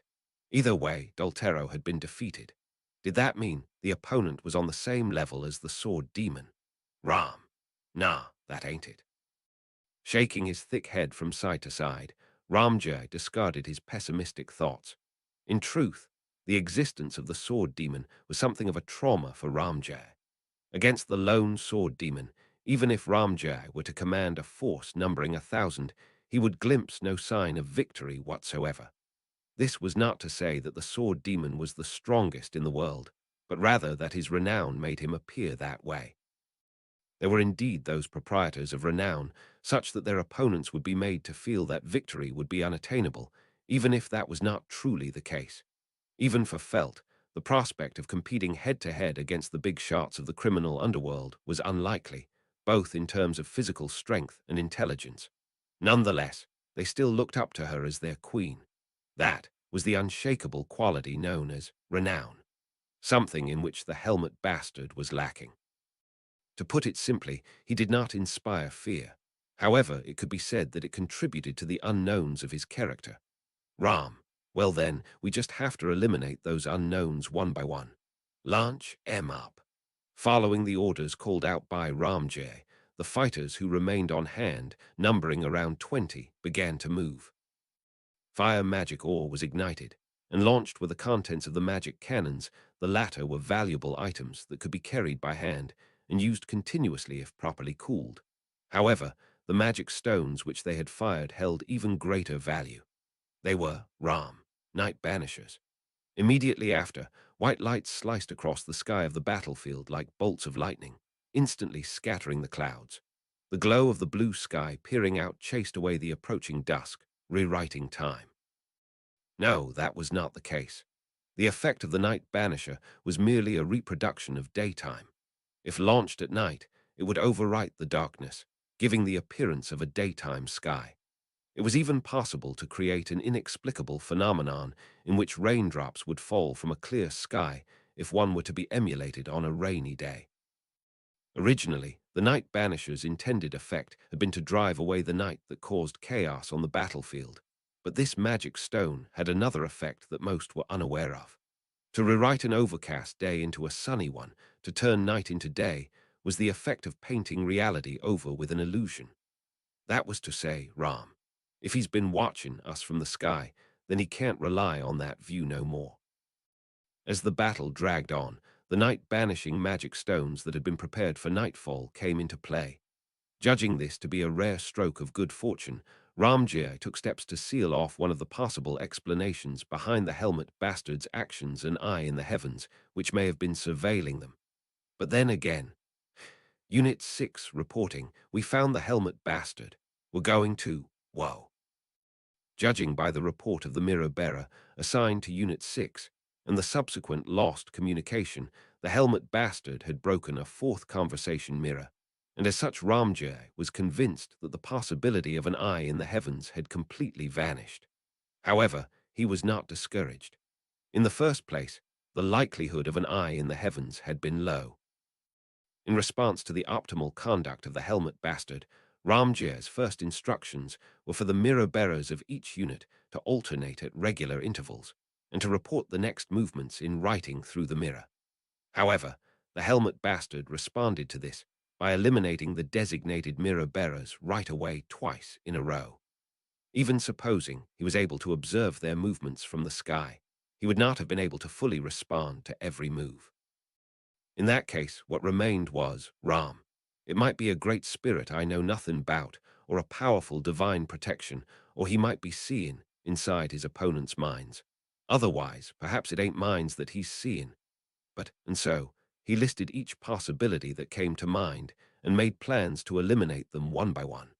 It was hard to imagine that the helmet bastard had a great spirit with him, considering his actions.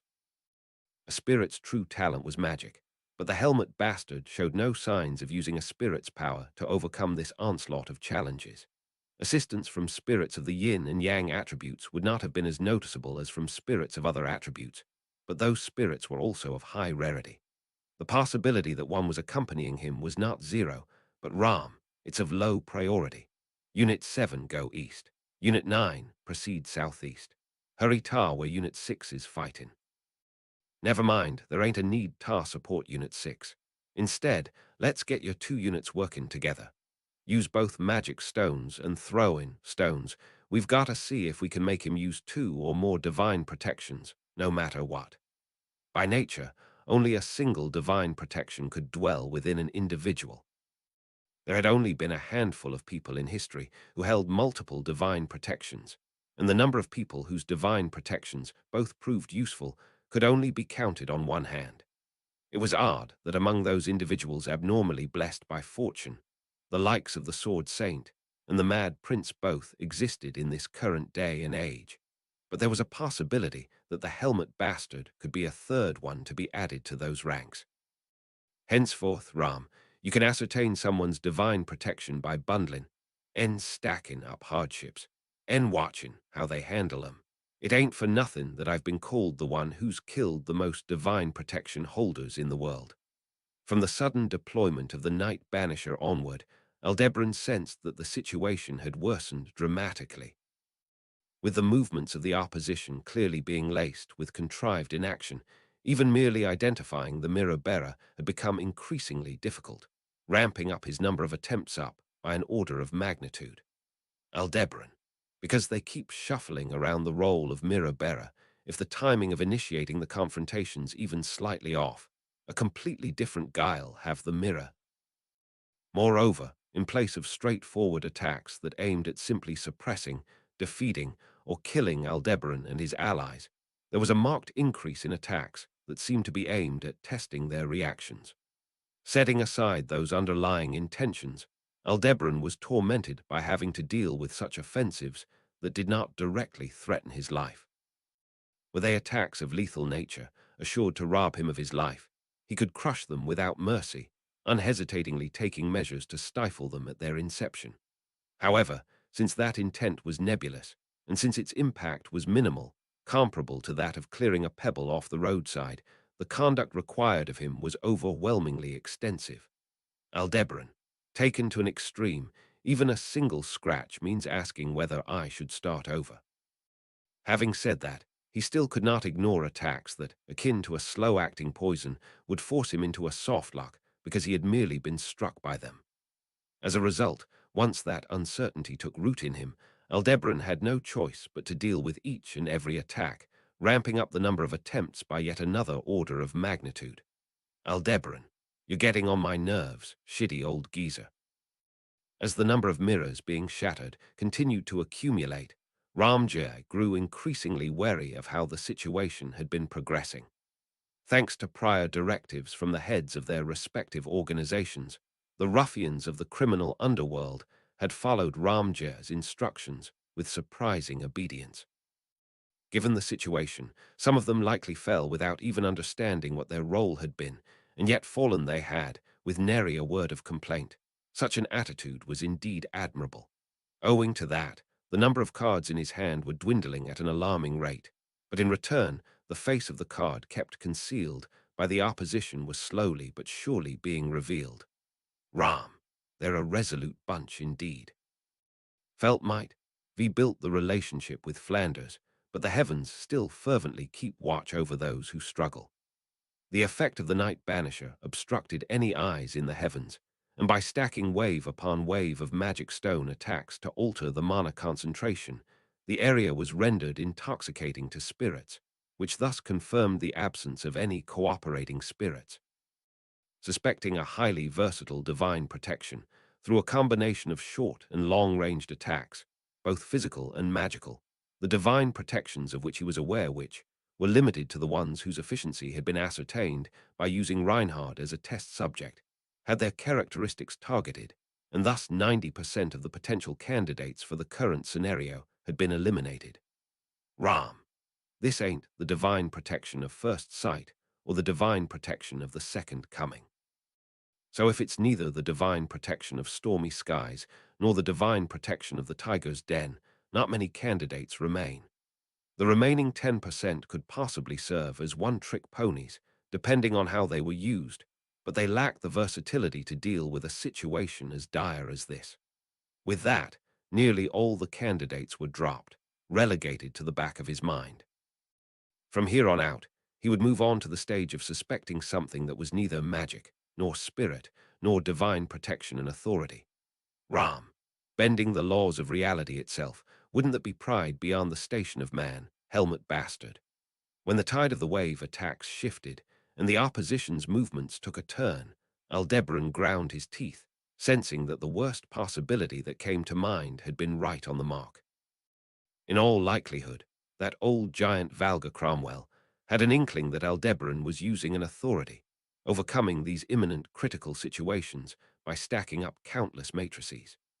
The succession of wave attacks and the sequence of numerous attacks, rich in variety that kept up for a while, had been meant to whittle down the possibilities of how Aldebaran was escaping from such an overwhelming disadvantage. Near infinite trial and error, by means of redefining a matrix, and the existence of the territory, it was likely impossible that they had grasped that to be the true nature of Aldebaran's authority. But he had a keen feeling that it had been narrowed down to something quite close. The chief possibilities of magic, or a divine protection, had already been eliminated through an exhaustive investigation, and he got a sense that they had entered the stage where a tremendous, absurd authority was starting to be suspected. Similar to Ezo Cadner back at Pleiades' watchtower, there was a high possibility that clever individuals would see through Aldebaran's authority.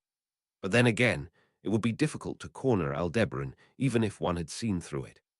Ezo's judgment to flood the escape path with water magic had been optimal in a certain sense, but it would have been a Herculean task to accomplish a similar feat in a space this expansive. Even so, the nasty premonition that tinged his heart did not disappear, causing Aldebaran to hesitate about updating his matrix in such a short time span. The difficulty of recovering from a single failure was steadily ramping up, little by little. To begin with, why was the notorious Valga Cromwell from the Demi-Human War still alive and serving felt at that? Was Valga not the great strategist who harbored an immense hatred of humans, taking the lives of several thousands with his merciless stratagems in the Demi-Human War? His head was on the verge of seething as it blurted out complaints towards the incomprehensible combination.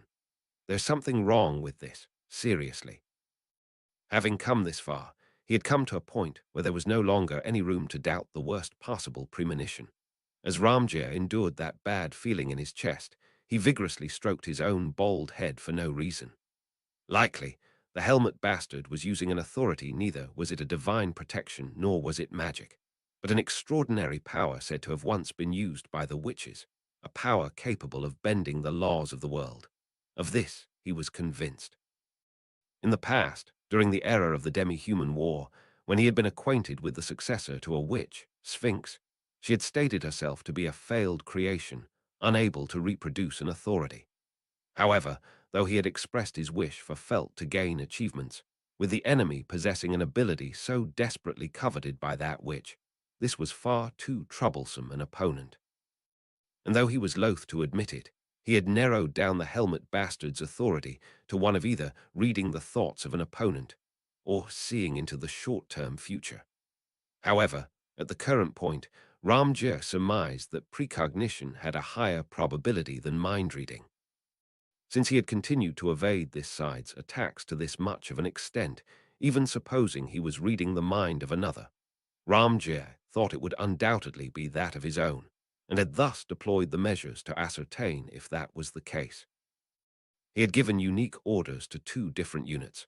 The first unit he commanded to pass them by without attacking, and the second he ordered to launch an all-out offensive. But the helmet bastard had gone to deal with the unit it would have been fine to ignore, plunging himself into the predicament of a pincer attack in between the first and second units. If he had read Ramjir's mind, or the mind of somebody in that first unit, then the helmet bastard would have just burdened himself with needless hardship. At that moment, he ascertained that the helmet bastard's authority was not that of mind-reading. That was to say, the true nature of the helmet bastard's authority was now mostly narrowed down to precognition. Even if it had been narrowed down, he likely could not cheer out an "I did it" with this conclusion. Sphinx had triumphantly spoken of them as powers that twisted the laws of reality, but something like precognition was going too far. Just how am I supposed to deal with something like that? There's something wrong with this, seriously. Anyone who can't use the flow method, fall back. But don't stop moving. His sonorous voice raised in a shout. Gaston leaped out ahead of the group and swung at the helmet bastard. Gaston had already obtained Ramjir's theory from the mirror bearer. Apparently, that bastard could see just a little ahead into the future, something like that. Gaston. Then all I gotta do's finish it the moment he sees ahead. Bellowing like thunder, Gaston abandoned the idea of landing a single glorious blow. Instead, he switched to a relentless flurry of strikes, aiming to cut off the helmet bastard's escape routes by giving priority to landing a punch. However, in response to the barrage, the helmet bastard stomped the ground hard. Helmet bastard. Smart thinking, Gaston. But this time, thinking was the wrong move. A swelling wall of earth shielded the helmet bastard, halting the powerful onslaught. He gritted his teeth. Just like the bastard had stated, his plan had backfired, and immediately afterwards, his opponent turned the very same earth into gauntlets around his arm and smashed Gaston in the forehead, sending him reeling back. And as it was, Gaston, still reeling back, sensed the helmet bastard was going for a follow-up. Gaston, ora! Gaston channeled his momentum into a backflip, unleashing a kick towards that sensation. The nimble strike delivered while spinning through the air was a facsimile of an acrobatic technique of Felt's used when attempting to slip away from Reinhardt's grasp, like a cat twisting out of a hold. It was inconceivable that a brute like Gaston would pull off something so acrobatic. Not even the old man who served as a gardener for Hausestria, who had been hit by it during training. Helmet bastard. You got me. 4 times at that. Alongside those cryptic words, Gaston's kick had sliced through empty air. An attack Gaston had honed to the level of a finishing move had been rendered useless. But before he could even dwell on that frustration, a strange sensation seized his body. He felt oppression as though the hand of a giant had grabbed hold of him, yanking his right leg upward. Upon closer inspection, he came to see that there was a near-invisible thread restraining him, extending from the helmet bastard's right hand. Wasn't it just the red-haired maid accompanying him? This helmet bastard can use it too. Helmet bastard. Mine's just a single strand, though. In truth, she's a genius, that one. Hearing the helmet bastard's lifeless tone as he spoke words of praise for his comrade, Gaston ground his teeth. His right leg suspended by the thread, his foot was raised all the way to head height. His left foot, barely touching the ground, was forced onto its toes, his body being left utterly powerless. In this ridiculous, helpless position, Gaston had been completely neutralized. And with that, the helmet bastard turned his back on Gaston. Helmet bastard. Old man, I'm leaving him to you. I'm gonna go back up ye. With those words, the helmet bastard strode away, as if Gaston had already been dealt with. Taking his place was a man Gaston had only heard about, Reinhardt's father. Donning the same hair and eye tonalities as Reinhardt he did, yet the ambience his body was enveloped in exuded an entirely different quality. But more than anything, that expression, one that said he was only following the helmet bastard's orders because he had no other choice, reluctant and unwilling, pissed Gaston off. Therefore, Heinkel, HK, you better not move awkwardly or beway. Gaston struck the hardened face of his opponent and immediately lunged at the helmet bastard's turn back. But before his hand could reach the latter, his balance faltered, and his opponent easily evaded the charge with a lunge, letting Gaston crash hard onto the ground. He had failed. Having forcibly ripped himself free from the thread, his nearly torn ankle could not hold him up. Helmet bastard, you with that leg, Gaston, what's one damn leg worth? I'm putting my life on the line here. You think this is some game where I'd quit just 'cause it hurts a little? Helmet bastard, Gaston. But what really pisses me off the most's that you guys are doing this reluctantly. Don't go picking fights with people if you can't even laugh in admiration of your own comrade's hard work. Gaston hurled his fury at the silent helmet bastard as he forced himself to his feet with every last ounce of his strength. Even now copious amounts of blood yet poured from Gaston's right ankle, the torn flesh exposing glimpses of white bone beneath. And yet the fact that he clenched his teeth and stood was due to the importance of that which he carried upon his back. Gaston had a woman he had fallen for, a woman who, perhaps feeling trepidation upon discovering that a villain with the divine dragon in tow was coming, had nonetheless held him and told him not to worry, before finally pushing him onwards to journey alongside Felt. Gaston had men he admired. Friend whose mouth would run unceasingly with discontent, all while worrying about those he was surrounded by. A lifelong companion who, despite being a coward at heart, never would withdraw and retreat. A mentor who, despite always providing him with tedious, troublesome lectures, was very caring, howling that all held the right to achieve greatness. A bad influence who, loving the girl who would puff her chest out and make manifest her braggadocio, was turning his past, a past akin to a curse, into strength. Gaston had a man and a woman he looked up to. A strong man so strong, he could protect all things he wished to protect. A strong woman so radiant, no matter where she was, forgetting her would be absolutely impossible. Gaston had every reason to stand tall and fight. Gaston, people like you, who don't even have that in M, got no damn right stepping into a ring where others are giving it their all. With a roar from the deepest depths of his soul, Gaston charged at the helmet bastard anew, deliberately stepping forward with his right foot. Even if that step were to shatter his leg, tear it apart, leave him unable to walk ever again, it mattered not. Even then, Gaston would still find something he would be able to do. Even then, he knew his comrades would never abandon him. Right now, all he wanted was to beat the helmet bastard. Pushing off the ground, Gaston's massive frame rose into the air as he drove his left knee upward in a crushing strike. Even if blocked by a wall of earth, this time he had his upraised arms ready to hammer down at any moment as a second stage backup. Whichever it was, he would smash the helmet that hid the bastard's face. Helmet bastard. Honestly, it landed. As if he had anticipated Gaston's movements, the helmet bastard had already closed the distance in perfect rhythm with the takeoff. Right after Gaston's throat let out a faint groan, a fist clad in a gauntlet of stone struck his face as he sprung up into the air, causing his head to jerk backwards. Gaston, you're fucking kidding me. In the end, not a single one of Gaston's attacks had landed. If his opponent was indeed making a sarcastic joke or a bitter remark about them landing or something of the sort despite that, there was nothing to laugh about, even one bit. With the blood loss from his leg contributing, Gaston's consciousness rapidly faded. Rah! At the end, concurrent with a familiar high-pitched voice, a burst of white light at the edge of his vision came into sight. The name of that meteor was the Star Staff. The majority of the meteors which existed in this world were said to be the handiwork of a single witch, driven by curiosity and desire, simply for her own amusement. The Star Staff, however, was different. With an aim in mind, the witch had painstakingly forged a crystallization of her intellect to realize that goal, that aim. Though perhaps something so petty as silencing a quippy dragon, its power was genuine. By siphoning mana from its wielder, and by abridging the procedures, the power unleashed would become the starlight of Shario. Of course, it was a light insignificant in comparison to Al Shario, which could slay even dragons. However, its power, which any individual could acquire without study, could still be described as extraordinary. Pursued by starlight that would ceaselessly track its target until striking true, Aldebaran took every defensive measure he could conjure, but none could withstand the assault while also avoiding injury. An attack of this nature, which left no route for escape, was Aldebaran's nemesis. For that reason, in accordance with Aldebaran's own list of priorities, only one viable option remained. Aldebaran, sorry about this, old man.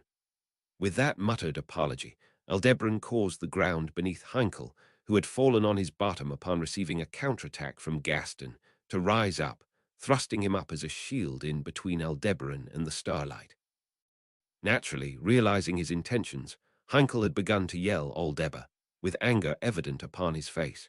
However, in the next instant, the burst of white light struck the red-haired swordsman, his entire body permeated by an impact that could silence even a dragon. Heinkel, Ka-ah-Gwoa. Aldebaran, who had experienced it firsthand, had suffered damage that seemed to scorch his brain and internal organs to a crisp. However, though Heinkel had fallen to his knees, passing out, he still possessed the leeway to writhe in agony on the spot. Whether in Valatia, or that instance with Aldebaran, time and again, through brutal struggles was the extraordinary sturdiness which Heinkel possessed proven. Having been saved by the resilience that seemed to bring Heinkel himself no gratification whatsoever, Aldebaran looked to where the light had originated. "They're up on, Aldebaran. So, you're Camberley." Leaning against the star staff that had unleashed a burst of light, blood dripping from his nose, was a man of the dwarf race. As of now, this battle had been done over 29,221 times since its commencement. Consequently, Aldebaran understood the ruffians who had gathered here better than they did themselves. Of the opponents he had encountered thus far, he knew every last one by name. In a way, it could be said that he had developed a sort of one-sided kinship with them. Sorry, that would be a lie. He was sick and tired of facing such formidable opponents. Regardless, Aldebaran, even if you're aware of the activation method that ain't a meteor that any half-assed amateur can put to use, how on earth did you manage to activate it? Camberley, how do you think I did it? Hee, keep guessing for the rest of your life. Aldebaran, don't tell me you used Hexel. Blood dripping from his eyes and nose, along with bulging veins on his neck and forehead. This sight led Aldebaran to the conclusion that these were adverse effects resulting from the use of a certain illicit substance, commonly referred to as Hexel. It was an illicit drug produced using Bako fruit, which in its raw form had the property of revitalizing the mana within the body, and the use of Hexel was prohibited even in the kingdom of Lugunica. Although the drug had a narcotic effect, it would, in essence, generate excess mana through the activation of the gate. Under the effect of that doping, even those unqualified could wield the star staff. Aldebaran, even then your insides'll be ripped apart. Doing that sort of thing, Camberley, you think I'm the only one who'll back down. When Ratchins and Gaston and everyone else are risking it all, even Reinhard, you know. Heh, I landed up with an amazing bunch. With his complexion deathly pale, not even bothering to wipe away the bloody tears and nosebleed that appeared starkly vivid by contrast, Camberley was in a state that could certainly be described as hopeless. However, spoken with the hint of a smile, his words lacked the typical recklessness of a desperate individual. Aldebaran, every last one of them. Behind Heinkel, who was still writhing from being burnt by starlight, Gaston lay unconscious. He was also one among those who, having clashed with Aldebaran head-on, had wounded him with his words more than his fists. Individuals of such a sort numbered many in this battle against the Felt camp. Only by defeating all of them, one by one, thoroughly and painstakingly, had Aldebaran been able to arrive at this juncture. After 29,221 times, stacking up attempt after attempt, Camberley, helmet bastard, you've never fought, with your life on the line, not even once, ain't that right? Aldebaran, Camberley, you see, I have. That's what I'm doing now to fight with my life on the line. I got both the reason and the courage. That much I've certainly proved, HK. Stating thus with his trembling voice, Camberley tightened his grip upon the star staff in his hands, and once more he tried to invoke the light of a star. However, that was an impossibility. Camberley, gawk. The mana to operate it was insufficient in him, and as if to punish a wielder in that state, the star staff backfired, burning Camberley's gate and causing white smoke to billow from the entirety of his small frame. If an unqualified person were to execute the activation procedure, not only would it fail to be invoked, but there would also be a small penalty. Installed by the witch who had created the star staff, it was a safety measure to prevent children from playing with it. The fact that the witch believed that this would serve as a safety measure showed that she really did not comprehend the human heart. Anyway, the safety measure had performed its task, and Camberley fell backward, passing out. Karkan. And a woman rushed over and caught his small body before it collapsed onto the ground. The woman, with dark skin and wearing a lascivious dress, was the girl boss of the flower prison garden, judging from her features. Embracing the unconscious Camberley, she directed a stern glare at Aldebaran. Aldebaran, you don't need to glare at me like that. I ain't got the time or the interest to kick a dead body. Woman, you are all, Aldebaran. 7 days, no, now it's just 6 days. I'm only gonna cause a stir in the world for the next 6 days, no longer than that. Though none of you guys are willing to believe me. The boss of the flower prison garden called Toto, was she? The boss of the black silver coin, Doltero, had also tormented him relentlessly, but the gaze of this woman, holding the man precious to her, was just as cuttingly sharp. At her gaze, Aldebaran narrowed his eyes behind his helmet, probing Todo's fighting spirit with a simple, "Shall we?" Come to think of it, this marked the first time he had encountered a woman on this battlefield. He had yet to see the faces of either Grasses, who had delivered that painful first blow, or felt their leader. Ignoring Aldebaran's sentiments while tensing all her limbs, Todo jerked her chin at Aldebaran as if to say, "Go." A wry smile eking out due to her self-assured attitude, Aldebaran turned his back to her. And then, Todo. Ka-ah. Behind Aldebaran, Todo had dropped the iron fan she had raised, struggling to tear away the steel thread wound around her neck. Unable to do so, the sound of her falling down reached his ears. The doer of the deed, Yi, approached the collapsed Todo, retrieving the iron fan that had dropped to the ground, and spoke, "Yi, wow, there's poison in this. From the smell and color, Jeram, I'd say. It's an instantly lethal poison, so it looks like you were Rhea Tilda Ellie eager to go all out, weren't you?" Aldebaran, don't get so angry. Yi, even though I'm this ado Tilda Rabel, it's rude to say I'm getting angry. First of all, it's Alsama's fault, you know. Just because the opponent's a woman, you turn your back with a grin. I guess, for Alsama, it might not matter how many times you die, but, Aldebaran, now's the first time. It's cause you came to help. It was not flattery. The truth truly was that he had not been caught off guard even once by Todo. Upon hearing Aldebaran's response, Yi fell silent with a HMPH and wore a displeased expression. That had been Aldebaran's way of showing gratitude, but despite her complaints about how he did not thank her enough, she would always react like this whenever he actually did communicate his thanks. There was no avail in saying it to her. Aldebaran, anyway, we've finished suppressing this bunch too, and the old man is.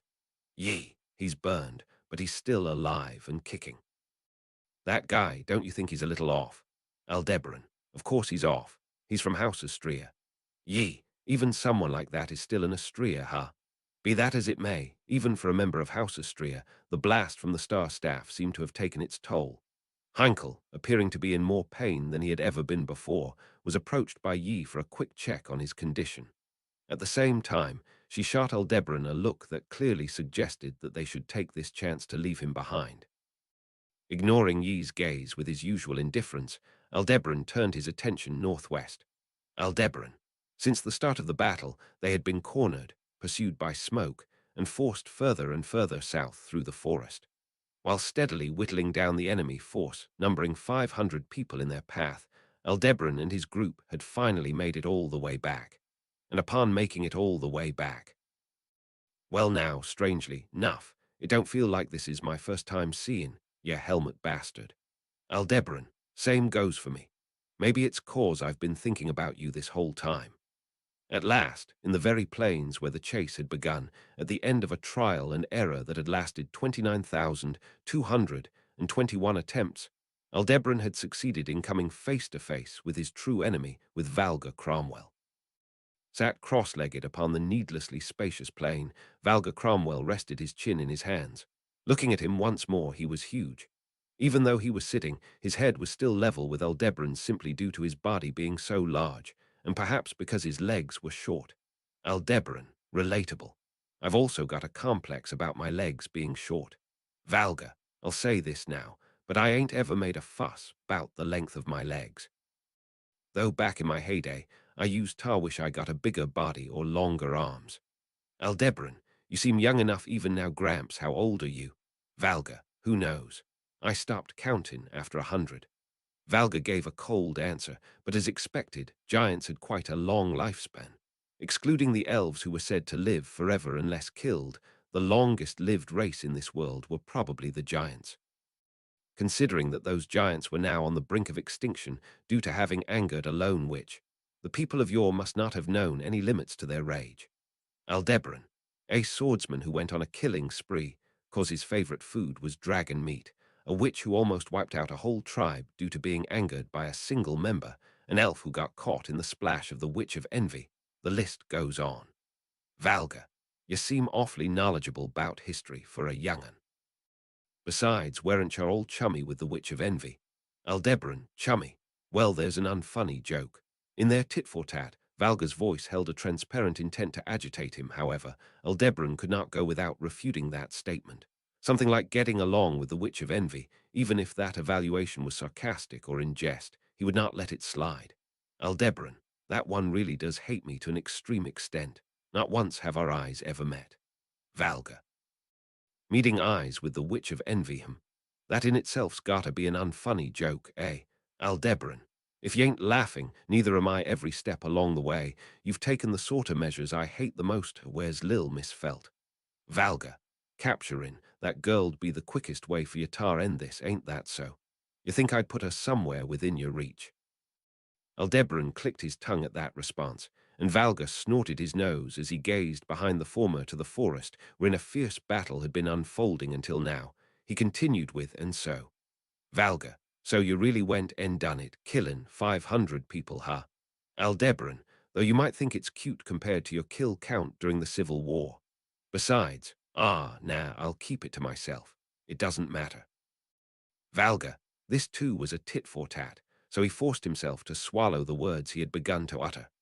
In this battle, Aldebaran's party had not robbed a single person of their life.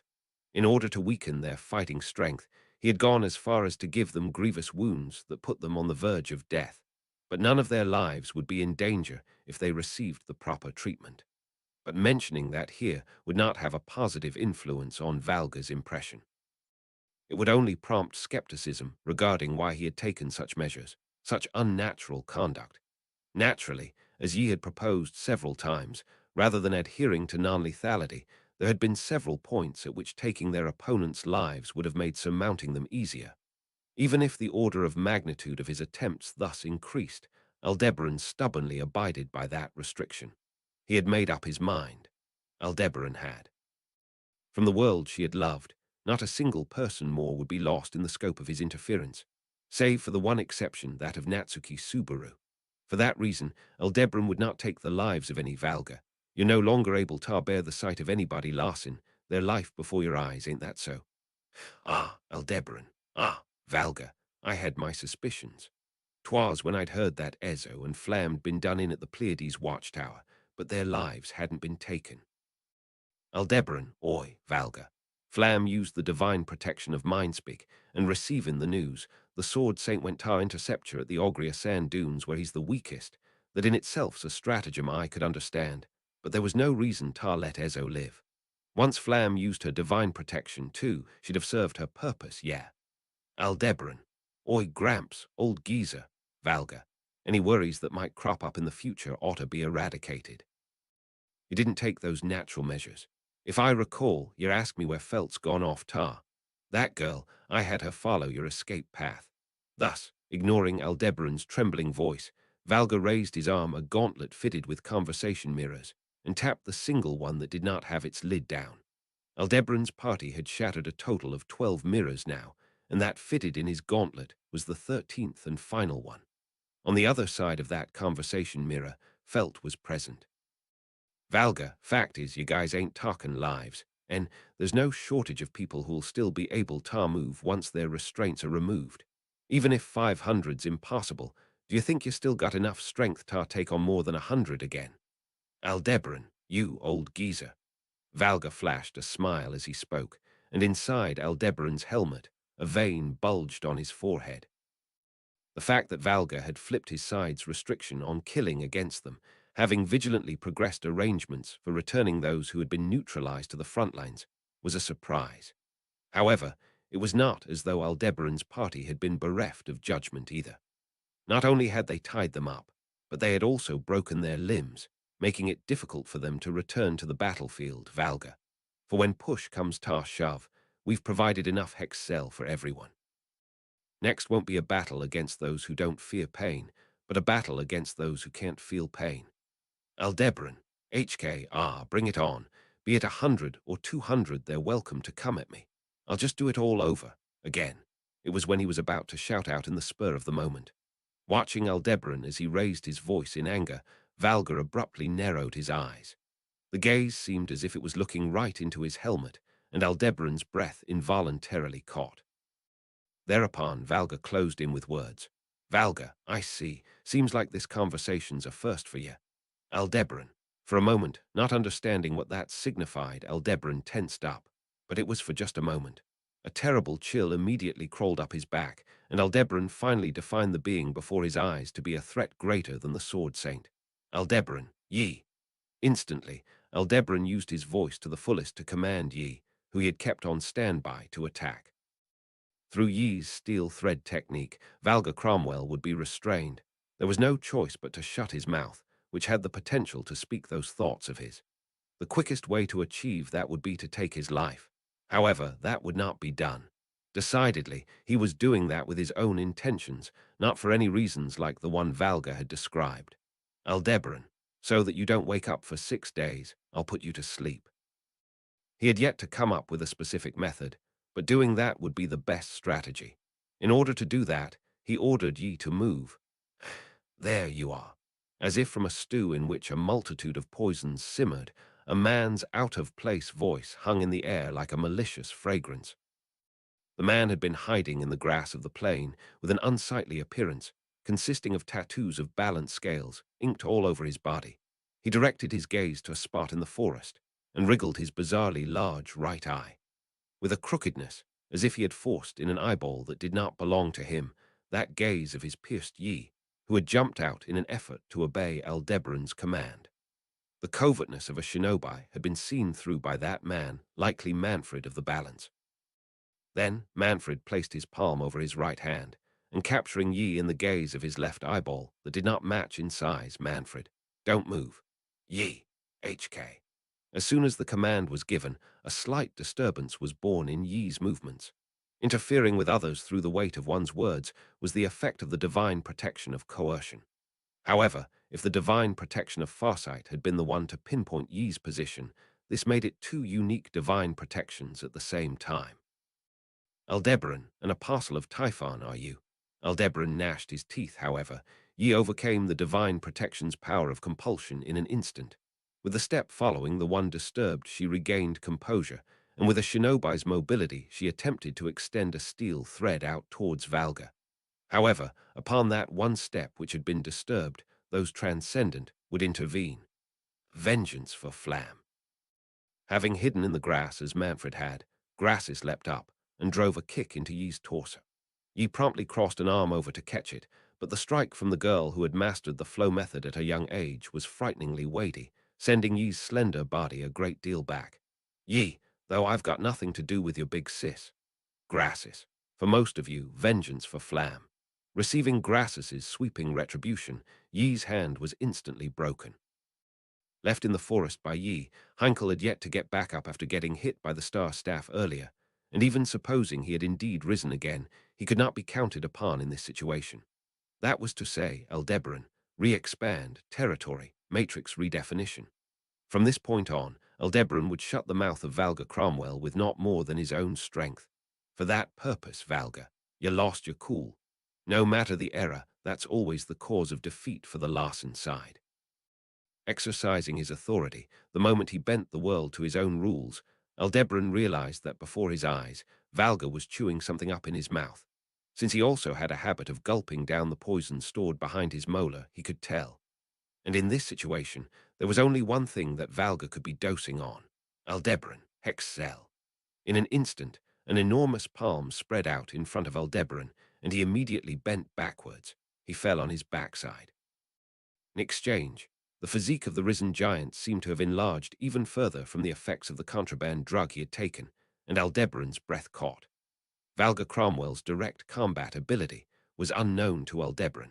However, Valga's drive in this moment was no less than that of the numerous warriors he had come to face until this point, and in him dwelled a dreadfulness only found in those who staked their lives on the line.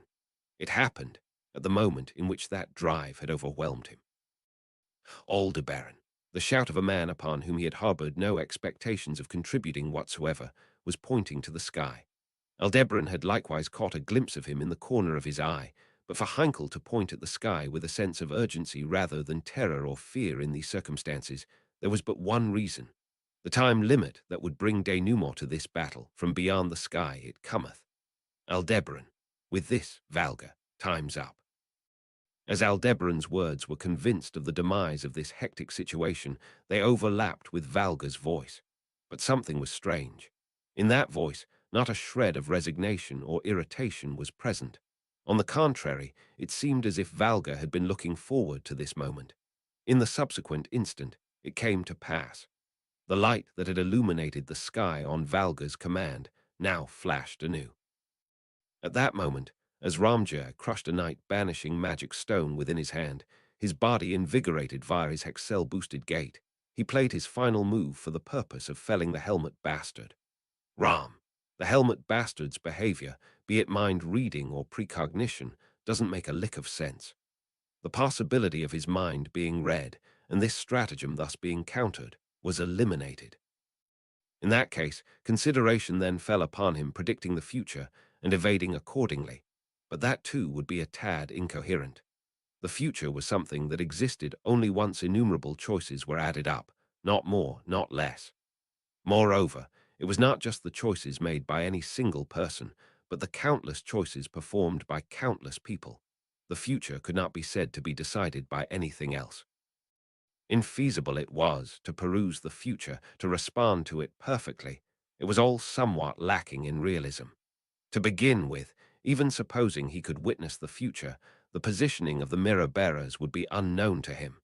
But if he had witnessed results even once, it was a different story. If the Helmet Bastard's authority was not one of looking forward into the future ahead, but rather one of observing outcomes that had come to pass in the future, then his conduct up till this point stood to reason. He would inspect pockets in order to identify those designated to be mirror bearers. He would validate its resulting outcome and go on to the next. Supposing he had repeated this, the actions of the Helmet Bastard up till this point and their results stood to reason. Ram, what incarnation is that supposed to be? Because it made logical sense, Ramjir had become incensed, thinking that don't make a lick of damn sense. Mind reading and precognition were both illogical, but returning after witnessing results what to call it eluded him. But whatever the case, it was a rule-breaking ability. Just how could it be thwarted? Ram, but it's got holes. In the first place, were he to possess the almighty ability to observe and respond appropriately to every possible circumstance, the Helmet Bastard would have been able to even avoid encountering them at this juncture.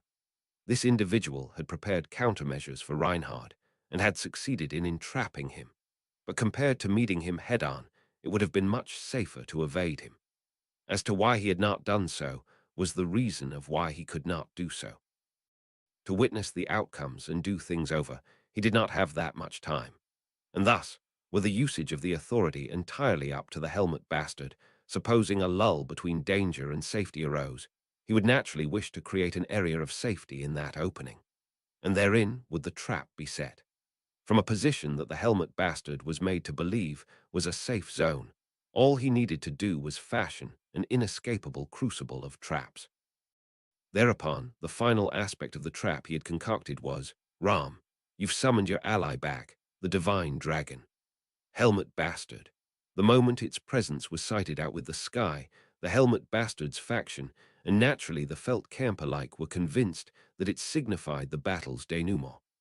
At the end of day, the absence of anybody possessing overwhelming power was the primary factor in this battle coming into being.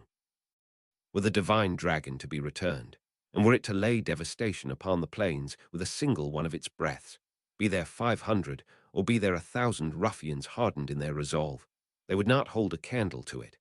And as to demonstrate this, the divine dragon would unleash a single attack that would cause all fighting spirit to be lost. This, unmistakably, was a breath serving as a closing ceremony to the battle, one that would be let loose no matter what. And that breath would be made to be fired in unto a situation in which it could not be evaded. Ram. The night banishers affects fake night into looking like daytime. By extension, it's a deceptive veil that shrouds the true landscape. Normally, aiming a night-banishing magic stone in the desired direction would be a difficult affair without being a skilled magician, but Ramjir, having strained his gate via Hexel, had been able to bring that about. But for what reason had he done so? Because this was originally one of the stratagems not carried out during the demi-human war. Targeting an entity that the royal army could not disregard, a great magic would be fired to wipe out all the enemies gathered around said being, a variant of a strategy performed in exchange for a life. Ram. Back then, the plan was to target someone, NA magic at their location, but today's different. The deception produced by the Night Banisher extended, with Ramjir and the helmet bastard in it enveloped. Consequently, Volcanica, the divine dragon, inborn from heavens far away, the dragon tasked with terminating this bout, would without doubt lay eyes upon a sprawling plain bereft of people. Ramjir and the helmet bastard's presence there would go unnoticed by the dragon, thus causing it to attack erroneously. Having the dragon fire its breath at a place it thought no one was present in was Ram. Jir's was Valga Cromwell's method of nullifying the helmet bastard's safe zone. Helmet bastard, HK. Instantly the helmet bastard attempted to escape, yet his leg was seized by Valga Cromwell's grip. Realizing that escape was impossible, the helmeted man gulped and gazed up at the heavens. The divine dragon's eyes were unable to see him. Its mouth came suffused with white light. A breath was released directed at the desolated plains. Ram felt. At that moment, within Valga Cromwell's nay, within Ramjir's mind flashed the figure of his beloved grandchild. Her time as an infant, her time as a toddler, the woman she now was, all went by in a single instant.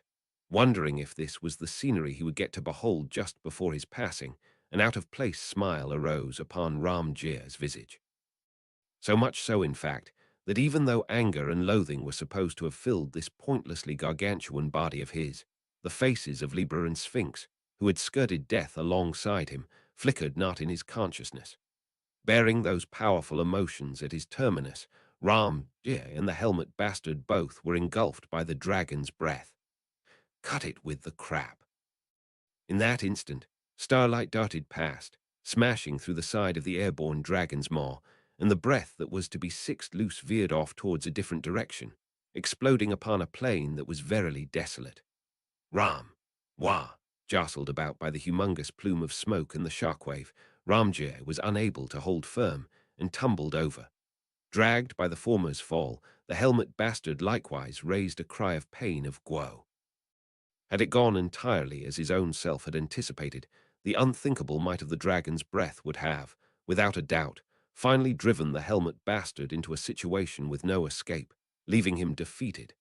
And yet, I had a bad feeling, and this is what I find. Being prepared to die and wanting to die right away are two totally different things, you know. Big, stupid Ramjir. The one to roar thus, having smashed Valga Cromwell's stratagem into smithereens, their red eyes reddened a degree further whilst bearing tears, star staff in hand, was his adorable grandchild. By his own adorable grandchild, Valga Cromwell had been defeated.